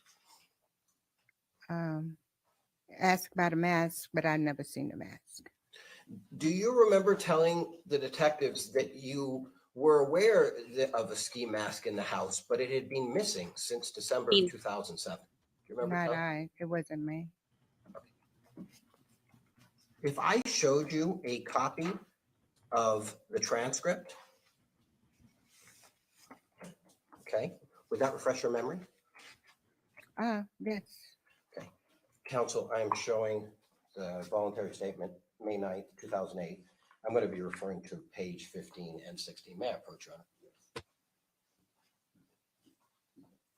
Ms. Miller, I'm just going to ask you, you can take that. Okay, here we go. I'm just going to ask you if you wouldn't mind just reading from where my pen is on page 15 and then read down there. And before we get started, do you see how the initials say BM? Do you see that where it says BM? Yes, that Billy Miller? Right. And then you see there's VM, and V Yes. is in Victor, right? Or is in this case B, Correct. right? Okay. So if you could just sort of read to yourself all the way down page 15 and then turn the page and read half of 16, please. Let me know when you're done. Thank you. Read this whole page? No, I'm sorry. From I should be here? more clear. From this one? Yeah, you should be more clear. From this BM? Or? Yes, if you want to read the whole page, just so that you don't have your glasses. I'll tell you what, let me see if, because you don't have your glasses, if we can go through this another way, okay? And the prosecution's looking at the statements as well, okay? Okay, so you see the detectives are asking on page 14 about a mask. Excuse me, it's 15, right? Ms. Weckerly, I am just so that she has the context on the very bottom of page 14. The detectives say, what about a ski mask, right? Okay? Okay, and the prosecution can see that. I'm going to leave the rest of it out because they just go on about a description about holes in the eyes and stuff like that, okay? And now I don't want to hear what Billy has to say. Billy has some things and we're going to hear from him, okay? But they ask Mrs. Miller, are you familiar with that ski mask? Okay. And I want to make sure I'm reading this right. You say, yes, I am. I remember it. Do you see that? Mm-hmm. Okay. Is that a yes? That's a yes. Okay. And then the police say, and when was the last time you think you might have seen it? And you say, probably before Christmas, 2007. You see that? I said the whole 2007. Okay. No, I'm just quoting you. I think these are your words. You say, probably before Christmas 2007. Do you see that? Yes, I see it. So let's turn the page. Okay. The police then say, after we're finished with our interview, would it be possible for you to look and see if you can find it? Okay. And you answer yes. Do you see that? Yes. And then they ask, have you looked around for it since then? And VM, that's you, you say, I've cleaned areas where it would normally be and I haven't seen it. Okay? And Ms. Weckerly will make sure that I'm reading that accurately. Okay. So does that refresh your memory as to you actually saying, yes, I was aware of a ski mask. I just haven't seen it since December of 2007. So probably before Christmas 2007. Correct. Okay, if that's what the court says. I mean, that's what the record says. Okay, and I understand. Don't remember. I understand it's been a long time, okay? But you wouldn't dispute the transcript, right? If that's what it says. Okay. And at the end of the interview, do you remember you tell the police, you know, if you want to, you can go ahead and search the house for that. Do you remember that? No, You don't remember that? Okay. Do I don't remember the that house? either, but Do you remember the police searching the house for a mask or no? no, they didn't. They didn't? They did not. Okay. What did this mask look like?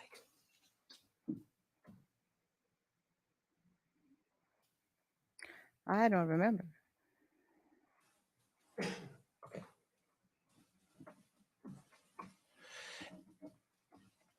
Miss Weckerly, the prosecutor, this lady, asked you about transportation for Michael. Do you remember that? And you said that. Yes. Okay. And one thing is, sometimes in court, they have to take everything down. So I'll make sure that I let you finish your answer, and if you can let me finish my question, okay? Okay. Do you remember she asked you about transportation for Michael? Do you remember that? We're going to run out of pins. And specifically, one of the questions was, did Michael have a bike? Do you remember that? He didn't have a bike. Okay. But yes, I remember the question. Poke him in his gut. Do you recall saying previously under oath that Michael had a bike that he would ride around on? That his mode of transportation was a bicycle? Do you remember saying that? During the first,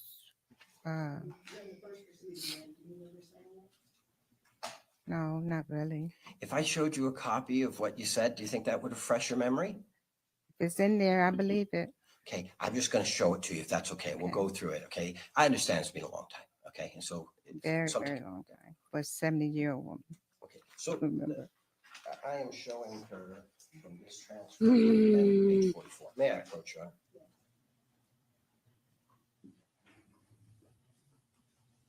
Ms. Miller, I understand you don't have your glasses, so what I'll do is I'll just try to read the question, and again, Ms. Weckerly will make sure that I'm reading this correctly. Okay.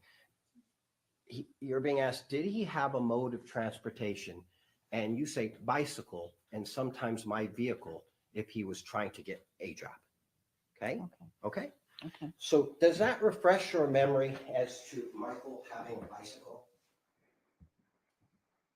Yes, with our bicycles. But Okay, yes. sure. Okay. So it was your bicycle and he would use it. Okay. You said that our before. bicycles. Fair enough. So Sit down. fair to say that Michael would either ride the bicycle that's associated with you and your husband, Yes. right? Yes. Or sometimes he would borrow your car, right? Yes. He'd also had a girlfriend. He'd just gotten a girlfriend shortly before his death. Isn't that right? That's what he told me. And she would give him rides, wouldn't she? I don't know. You're not sure? I don't know. Did you ever meet the girlfriend? No.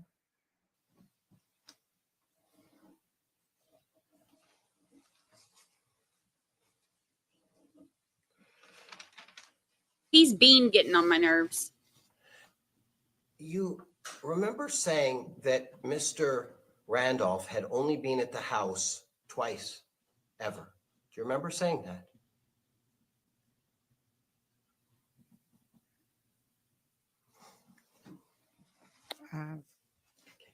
Maybe, I don't know. Yes. Do you recall previously in 2008 saying that, under oath, saying that he had been at the house, Mr. Randolph, on 2 occasions?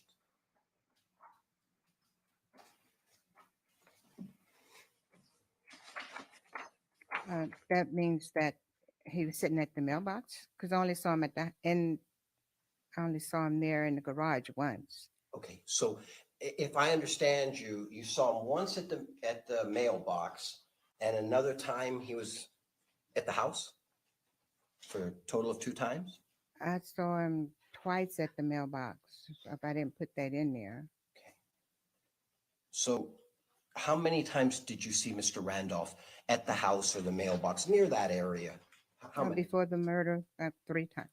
3 times. Yeah.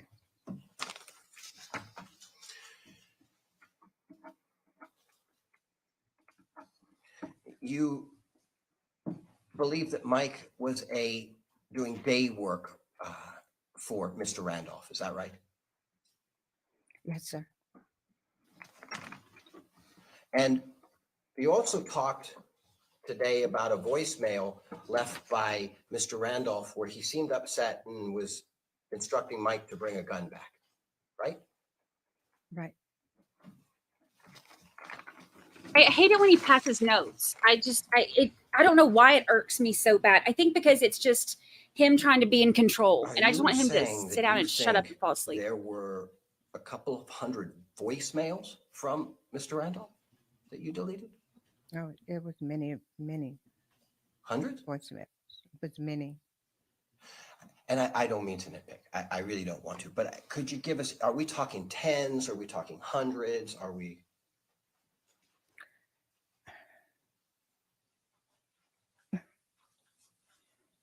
You know, it's been so long ago, but it was tons. I know that much. And I turned it all over to the DA years ago. Okay. Through Vantage. They should have had a record of all those emails and not for me to, voicemails, and not for me to try to remember those numbers of voicemails that came in. But it was tons. That's all I can say. It was a lot. And every day there was voicemails. Ms. Miller, that's fair enough. Okay, Right. I understand. You're saying that they should be able to say, and it's a long time ago, you shouldn't have to recall that, right? Right. You said that Mike had a cell phone when he first arrived in December 2007, right? Right. How many cell phones did you see in Mike's room? In his room? I only see Mike with, that's one, on his personal, not in his room. Were you also missing a pair of gloves? I don't know. I kind of remember something about some gloves. This is pointless. Now, if I understand you correctly, you said that Mike said that he was coming into some money and he was going to go with his new girlfriend and they were going to move to Florida or California. Remember that? Yes. Yes, I do. And Mike also told you that he was going to have nothing more to do with Mr. Randolph, right? Right. So just so I understand that, Mike's saying, I'm not going to have anything more to do with this man over here, right? Right. And I'm going to come into some money. I'm going to move with my girlfriend to Florida or California, right? Right. That concludes cross-examination.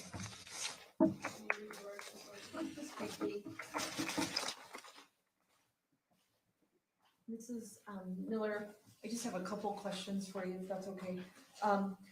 When Mike told you that he was going to have nothing else to do with Mr. Randolph, when was that in relation to the murder?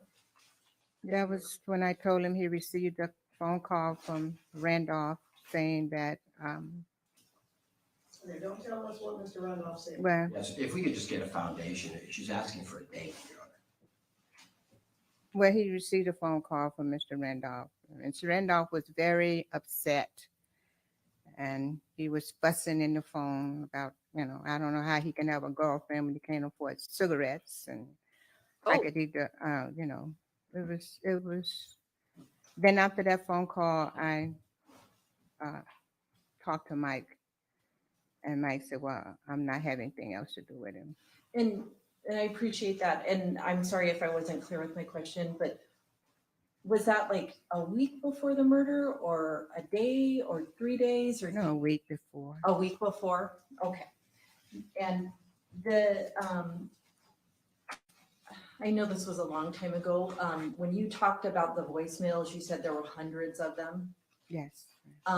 Do you remember testifying that you actually had deleted them before? I had just deleted them all, but I had a record of Vonage.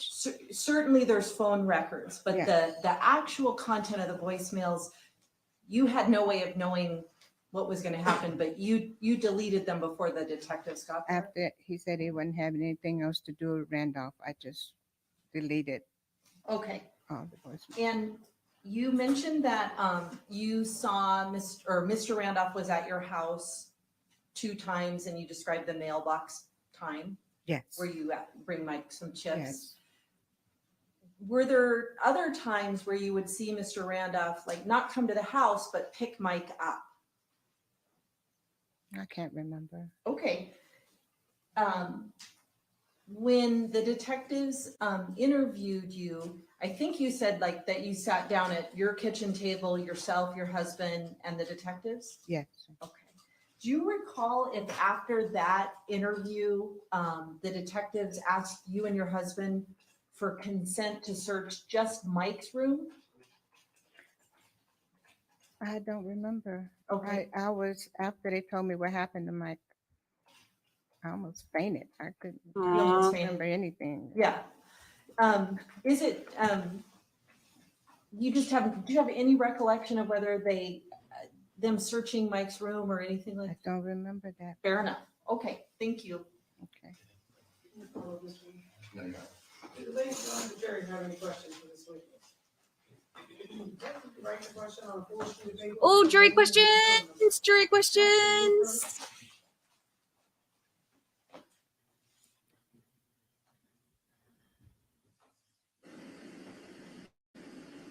Did I open the door?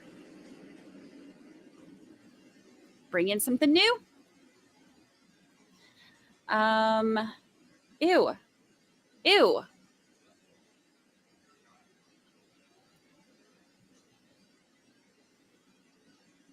I just don't like him. Just don't like him. Okay, so she is just, bless her heart, so sweet. Love for Aunt Vita. She's a sweetheart.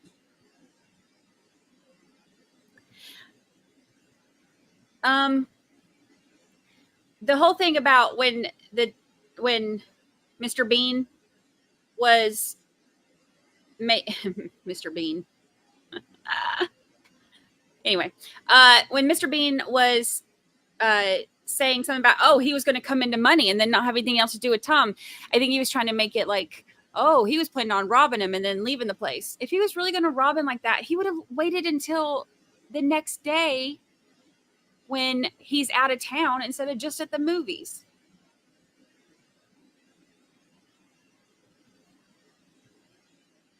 Look at Thommy. Thommy really thinks he's running things. Tommy's like, yep, got my notes, passing my notes, got my questions. Everything's good. 27 more minutes till I get my meds. Let me turn around and see who's here to see me. It's the Thommy Show live from Las Vegas. Let's see who's here. Oh, not a lot. Let me fix my hair. Let me stare at people. Look around, see who I can intimidate, see what other notes I need to write. Oh, cheek hurts. Cheek hurts bullshitting too much.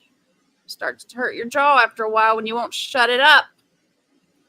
Make a note of that. Make a note to ask for Excedrin when I get back to cell block D. Make a note of that. Yep. What else? Ma'am? Did you ever have any valuable items go missing or disappear while Mike Miller was living with you? Good question. Never. You previously said that you had seen Mr. Randolph at your house 3 times. Yes or no, did Mr. Randolph ever come to your house after Mike's death? No. Okay. State any follow-up based on your questions? Nothing to Your Honor. Mr. Long? No, you're on. Okay. Ma'am, you are excused. Thank you very much for your testimony here today. Good job for her. Good job, Auntie Vita. Call Billy Miller.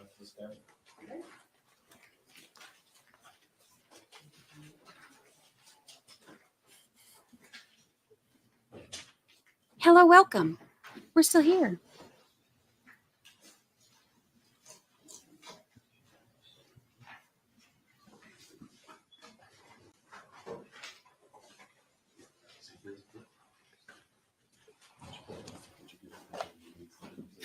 That was the thoughts of Thami. Yay. Cha-ching! My thing's not working. But thank you. Thank you. Please be seated. You can state and spell your name for the record, please. Billy Miller, B-I-L-L-Y, M-I-L-L-E-R. Thank you, sir. Tell me whenever you're ready. Thank you very much. Sir, in probably around Christmas time of 2007, were you living here in Las Vegas? Yes, And who were you living here with? my wife Vita, All right. How long have you lived here in Las Vegas? since 77. Around that time, did a nephew come to visit? Yes, And what was his name? Michael Miller, All right. Where was Mike from originally? Rock Hill, my home, Rock Hill, South Carolina. Rock Hill, South Carolina. Okay. Do you recall why Mike came out here? What was he looking to do? Well, he knew I was here, and he was just looking for a fresh start because everybody came, always sought me or my other brother out. Okay, so you had other family members come out from Rock Hills. Yes, And so he was coming out too. yes. At the time, did he have a settled job here in Las Vegas? No, As far as you know, did he have any, stable income or anything of that nature? no, we did not. Okay, so no job and no money. No money. Yes. Was the plan once arriving to Las Vegas to start looking around for work? Yes, he did. When around that time, did you have a business yourself? Yes, janitorial business. I'm sorry? A janitorial business, Janitorial. Was it for commercial businesses? commercial. While he was trying to get on his feet, did you even offer to have him assist you and your wife with that business? He did. About how old was Mike back in late 2007, early 2008? He was 30, 39, About how big was he? my size. He's Okay. about 5'5", about 145. Okay. At some point in 2008, do you meet They someone make a by lovely the name couple. of Thomas Randolph? Yes, I did. He and Miss Who V. was the person who introduced you to Mr. Randolph? Michael, my nephew. Where was the first person you saw? Where was the first place that you saw Mr. Randolph? Well, my mailbox is where the visitors park also, right in front of my door. Secondo. Okay. That's where I saw him. And Who he is- waved me over. And you said they waved me over? Yes. Okay, meaning who? When you say they, who are we talking Michael, my nephew. about? And, He introduced me to who he called Tom. all right. Now, do you see Tom here in the courtroom today? I do. Could you please point out where he is in the courtroom and maybe describe an article of clothing that he's wearing? Blue shirt, Tie or no tie? no tie. All right, let the record reflect the witnesses identified. No tie, no morals. That guy. Was there ever a time that you recall Tom coming inside your house? No. Okay, how about your garage? Yes, to the entry to my garage. Okay, tell me about that. What do you remember about that? My daughter and her boyfriend were visiting, and we were sitting down at the bar to my kitchen area, just talking. And my daughter came up and says, Mike says, Tom want to see your cars. All right, what sort of cars did you own at that time? 69 Roadrunner Ooh. and a 91 Porsche. Ooh. Okay. Go, Uncle Billy. So, what did you do at that point? I gave him a funny look when I got down to the garage, like, I never introduced you to my cars. So you were kind of private about I was private about my cars, and also the fact that Mike was not a car guy, in my opinion. When we spoke, I felt like it was kind of like an odd situation for me to be in. All right. So do you stay down there very long? Not long, because the conversation was quick. Okay. Back then, how tall, if you can remember, what was Tom? This is He was probably 6'2", 3". All right. How big was Tom? He was size of a fella. Okay. I Maybe mean, 200, maybe 240, give or take. okay, so somewhere between 200 and 240. Right, right. Okay. As the days and weeks go by, do you notice Tom somewhere in the general area of your condo? Yes. Where would you typically see Tom? In front of the mailboxes. Who would he be with? Mike. And where would they be? They'd be in the car talking. All right. Were the windows up or down? They were up. How long would you, if you would come by and notice them there, how long would they stay inside the car? Hours. Do you recall them working on any projects outside by the mailbox? No. Any home improvement things by the mailbox? No. I want to ask you a little bit about Mike's. Well, let me do this. Were there times? Well, I'm going to stop for a second. When Mike shows up, does he have any clear mode of transportation when he first kind of moves in and lives with you? No, I had to pick him up. All right. On the bus stop. Does he start to use something that belongs to you to kind of get around? Yes, my wife had a little small SUV. Okay. And So while he was looking for work, she Okay. allowed him to use her car. from time to time, did he Yes. ever use a bike?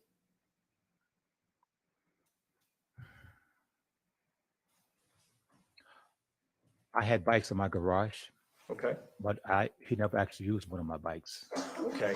So you remember speaking to the police probably about a day after Mike passed away. Is that right? Yes, several days after he passed away. Okay. I know it's been a really long time. Would it help refresh your recollection if maybe you had a chance to just look at a page to see whether or not you recall Mike ever using one of your bikes? Sure. Page 13, counsel.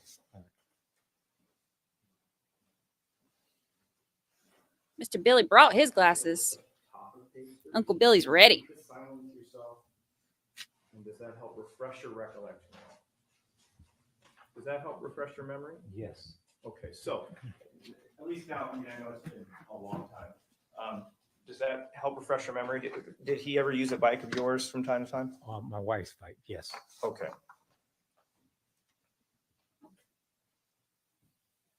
Right? Uncle Billy got taste. Were there times that you observed Tom picking up Mike with his car? Yes. How often would that happen? At least several times a week, for sure. Oh. Did it include, so it included pickups, is that right? Yes, pickup. Did it ever include drop-offs? Yes, pick up and drop offs.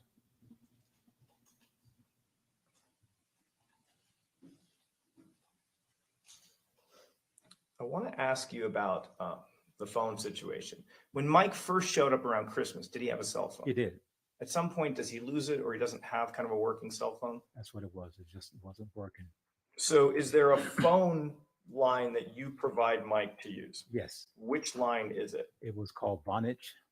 Okay, so that's the carrier that you used it. Right. Was it a business line? It was a business line. And did you provide that phone number to the police? We did. Okay, was that number 702-987-3269? 97, yes, that's correct. Okay. Do you remember as you kind of would, I don't know, so where was that phone line located? It was in the kitchen. All right. So when you'd be home, once Mike had met, well, let's do it this way. Before Tom meets Mike, I want to focus on that phone line for a second. How often did that thing ring? Before Tom. Infrequently. Okay. All right. Let's switch it up. When Mike and Tom kind of start hanging out, how often does that phone ring? It rang if he wasn't there. Yeah. It would ring if Tom wasn't there. It would ring regularly for Mike. Okay. Do you also recall Michael having conversations on that specific phone? Yes. Do you also recall whether or not it had a voicemail system? It did have a voicemail Did system. it get loaded up with voicemails? Overloaded. Okay. Did you guys ultimately kind of delete those messages? My wife did because it was overloaded.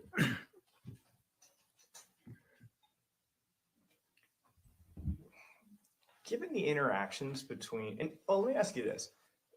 Back in the day, I mean, how much older did Tom seem compared to Mike? Like grandfather, elderly Comparatively. compared to Mike, right? When you just observed kind of this, and your understanding is what? That he was kind of doing odd jobs for this guy? That's what he told me. He said, Just so we can get sir. Okay, I'm talking about, Mike would tell me that Yes, microphone. Tom was going to help him get some part-time work that he had, like a handyman type work. Okay. And as far as you know, from your nephew, did he have a prior career as a handyman as far as you knew? No. So when you see the number of times this guy shows up, when you see the conversations for hours outside the mailbox, when you hear the phone ringing, what was your thought about this relationship between these two? I couldn't think too much of it because Mike said that Tom liked him. Okay. Was trying to help him get work. So And you that, didn't want to read too much into it. I didn't want to read too much into it because I know he needed work. Okay. But putting that aside, did you think it was strange? Judge, objection, that's leading. He asked the question and we liked the answer, so we did it. He just said he asked a leading question there.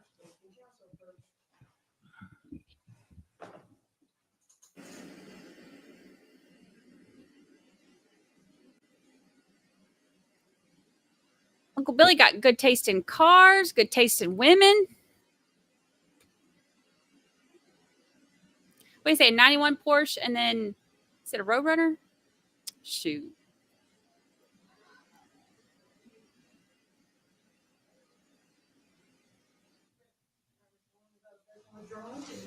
So, okay, so based off of this, I understand you said, look, you were trying to be positive because Mike was looking for work. Yes. But when you saw the conversations, the sitting in the car, the phone call ringing, did you think it seemed a little strange? It was strange because he was not getting work. Okay. Okay. Do you recall Mike complaining to you about not getting enough work from Tom? Absolutely. And yet they continued to hang out. Yes. And he continued to call. Yes. But not enough money was there. He wasn't able to do the jobs because he wasn't able to assist him because his back was hurting. He couldn't get out of bed sometimes. That was a complaint. Okay, so you'd have Mike would go over and then they weren't even doing any work. Came back with no money and upset.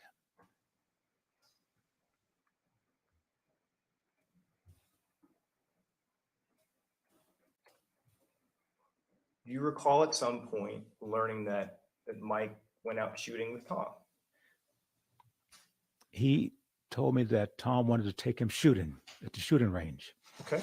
And that's how did I feel about that? I said, well, when my wife came out and the kids, I took them shooting. That's the first thing we did, went to a shooting range so they can get familiar with the guns that I had.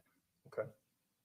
So you remember him being invited to go shooting? Several times that never materialized because he was unable to go. Okay, meaning Tom? Tom's back was hurting, so he couldn't go. Okay, so as far as you know, from sometimes you heard about it, Tom wasn't able to go some of the times. But Tom did invite him as far as you did invite him. Okay. Is there a time where you observed Mike in possession of a gun? It was strange because it was a handgun. Right. And he showed it to me. And I said, you brought a gun home to the house and he's going to take you shooting. So when is he going to take you shooting? He says, well, you know, Tom, sometimes his back hurts. And I left it at that. And when I walked my dog, maybe 30 minutes later, going past the pool, he catches up with me. Mike catches up with me and he says, I can't believe you want me to bring the gun back right away. I said, what do you mean? He's blowing my phone. He's blowing the phone up. Bring the gun back. So did you tell him also to bring it back? I told him you got to take it back. Get it to him. Tell him to come back and pick you up because I'm not going to take you. Okay. Did he tell you whether or not Tom gave him the gun or anything about that? He said Tom wanted him to get familiar with the gun. Okay.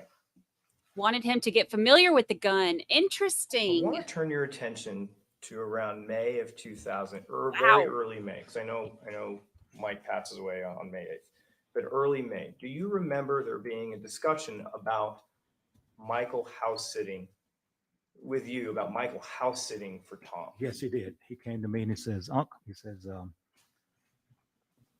I don't know how I feel about this. I said, what do you mean? He says, Tom wanted me to house sit for him and Sharon. And this is just timeline wise. This is 1 week before he passes away. Yes. So Tom's going to be out of town and Mike is supposed to be inside that house. House sitting. Okay. Do you give him some advice? I did. What's the advice you I gave told him that you're new to the neighborhood and probably to some neighbors, and you being a young black man in this man's house, any neighbor could walk up and say, who are you? What are you doing here? And you can't have anything except to say, well, I'm Tom. I say, so you get him to give you a certified letter stated that you are house sitting for him at this address. in that week, leading up to his passing, is Mike inside the house a lot? Is he house sitting? Or maybe you know or you don't know. I don't know. I don't know. Okay. I don't know.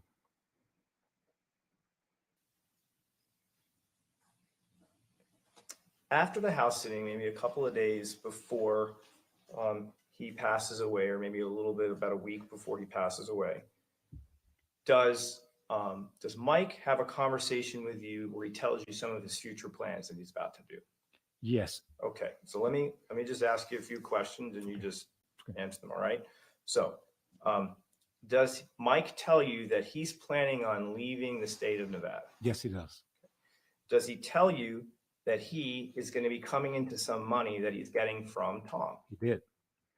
Did he tell you that the plan is that Tom was going to hire him as a driver because Tom had a bad back? Right. Did he tell you that he was going to start this new life with a girlfriend that he made, or that he had met, and they were going to be moving out of state? Yes, he had, and then he wanted to go visit his son because there's another young lady knew he was out here. Okay. And he was going to visit her also. Okay. And then did he also tell you that with that money he was going to get from Tom, that he and Tom were going to go buy jet skis together with some of I that know money? he did. It kept switching up. So, it wasn't a few days. It was from one story to the next. And I'm thinking he's just kind of. Just if you. I'm sorry. So, It's okay, sir. Just Bill, listen, I have a yeah, question. Billy, you can just answer yes or no. Okay, So listen, I'm yes sorry. or no. Did Mike tell you that he and Tom, with that money that they were coming into, were going to use some of that money to buy jet skis? Yes, he did. Okay, so he's your nephew, right? Yes. I would assume you knew him for 39 years. Yes. Okay, in the 39 years, had you ever heard or seen Mike go jet skiing? No. Okay, was Mike a boatman? No. Okay. Let me do this. Do you remember back when you were interviewed by the police a day after about whether or not you had a ski mask inside of your house? Do you remember that? I did. Okay.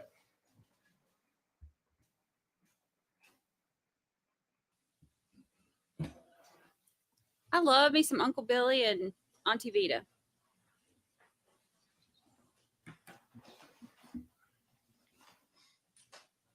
For the record, that's stage 303A. There's the Perry Mason moment everybody was talking about wanting earlier, him saying that he had that gun from Tom because Tom told him he wanted him to get familiar with it and how to use it. Wonder why. Do you recognize this as something from your house? No, it's not. Okay. Do you remember? Well, let me ask you this.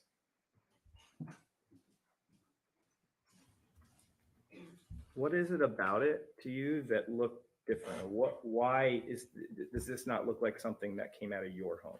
Because mine had, it wasn't tied Don't- together. yeah, don't It touch wasn't tied together there. It was more like open like this. Oh, so And you could see you all could of see your all the way house. around, and also the mouth was it would cover your mouth, but you could breathe through it as if you're riding a bike. You could have a lot of breathing. Okay, so there's more room Absolutely. for your nose and your mouth, Right. and there's room for your eyes. Yes. And just I'm going to publish this to the. So those eye holes of the ski mask in your house are a lot wider, and there's a lot more room for your mouth and your nose? Yes. Okay, so.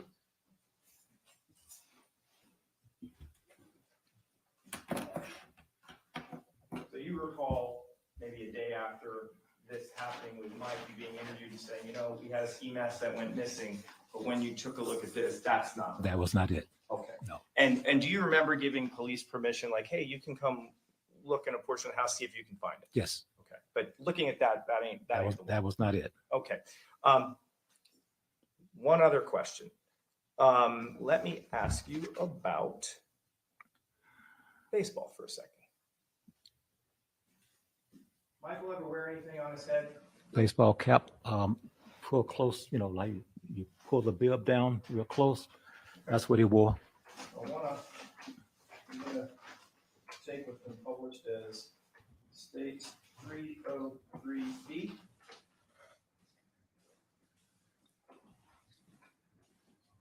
You recognize this? Yeah, that's what he wore all the time. And by he, you mean My who? Michael, my nephew. So yes. Michael was wearing this all the time. Yeah, Did you say he wore it religiously? he did. Okay. Even up until his death. I guess I'll. Same. Publish to the jury as well.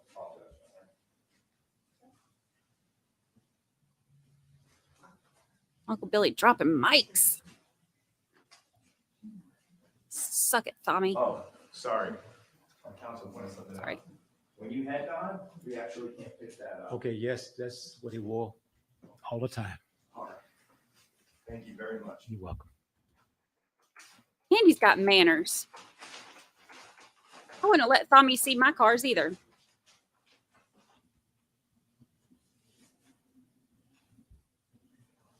I have no further questions for this witness. Oh, here we go. Mr. Bean is up.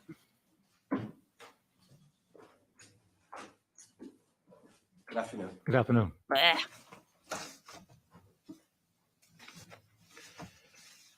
No more questions. Sit down. You were asked about a bike. Mike would borrow a bike, is that right? Yes. He would use it to get around. My wife's bike, but he didn't use it that often. My wife made every effort to help Mike get a job. So her car, whatever. So he would use the small SUV that your wife owned sometimes. Yes. And he also had a girlfriend, didn't he? Right towards the end of his life, he had a little girlfriend, right? A little I found girlfriend. out that he did have a girlfriend at the end, Okay. according to my wife. Did you ever learn that he received rides from her? She would drop him off when I heard sometimes. Okay. Little girlfriend. You told the police that Mike had actually cleaned out Mr. Randolph's garage as part of this, handyman type thing. Do you remember saying that? He said he would have odd jobs sometimes. Okay.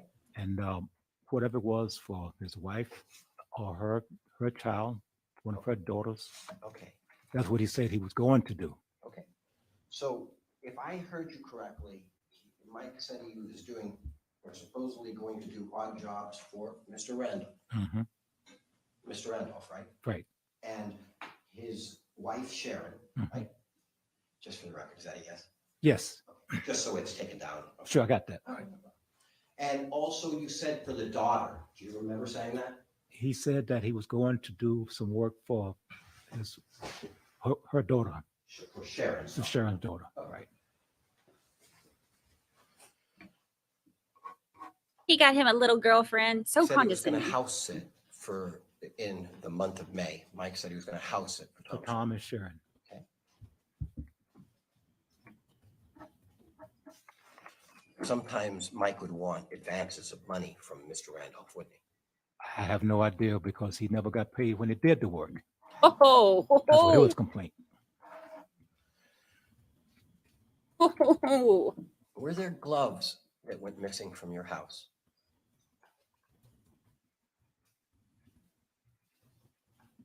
Not to my knowledge. Do you remember telling a Detective O'Kelly or any police officers that some gloves had gone missing from your house? Show me where I said that, please. If you can. Actually, It's in, Refresh my memory, I can, okay. please. I love him. I love him. Love him. It's gonna be, it's coming from a police report and not a statement. Okay, so you're gonna object to hearsay? Look, he got his glasses ready and everything. He's like, show me. Show me. Bring the receipts. Uncle Billy don't play.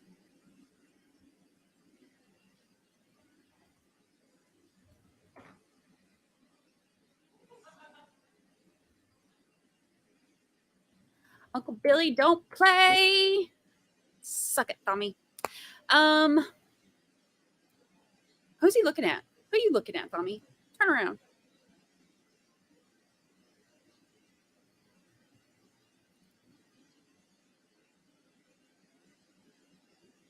He don't like this.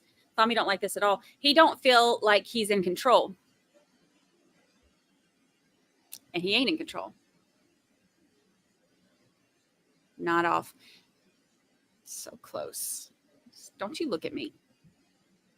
So close.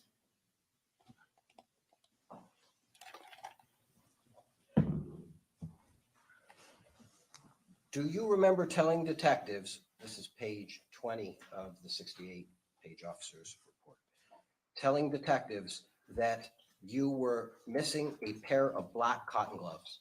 What kind of gloves were they? Black cotton gloves.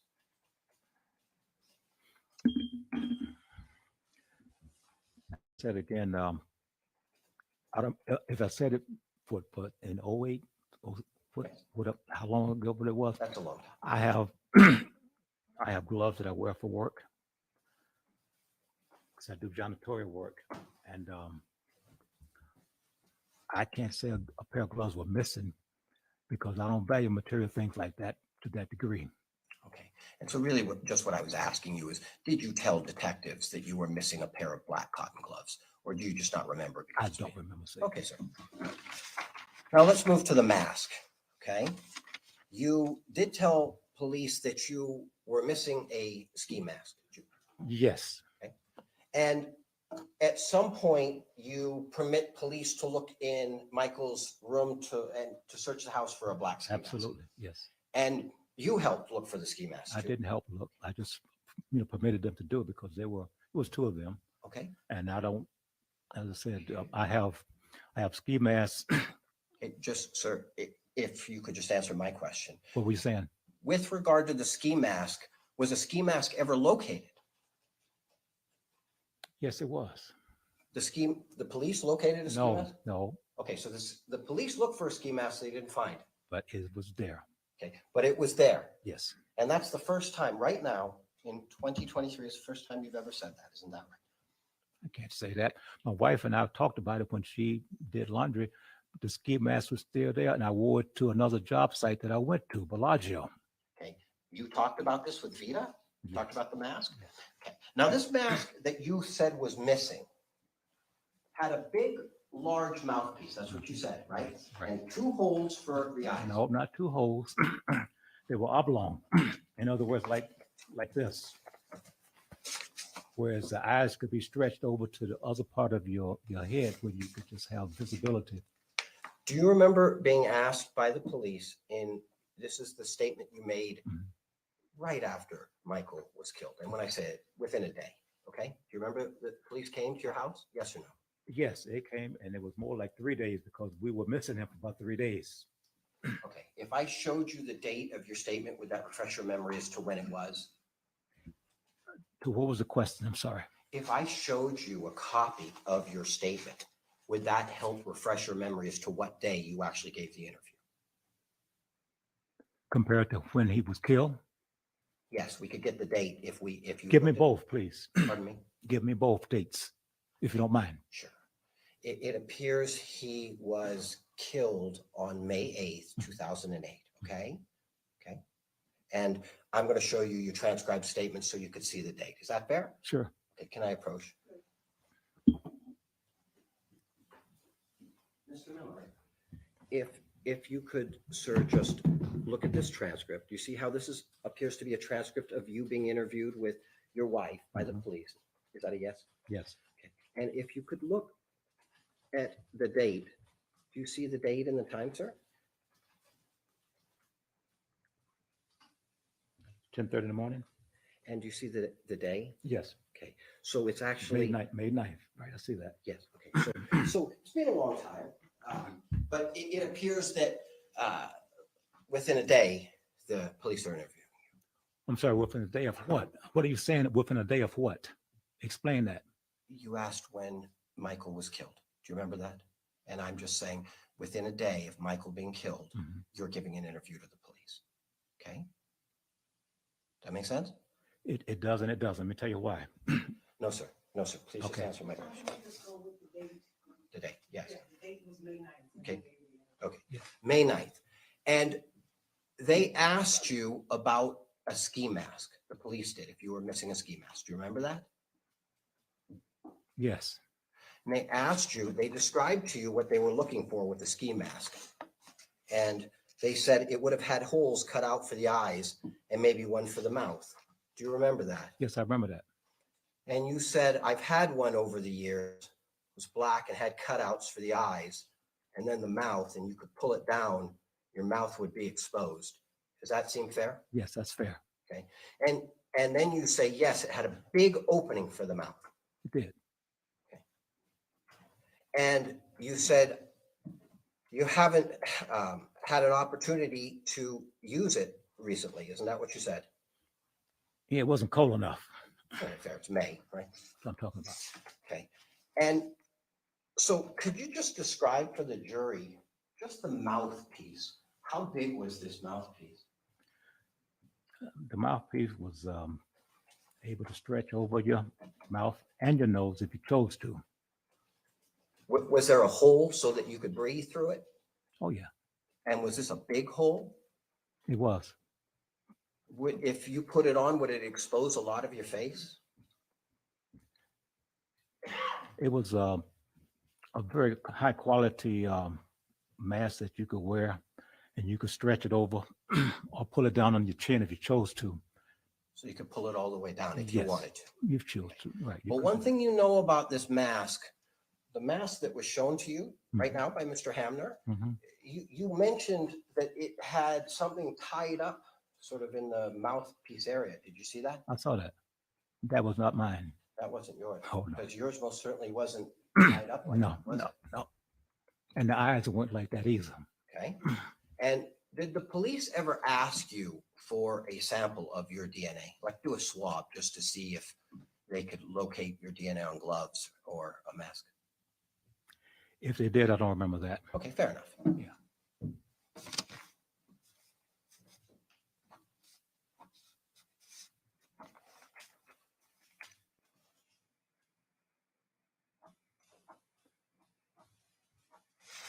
With regard to these lengthy conversations you've described, Mhm. right? You said they were hours. Remember saying that? Yes. Is today, strike that. Did you talk to the prosecution about these conversations at the mailbox? Yes, I did. Did you talk to the prosecution recently about this? Did you go to the prosecutor's office? You know what I mean by the prosecutor, right? I know that. Okay. And did you talk to him and say, hey, you know, there were these hour-long conversations and they said that they were going to ask you about it? Do you remember that? No, it was not that way. I guess what I'm asking you is, did you talk to the prosecutors about these conversations at the mailbox? I talked to the police about that conversation, those conversations. When they came to interview me, they were homicide detectives. They weren't police, they were homicide detectives. And are you saying that you told police in your statement that there were these hours-long conversation by the mailbox? You're saying you told them that? Yeah, they interviewed me later, and I said, yes, that's exactly what it was. It was hours. You said they interviewed you later. Was it after this statement? I'm sure it was. Because I had to go down and pick up his things, his personal items. So it's fair to say that in your statement you gave, the recorded statement to the police, you didn't mention this, but at some point later you told police about this. Is that right? Yes. And then you came to a prior proceedings and you testified, didn't you? I did. And you didn't mention that there either, did you? Look at What was Tommy. that? About these hours-long conversations that lasted hours out by the mailbox. You didn't mention it. If I didn't mention it, it wasn't asked. Okay, fair enough. Bam, Uncle Billy. That concludes cross-examination. Sit down, Mr. Bean. Just 1 second.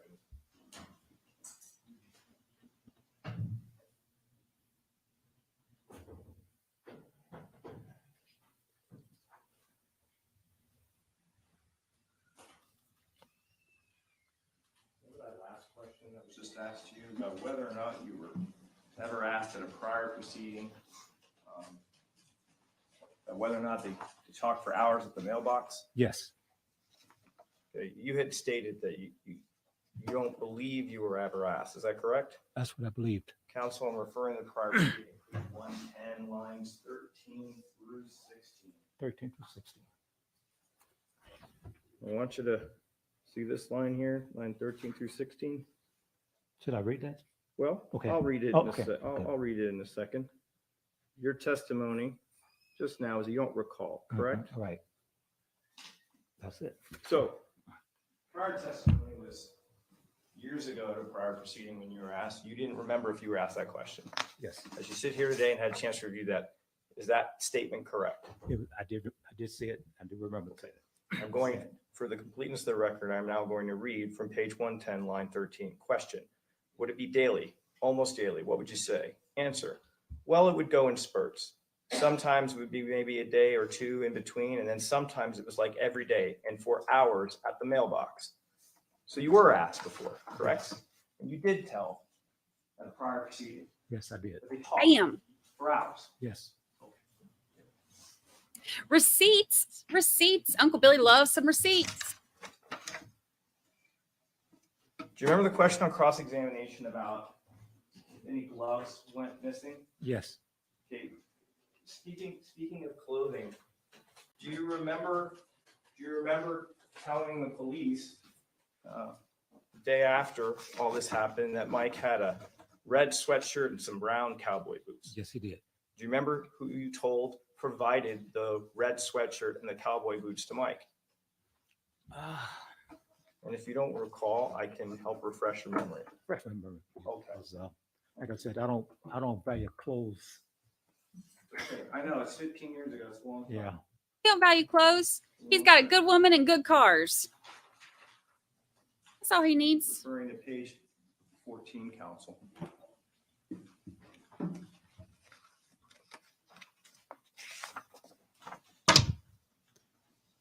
I want to be Uncle Billy when I grow up.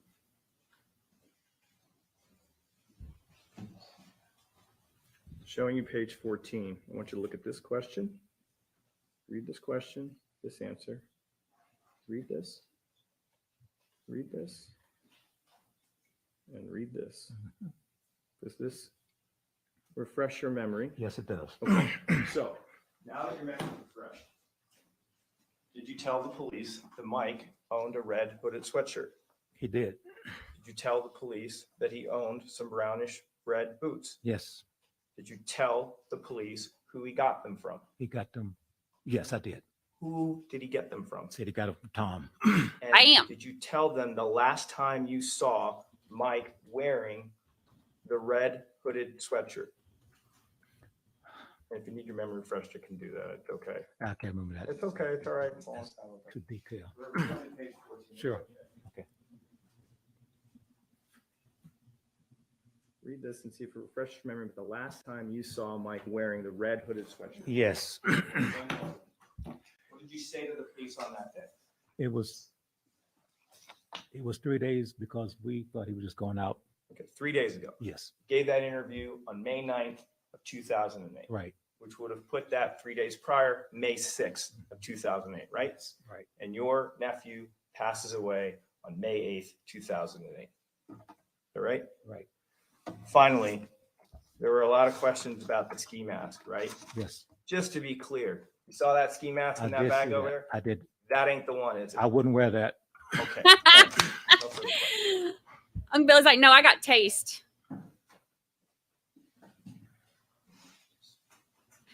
Rainy Rain, where you been? Okay, sir. Yes, sir. You indicated that there were some brownish red boots and that they were given to Michael by Tom, That's what right? you said. And you have said that before in your original statement, right? Yes. Okay. With regard to the red hooded sweatshirt, didn't you actually say that you had seen Michael with that, but you don't say that Tom gives it to him? That's what he said. Okay, I'm going to show him page 14. May I approach you? Let's go through this line by line. And Okay. you see if I'm reading this correct. Okay. Okay. See, when I show you Q, that's questioned by the police. Got it. BM, that's you, right? Okay. So Mike have a red hooded sweatshirt question, and you answer yes. Yes. Right. And when was the last time you saw that? And you say maybe 3 days ago. Mhm. Is that a yes? Yes. And then they say, how about some boots? Right? Mhm. And is that a yes? Yes, a yes. And you say he had brownish red boots, right? Yes. And where did he get those from? And you say from Tom. Yes. Okay.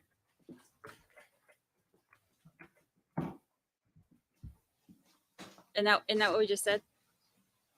And That ski mask that you've looked at, when was the first time you'd ever looked at that ski mask was 2017? Let me ask it another way. I'll do the same. Yes.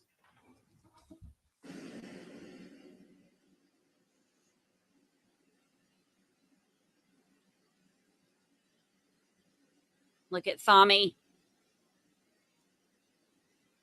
Thommy's like, well, this isn't going how I wanted it to. Let me just nod off. Oh, nope. I'm here. I'm awake. Oh, Uncle Billy's still up there. Going. Uncle Billy's like, I see you. I see you.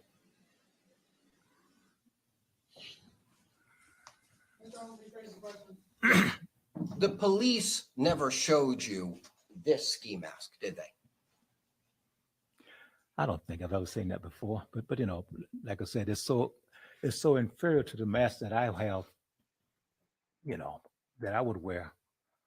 Mr. Miller? Yes. The police never showed you that, correct? They Not never that. showed you that mask No. that you, okay, thank you very much. You're welcome. Any follow-up, Mr. Herndon? No, Your Honor. Okay, do the ladies and gentlemen of the jury have any questions for this witness? Please have some questions for Uncle Billy. You brought your question on a full sheet of paper with your name and your jury number?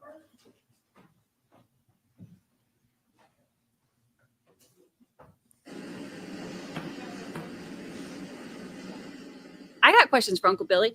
I want to know what kind of motor he's got in that Roadrunner.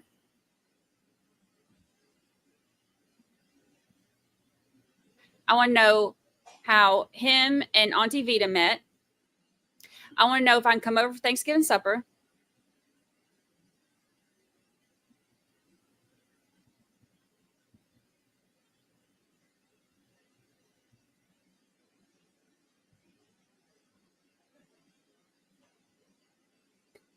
Love me some Uncle Billy. If I close my eyes, he won't be there. Uncle Billy will be gone. And this will all be a bad dream. Oh, nodding off. Nodding off. Go to sleep. Go to sleep. Go to sleep, you piece of crap. He's awake. At what time do you remember Mike leaving your house on May 8th of 2008?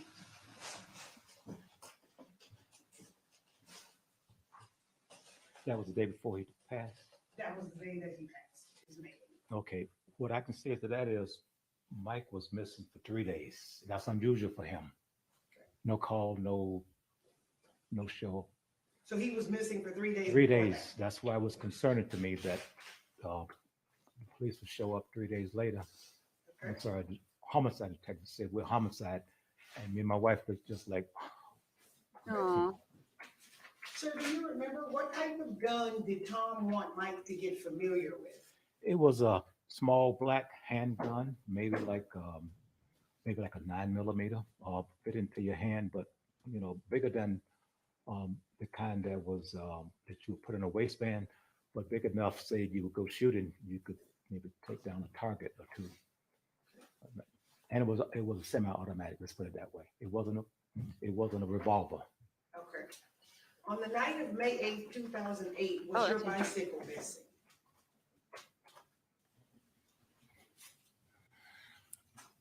If it was in my garage, I've never been asked that question on my bike's missing, because I don't have a bike missing out of my garage even to this day. Okay. Mr. Hammond, any follow-up based on the jury questions? No, Your Honor. Mr. Orr? Yes.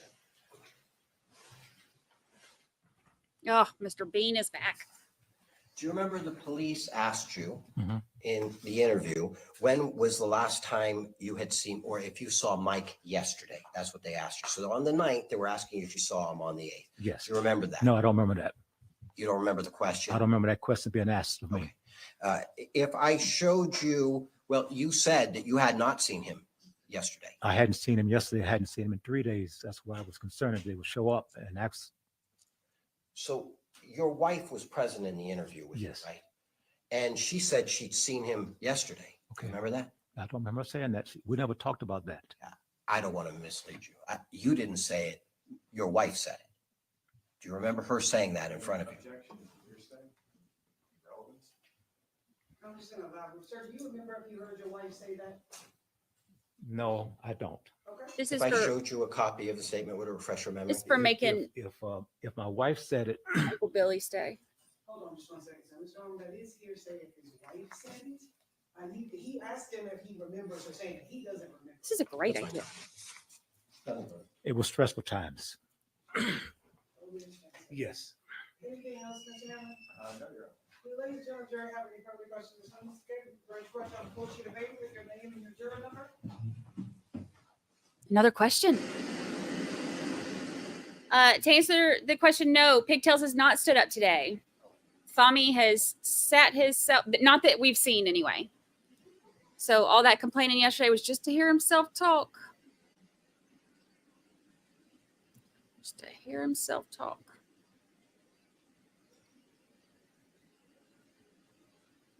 Thami.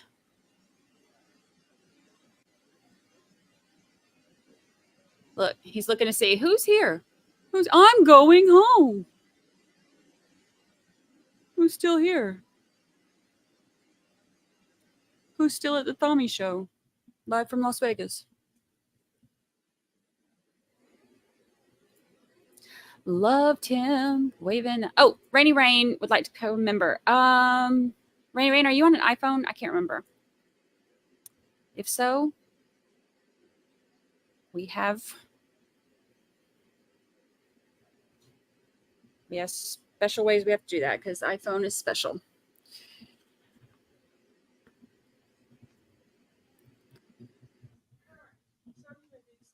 Very much for your testimony. You're very welcome. today. Okay. Ladies and gentlemen, at this point, we are going to take our night recess. During this recess, you must not discuss or communicate with anyone, including fellow jurors, in any way regarding this case or its merits, either by voice, phone, email, text, internet, or the means of communication or social media. You must not rebut testimony, news, or media accounts or commentary about the case. You must not do any research, such as consulting dictionaries, using the internet, or using reference materials. You must not make any investigation, test, theory of the case, recreate the aspect of the case, or any other way investigate or learn about the case on your own. You must not form or express any opinion regarding this case unless prior submitted to you. Ladies and gentlemen, we will be in recess till tomorrow at 1 p.m. I do have something I have to do in the morning, so we will be here at 1 p.m. tomorrow, so we will resume at that time. All right? All rise for the jury.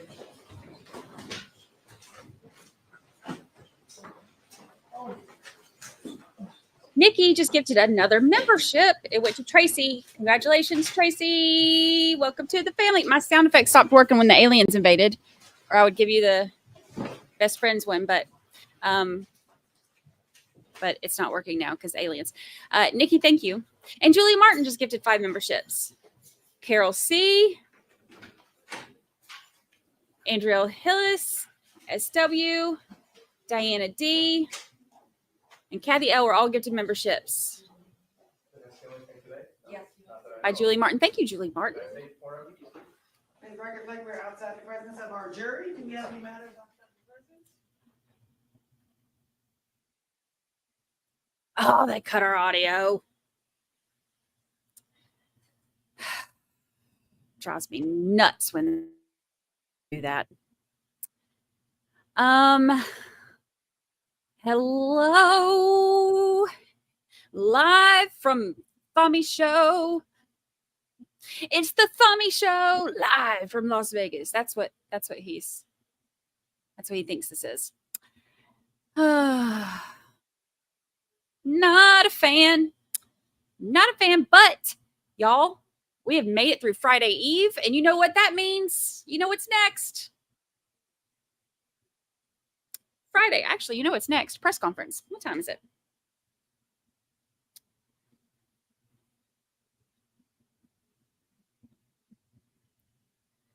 Oh, it's gonna start in like 5 minutes. Let's gift on over. Oh, we have another gifted membership. Deidre Hodges was gifted a membership. Leaving. Gifted a membership. Y'all are the best. Y'all are the best.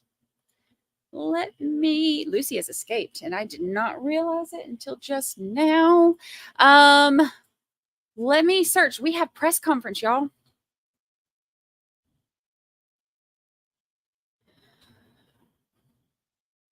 Starts in like 5 minutes. 5 minutes.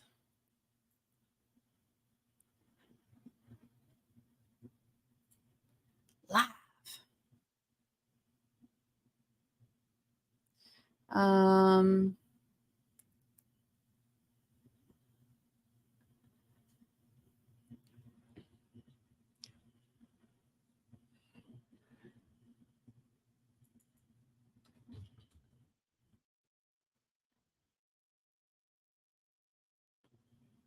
Filters live.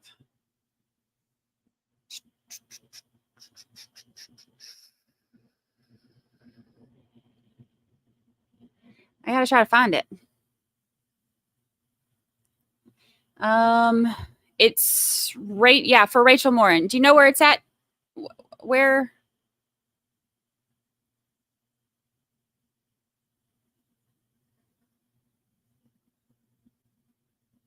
I don't see. Isn't it supposed to be starting like right now?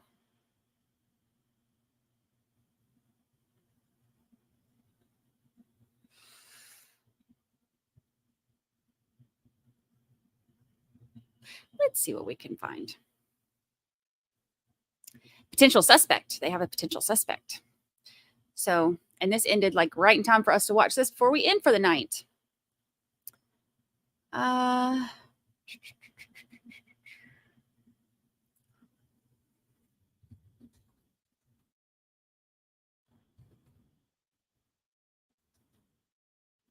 Rachel Morin press conference.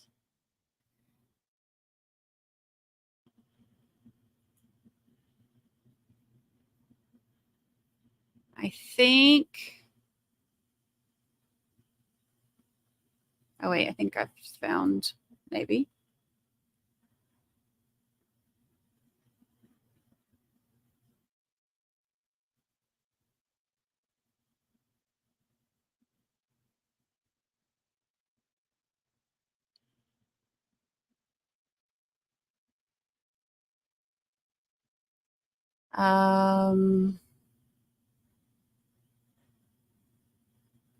Oh, maybe not.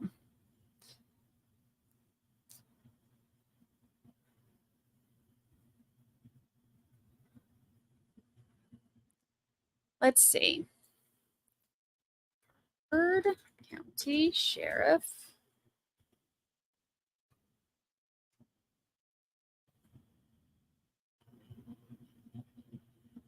Press conference. Oops.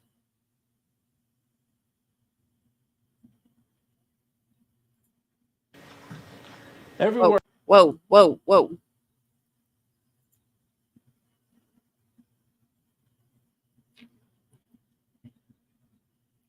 That's not it either. Dang.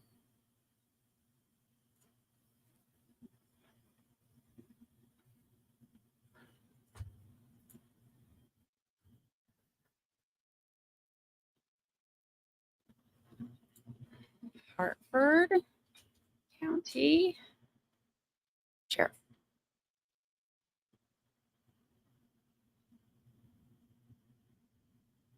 County Sheriff. Why can't I find it?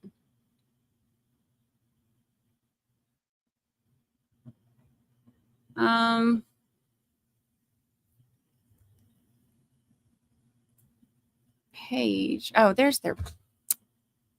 Here we go. Oh.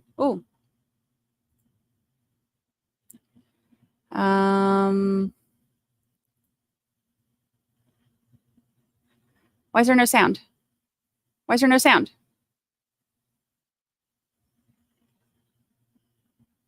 Why is there no sound?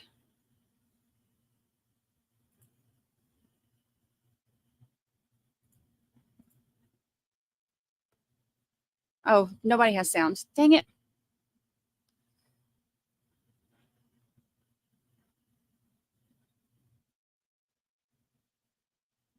Look, this chat's going wild. Like, hello, nobody can hear. That we needed to There it inform our goes. community as soon as possible, and that's why we're here tonight. As you know, since Saturday, August 5th, 12 days ago, the Harford County Sheriff's Office has been working around the clock to get justice for Rachel Morin and hopefully bring peace to her family. Since that first day, over 300 community tips have flooded our inboxes and emails. Her death has grabbed local, state, national, and international headlines, everyone with the same goal: find the killer and bring justice to Rachel. DNA evidence is part of nearly every modern day investigation, and in Rachel's case, DNA evidence was collected by our Forensic Services Unit. That DNA was analyzed by the Maryland State Police, and it was ran through the National CODIS system.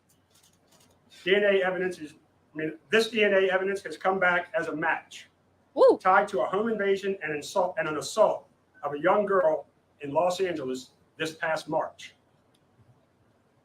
Unfortunately, that suspect has not been positively identified, but he did leave behind his DNA. Based on the DNA evidence, we consider the individual in the video we obtained from the Los Angeles Police Department and that we are about to show you on our TV screens to be the person that murdered Rachel Morin on August 5th. So we're now going to show the video. What? What happened? Oh. And just so everyone's aware, this video, after this press conference, this video will be posted on our social media.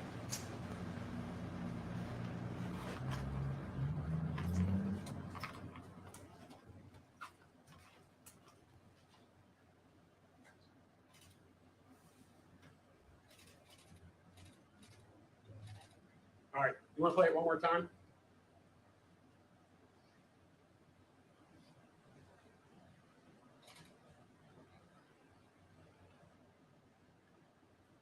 Okay. When you're ready, we're going to post it on our social media. Based on our analysis of this video and witness observations, we believe the suspect to be approximately 5'9", 160 pounds, and of Hispanic descent. If you have any information about this suspect, we are asking you to please call our detectives at our tip line. And the tip line number is 410-836-7788. We've also established a dedicated tip email address, and that email address is rmtips@harfordsheriff.org. Again, that's RM as in Rachel Morin, tips @harfordsheriff.org. We want to make it clear that we believe the suspect acted alone, and he doesn't represent the entire Hispanic community of Harford County, who we are now partnering with to identify this suspect. I know I can speak for the sheriff when I say we are immensely proud of this community. Our community will not be defined by this tragedy.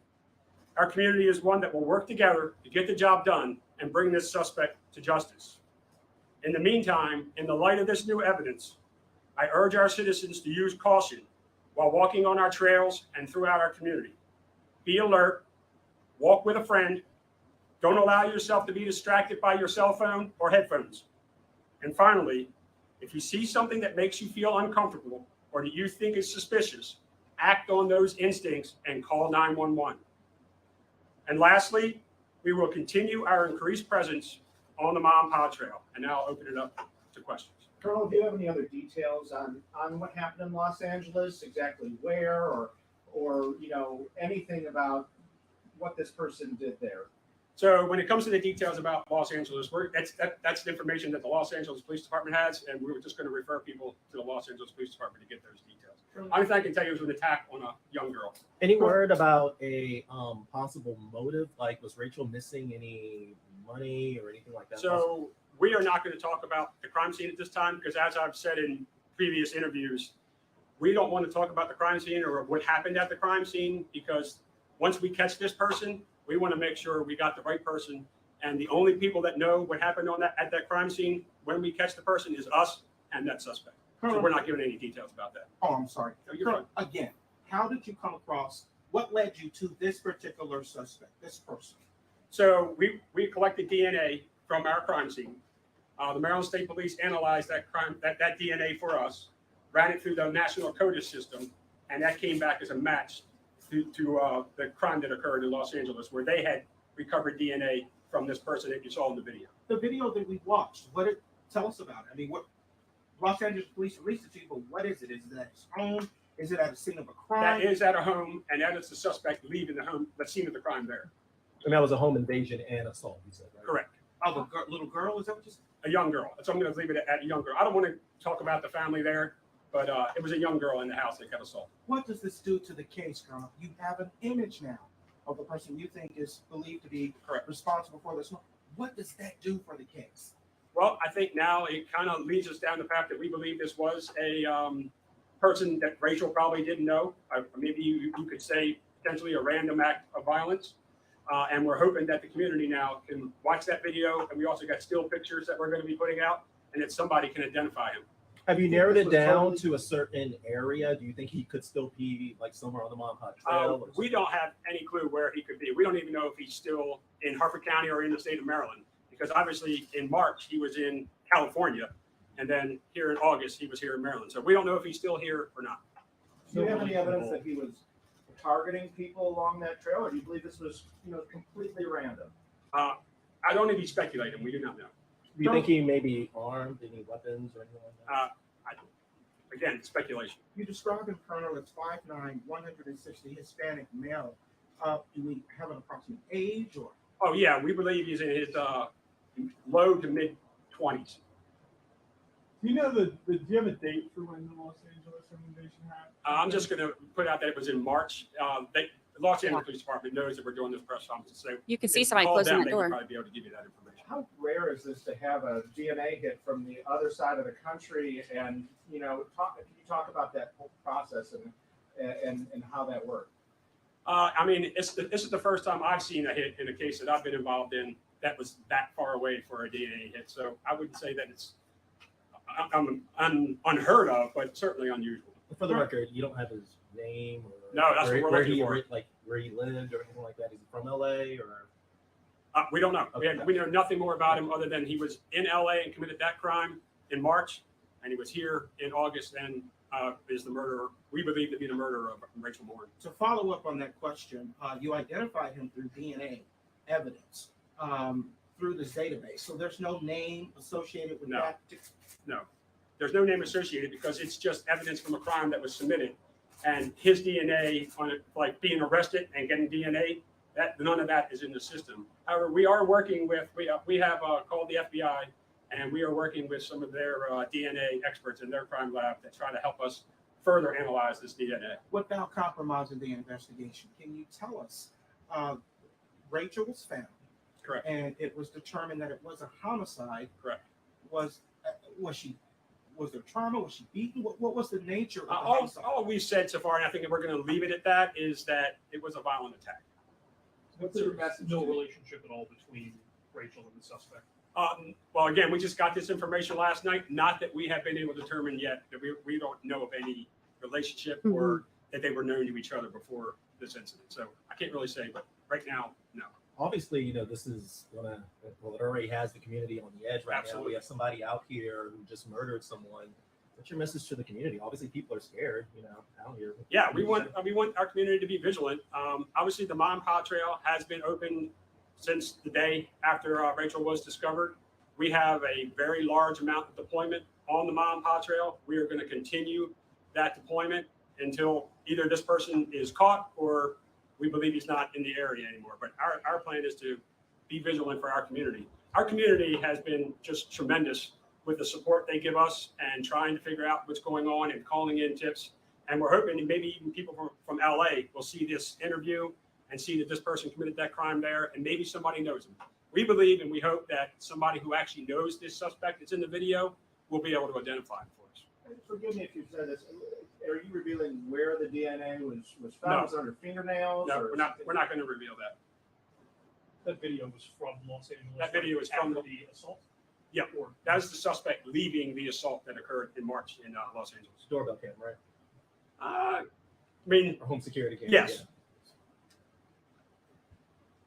All right. Any other questions? All right. Well, thank you very much. Thank you, Colonel. So who let him out?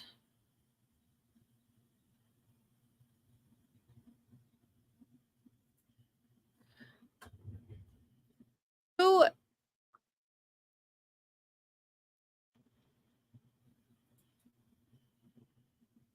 Good evening, everyone. Thanks for coming up this evening.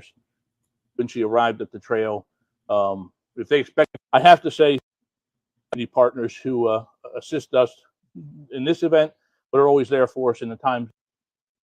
It's not the one.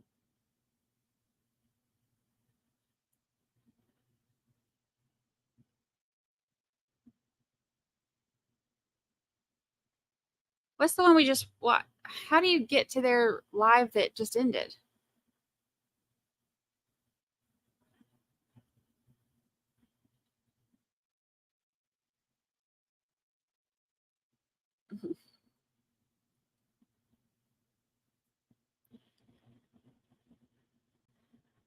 I want to see who was letting him out.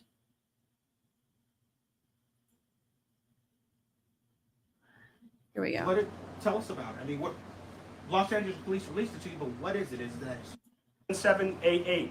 And we've also established a dedicated tip email address, and that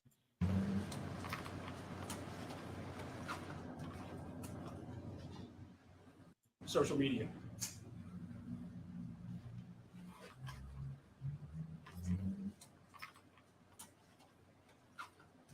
Look, see, there's an arm closing that door.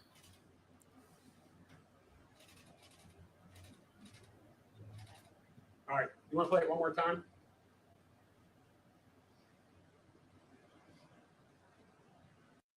Look, see right here?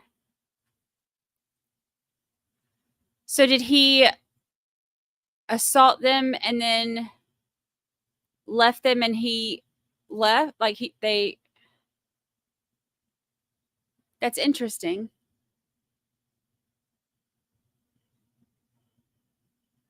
They're going to release this video so we can see closer. We need to look and see if there's any, I don't see any tattoos, but look for any tattoos, look for any distinguishing jewelry.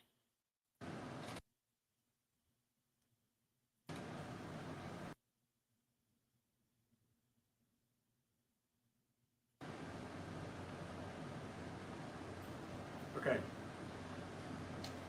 When you're ready, we're going to post it on our social media.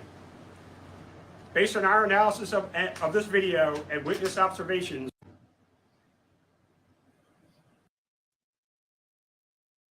What if that's the girl he assaulted and he's like telling her, like, you better not tell anybody or something? Like, how sad is that? And he's got his shirt off, which makes my heart break because that scares me of what kind of assault it was. And that's a little bitty arm, y'all. Look.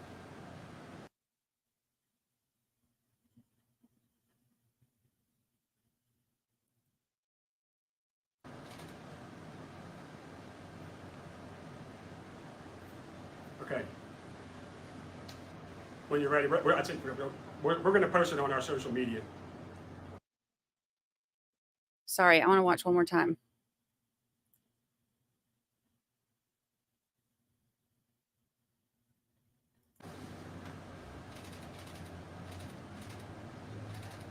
All right, you want to play it one more time?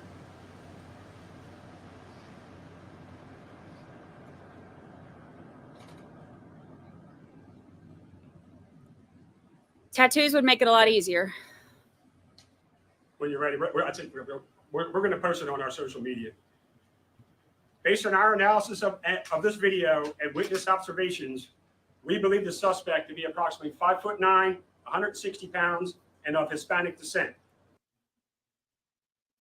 All right, so we'll keep an eye out for when they post it. And when they post it, we will just share the crap out of it. That's a little bit,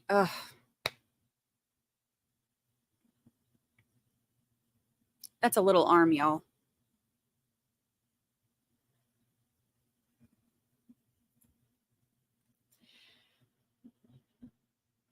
It does look like she slams the door. I noticed that too because the wreath on the front, like,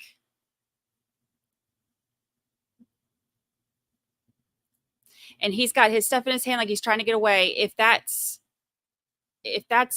the girl that he assaulted,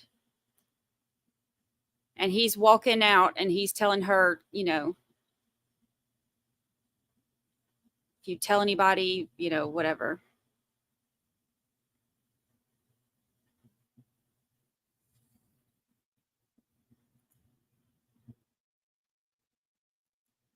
That was a little bitty arm.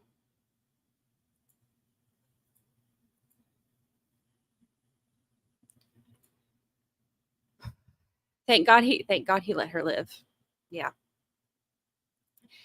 Now we have to catch him so he doesn't do it to another girl, and so that those 5 children that are left without a mama can get justice. When they release it,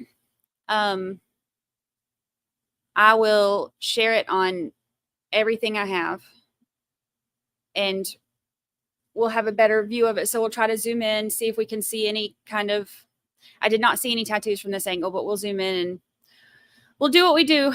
See if we can, if all of our eyes can pick up on anything.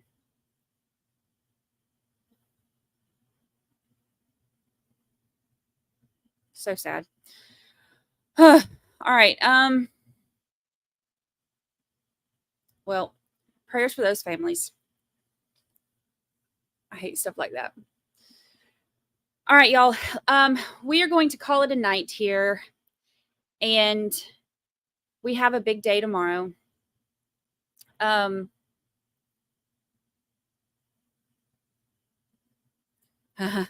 sleuths are going to be up all night. The internet has no chill. We ride at dawn. That's one thing I love about this community too, is that, man, when something like this happens, we are on it, doggone it. We are going to do everything we can to try to help and get people like that off the streets, get justice. Man.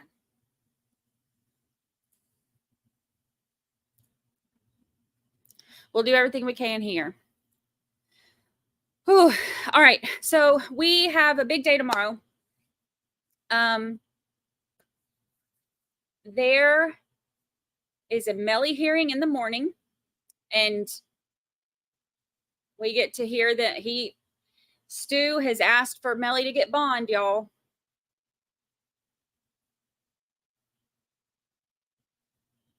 We'll see how that goes. And then we have, let's see, BK has a hearing tomorrow, right? And then we have court that starts for Thami and Joshi and Mr. Bean. Court starts for them at 1 o'clock Pacific. I keep on saying specific because every time I try to say specific, I say Pacific. So now that I'm trying to say Pacific, I keep saying specific. 1 o'clock Pacific, 1 o'clock Western. So we have a lot going on tomorrow. I will double check on times. I know that, well, here, let me look real quick. I'm pretty sure Melly starts at, well, here, I get the text message updates. Let me just check right here.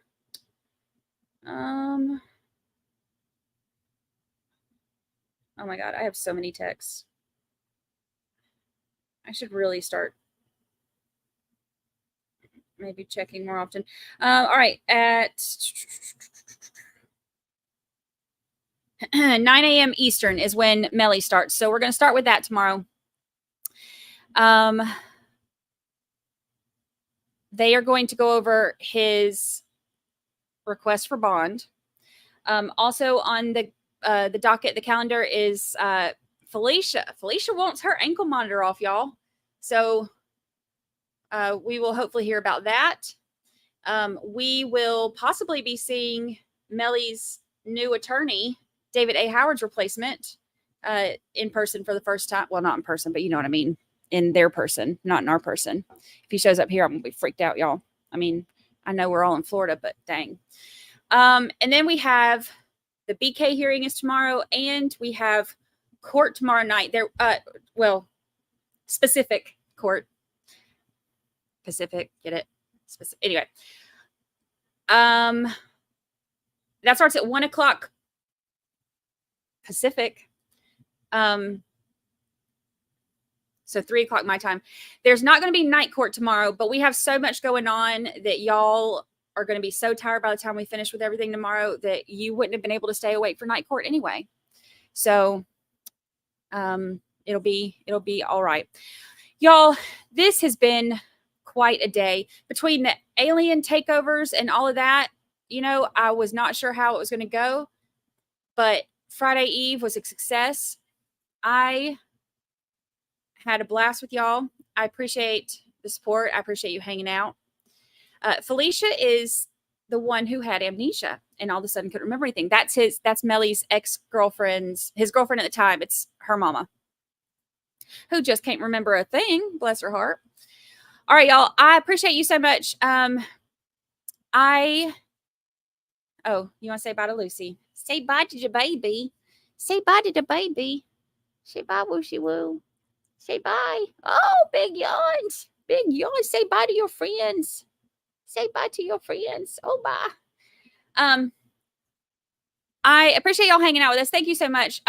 Huge shout out to our mods because y'all are the absolute best. I appreciate you so much. I am. What? Did y'all hear that? Did you hear that? What? She goes, oh. She's like, I don't want to say bye to my friends. I don't want to say bye to my friends. I'm still hanging out. Oh, big yawn. Oh, big yawns. Big yawns. All right, y'all. I appreciate you so much hanging out. I will see y'all bright and early in the morning. Get your rest tonight. No hangovers tomorrow because we got a big day.